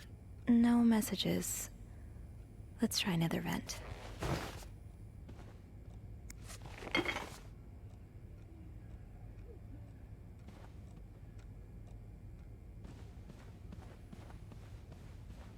Let's go, nobody was fired. Yes.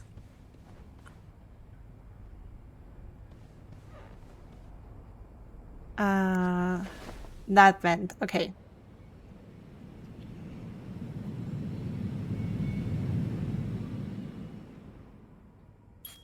Can't open these without a screwdriver.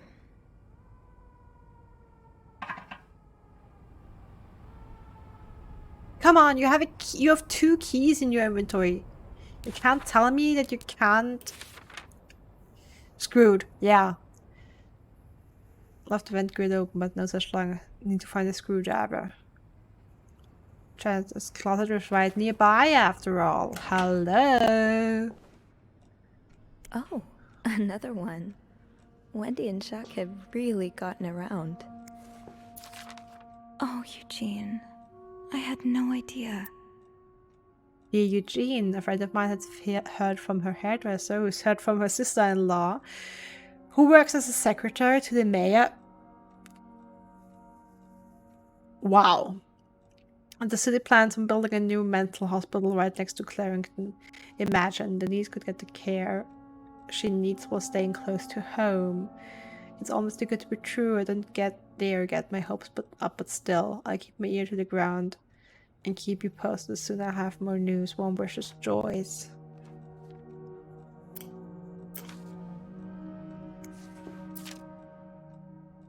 They're owned against the bank's mental hospital. William Weston. Yeah, a group of downtown Montreal businessmen and shop owners met with Mayor Sartre Fournier this week to air their grievances concerning the city's recent decision to allow construction of a new mental hospital on Dorchester Boulevard. William Weston, manager of Weston's department store, says he and his group will fight tooth and nail to prevent the hospital's construction. Will our customers feel safe? Blah blah blah. The hospital will be the first of its kind in Montreal, as patients will be free to come and go as they please. Dr. David Blunt, the young psychiatrist behind the initiative, believes that allowing patients to maintain a connection to the outside world will facilitate their full return to society once the treatment is over. Revolutionary. Sounds sarcastic, but, you know, that can actually work for people. Sounds like Eugene asked Bernard to stop opposing the construction of the new psychiatric hospital. And Bernard was Bernard. Eugene, I was unaware of your daughter's condition. I can only imagine how difficult this must be for you and your wife. But do not worry. You only have to look at my brother to see how rotten apples grow even in the best of families. As for your request, I am afraid I am unable to grant it. Mr. Weston is both a good friend of mine and a benefactor of the Clarington, so it would be inappropriate for me to oppose him. Also, considering his great influence in this city, I have no doubt he will manage to prevent the hospital's construction no matter what. Thank you for understanding, Bernard the Duke. Fuck off. Huh. This must be Eugene with his daughter. He looks like a caring father.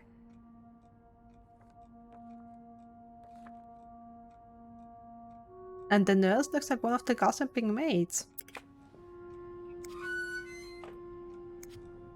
Shoot, no screwdriver. What's life without a little challenge?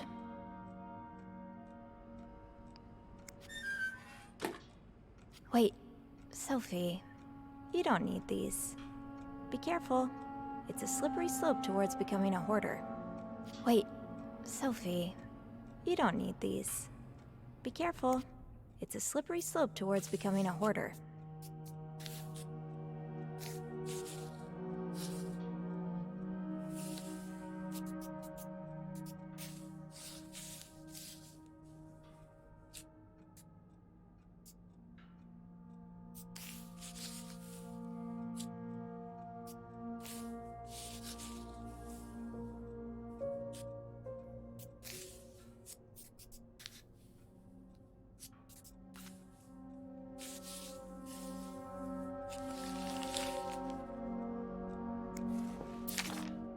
Highest priority, huh? That means Eugene's probably working in Bernard's office right now. Eugene, Bernard tells me there's a cold draft coming from his window and it's turning his office into a freezer. Thinking this should be your highest priority, Linda.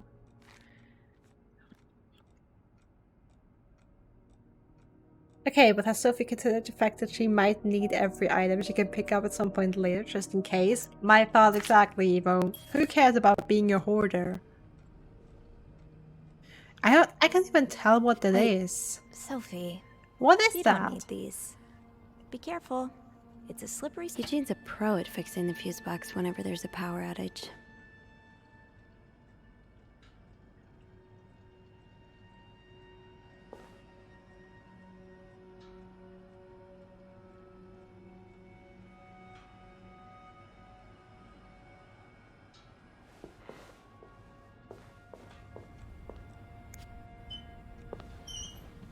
Eugene must be down in Bernard's office. I should go ask him for a screwdriver.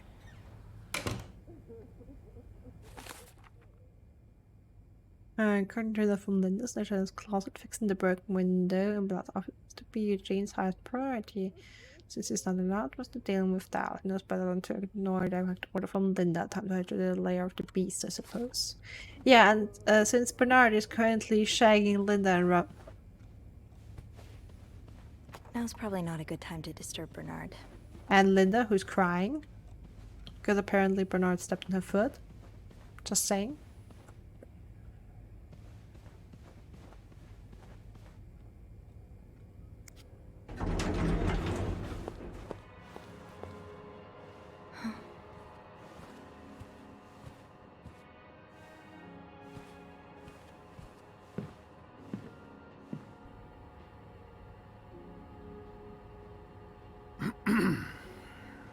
It's, Miss Bellevet, isn't it? What? Oh, Roy. Oh, right.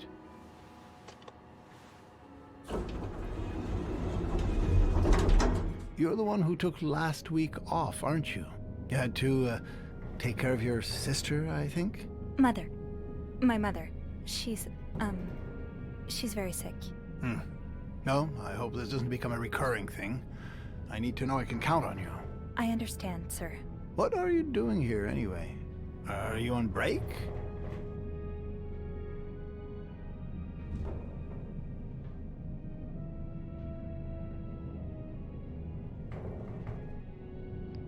Let's try lying. Yes, I am. Don't take too long. No, I won't.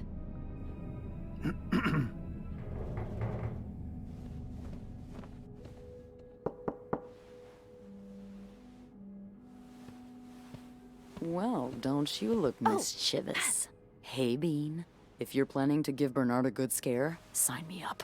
No, I'm looking for a screwdriver. For the vent. Linda asked Eugene to fix Bernard's window. Oh, I see. Eugene? What the hell? You'd better go and take a look.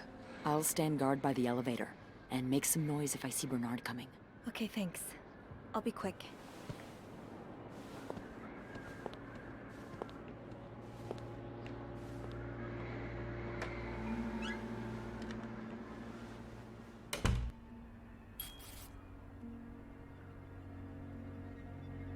Hey, books, books, books.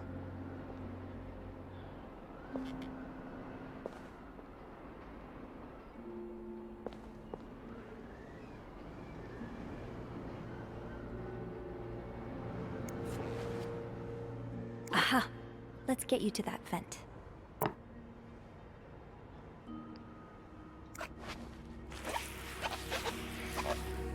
Oh!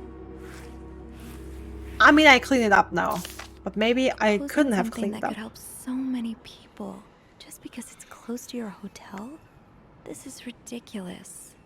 I'm guessing that that's gonna make a very loud noise. Dear Mr. Weston, I would like to thank you again for agreeing to this partnership between Clarington Hotel and Weston Department Store. Thank you for your generous help. Renovations are well on the way, and the hotel is now looked better. You should come visit soon when your busy schedule allows it, of course.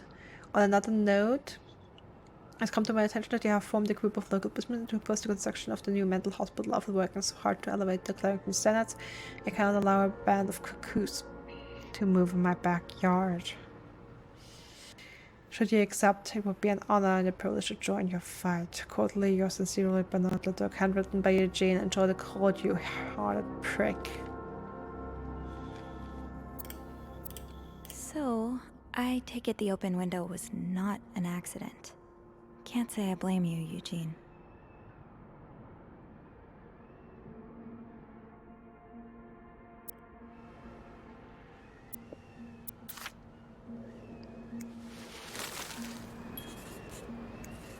With this blizzard, Bernard's office will be a skating rink by the end of the day.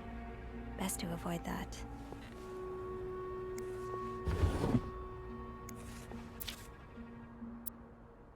Check in room 602, ask your team to fix radiator, call Weston's office, apologize to Mr. and Mrs. Drake for Valentine's ball mishaps, speak with contract about cost overruns, call Weston's office again, decide winner for employee of the month reward.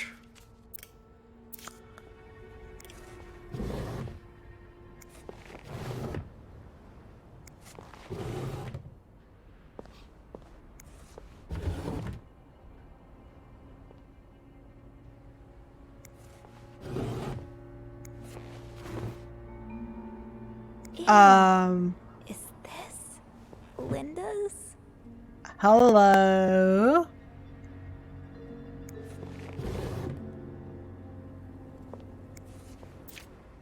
This does not look like a nice brotherly check-in. I had no idea things were this bad between Bernard and Raymond.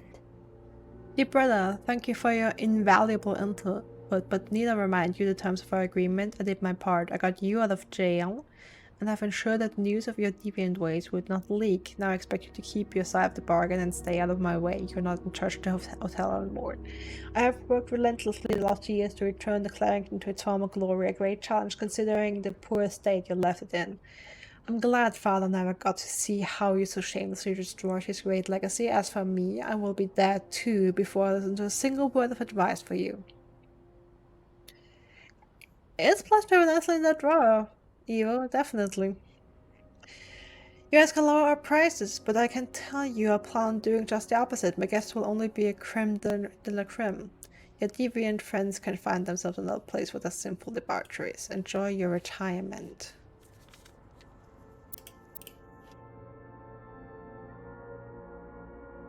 Oh, Bernard. So close to doing something altruistic, but here you are holding it over your brother.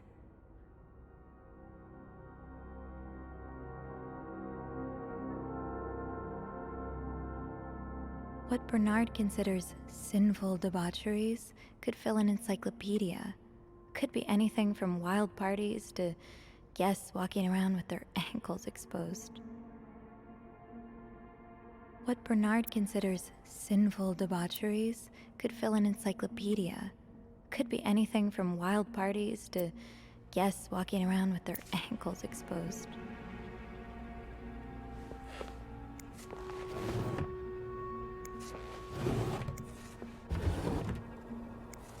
Oh no. There was something sticking out.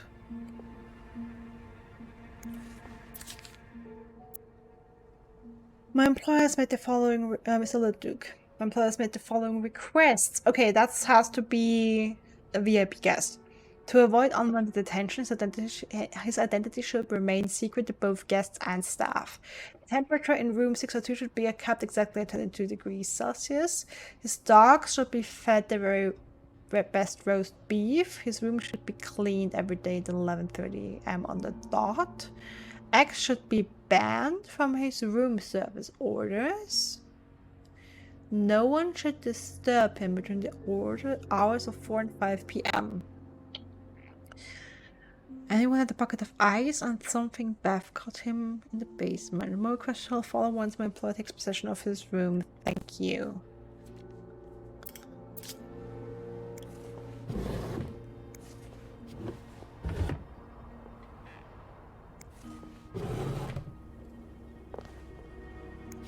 Well, just look at these distinguished gentlemen. And a young Bernard.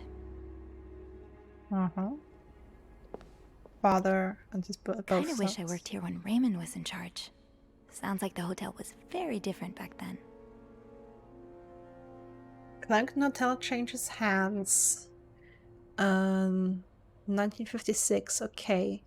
Raymond Leduc retired yesterday after more than 20 years at the helm of the Clarington Hotel located in downtown Montreal.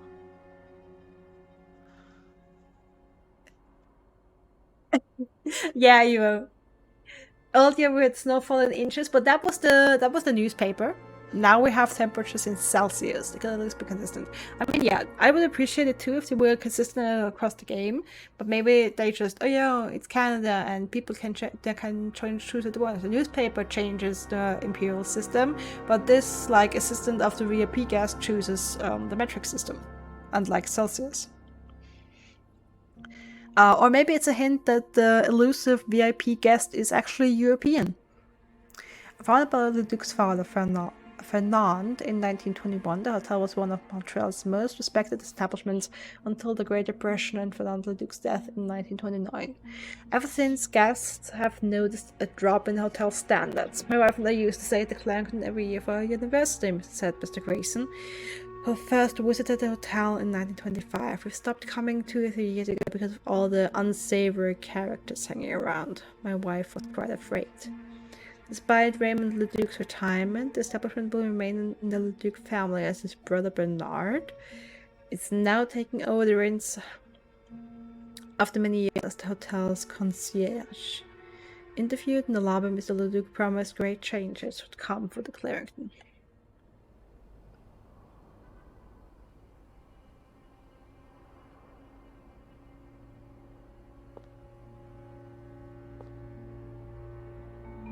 Something I can open.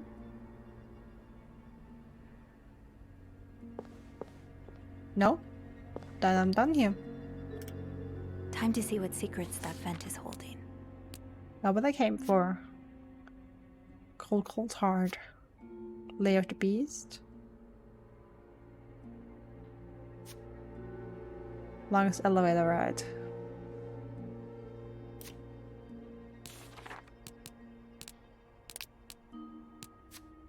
Raymond. Raymond Leduc is Bernard's brother before Bernard ran the Clarington into Marin's hands. Mapping a photo installed from the hotel is different from Bernard's stays tonight. Apparently fun was actually permitted on the Raymond. Beth told people at the time a family from Greece was staying at the Clarington stop in Montreal. The family attracted everyone from the restaurant's menu. Raymond came in and without knowing a look of Greek talking things over. Next thing they knew, the entire family was somehow in the kitchen, shoulder to shoulder with our cooking staff, cooking up a whole new menu on the matrix instruction. Raymond was in there too, sleeves up, all chopping cabbage and rolling meatballs. By the end of the night, everyone was eating dolmats and keftas, singing songs from Greece and laughing together. It sounds like something from a different reality altogether. I thought my family was complex. The Dukes are on another level. Bernard allegedly kept Raymond out of jail and kept any rid of his deviant ways from spreading, and for that he expected his brother to butt off anything to do with managing the Clarington. Poor Raymond. It sounds like he was in a tough spot, and Bernard found a way to exploit that. Lovely, brothers. Oh yeah. Surely your break is over by now. No, it's not. I came by here not too long ago, and Andrew was already covering for you. That's because I was in the ladies' room. That's no excuse to... It's my time of the month. You're married, aren't you? So you know how it is. I have to go more often, and sometimes I stain the furniture, and don't get me started on all the... That's enough details. Miss Bellevitt, what were you doing in my office? I was simply closing the door. Someone left it ajar. Really? But that doesn't explain what you're doing on this floor. You know very well the cleaning staff isn't supposed to wander around the lobby for no reason. You wouldn't be lying to me, would you, Miss Bellevitt? No, I swear, It's my fault. I asked her to come clean up a mess I made. Spilled coffee. Coffee? Oh, Miss Lambert, you're not supposed to have beverages at the front desk. Yeah, well, there are so many rules here, I lose track. Come with me. Bev is the best. I love Bev.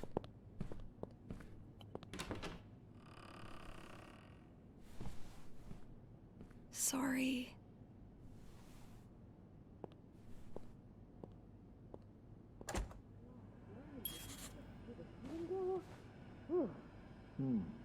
Now there was a problem with the window, but it Oh. fixed it. Now, as I was saying, He messed up while talking to him, so that means I could have done something else, right? I wonder what. I mean, I could have told him I needed a screwdriver, but then he would have asked me, what do you need a screwdriver for? I mean, probably I could have lied about something else.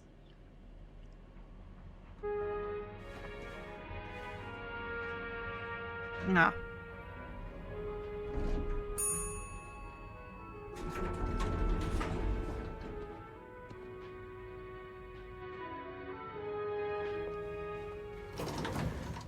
All right, let's open the vent.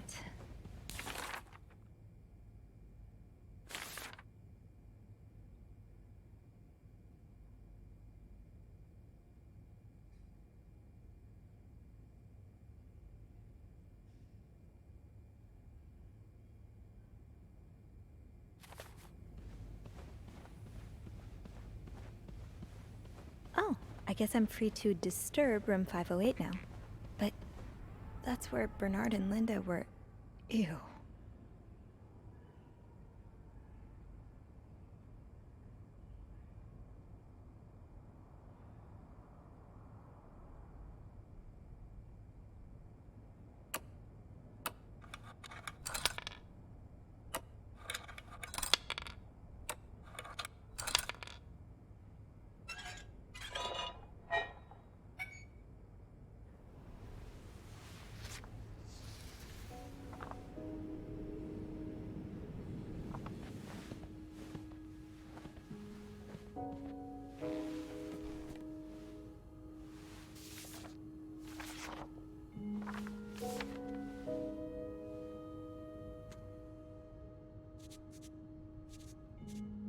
Ah, yeah, see, that's what I thought.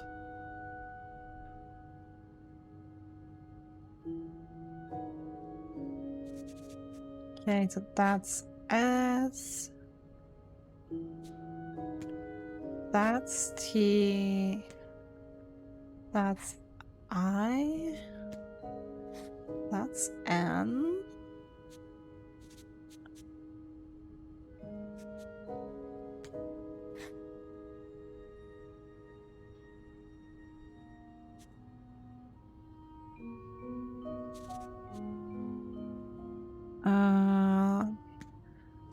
That was B. That was C. I saw those earlier.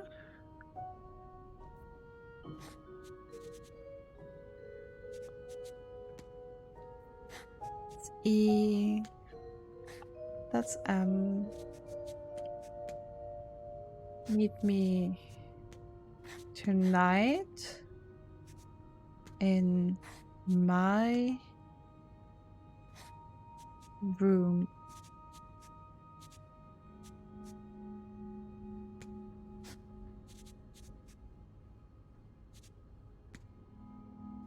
Michael will be sleeping. We need... Meet me tonight in my room. Discuss Michael our will plan. be sleeping.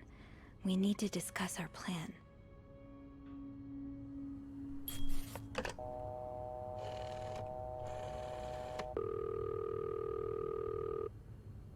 Clarington Hotel reception desk, Beth speaking.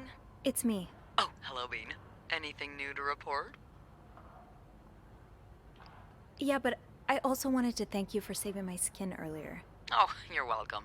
I hope I didn't get you into too much trouble. Well, I did get a little sermon from Bernard. Oh, I'm sorry. Oh, don't fuss about it. He mainly complained about my lack of decency and my abrasive personality. So, the usual stuff, you know? He did keep me in there forever, though. So, tell me it was worth it. Tell me you found something good in that vent. I found another message written in secret code. What does it say? Meet me tonight in my room. Michael will be sleeping. We need to discuss our plan. Michael? Who's that? Another husband? I don't know. It's the first time I'm hearing of a Michael in this story. Let me check the logbook.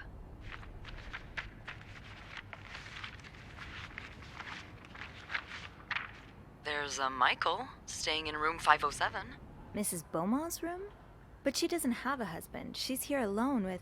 Oh! Michael must be her son. I got him some extra blankets the other day so he could build a fort. Could Marcella? Yes? No, never mind. So, what's next? I guess I should go have a look at 507, but it's not on my list. There's a do not disturb sign on the door. Well, I could call the room to make sure no one's there. Good idea. Hang on.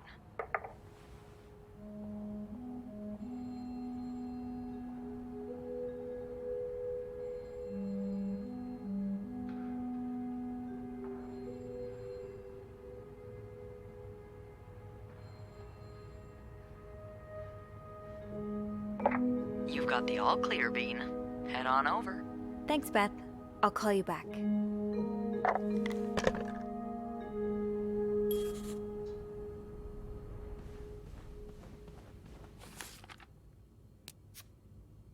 Go to punk codes.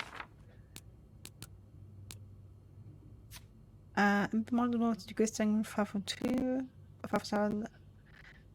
Being a son Michael, she's a divorcee. I don't know if we got out the first time, but since that, she won't forget it.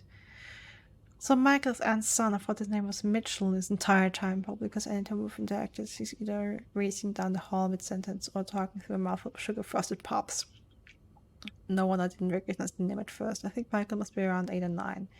He's a sweet little boy and he's grown on a lot of mates here since we've been seeing him around for a month now. I think a lot of us will be sad to see him go. His mom asked me for extra blankets once so that he could build a blanket fort. I'm glad he's been enjoying his stay at the Clarington. Staying at hotels when you're a kid must be such an adventure. Okay, it's pretty late already. I'm gonna... Looks like I'm headed to room 507. Yeah, but first I'm gonna do 508, so don't miss my opportunity to snoop around here. And then I'm gonna stop it for today. Since when we start the game next time, we will be reminded to go to room 507. Sounds like a plan.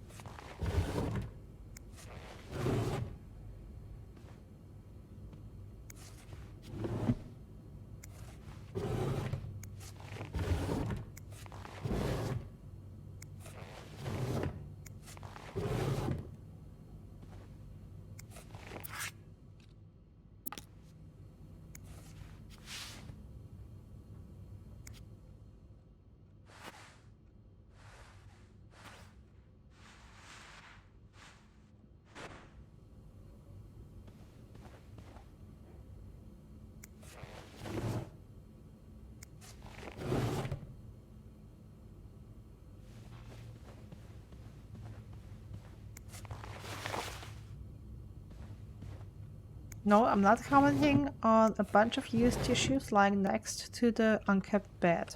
Absolutely not.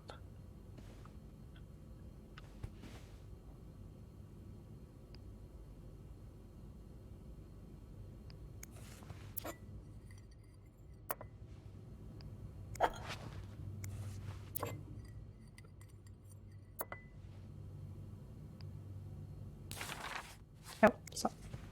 Ah, no.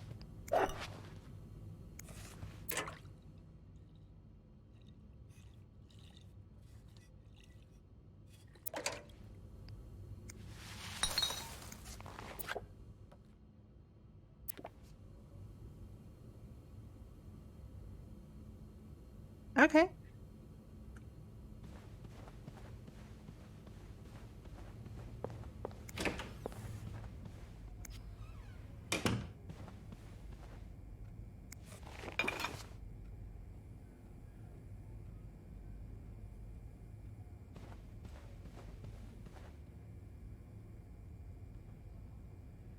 Okay, now let me check. Save. Oh my god, are you kidding me? We're at 52% of the story. Excuse me?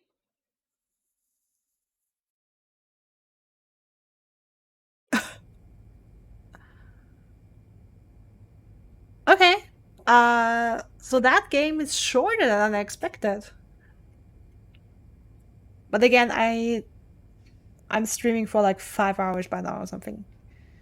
Someone bother to check uptime?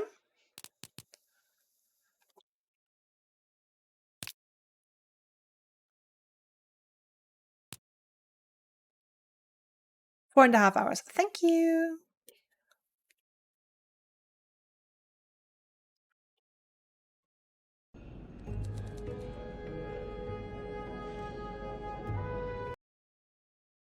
So yeah.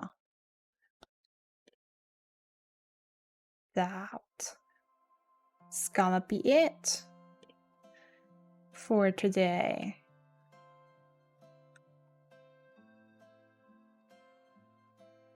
Thank you for being here. Thank you for joining me.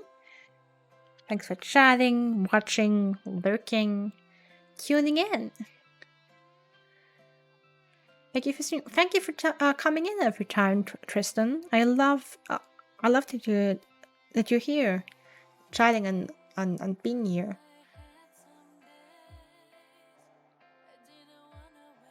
You're wonderful company, all of you. And I really love this game. I think it's amazing. I'm just really genuinely surprised that we're already halfway through the story. But yeah, I guess that means we'll have another stream soon. We'll see how soon. Maybe tomorrow. Maybe in a few days. Not making any promises. Because, I mean, honestly, I'm so hyped. I can see myself finishing this tomorrow. But we'll see. We'll see how tomorrow goes. It's midnight for me. And I will have to bed now. But yeah, thanks for tuning in again. Have a great night, everyone. Thank you for joining me, and hope to see you again soon. Bye!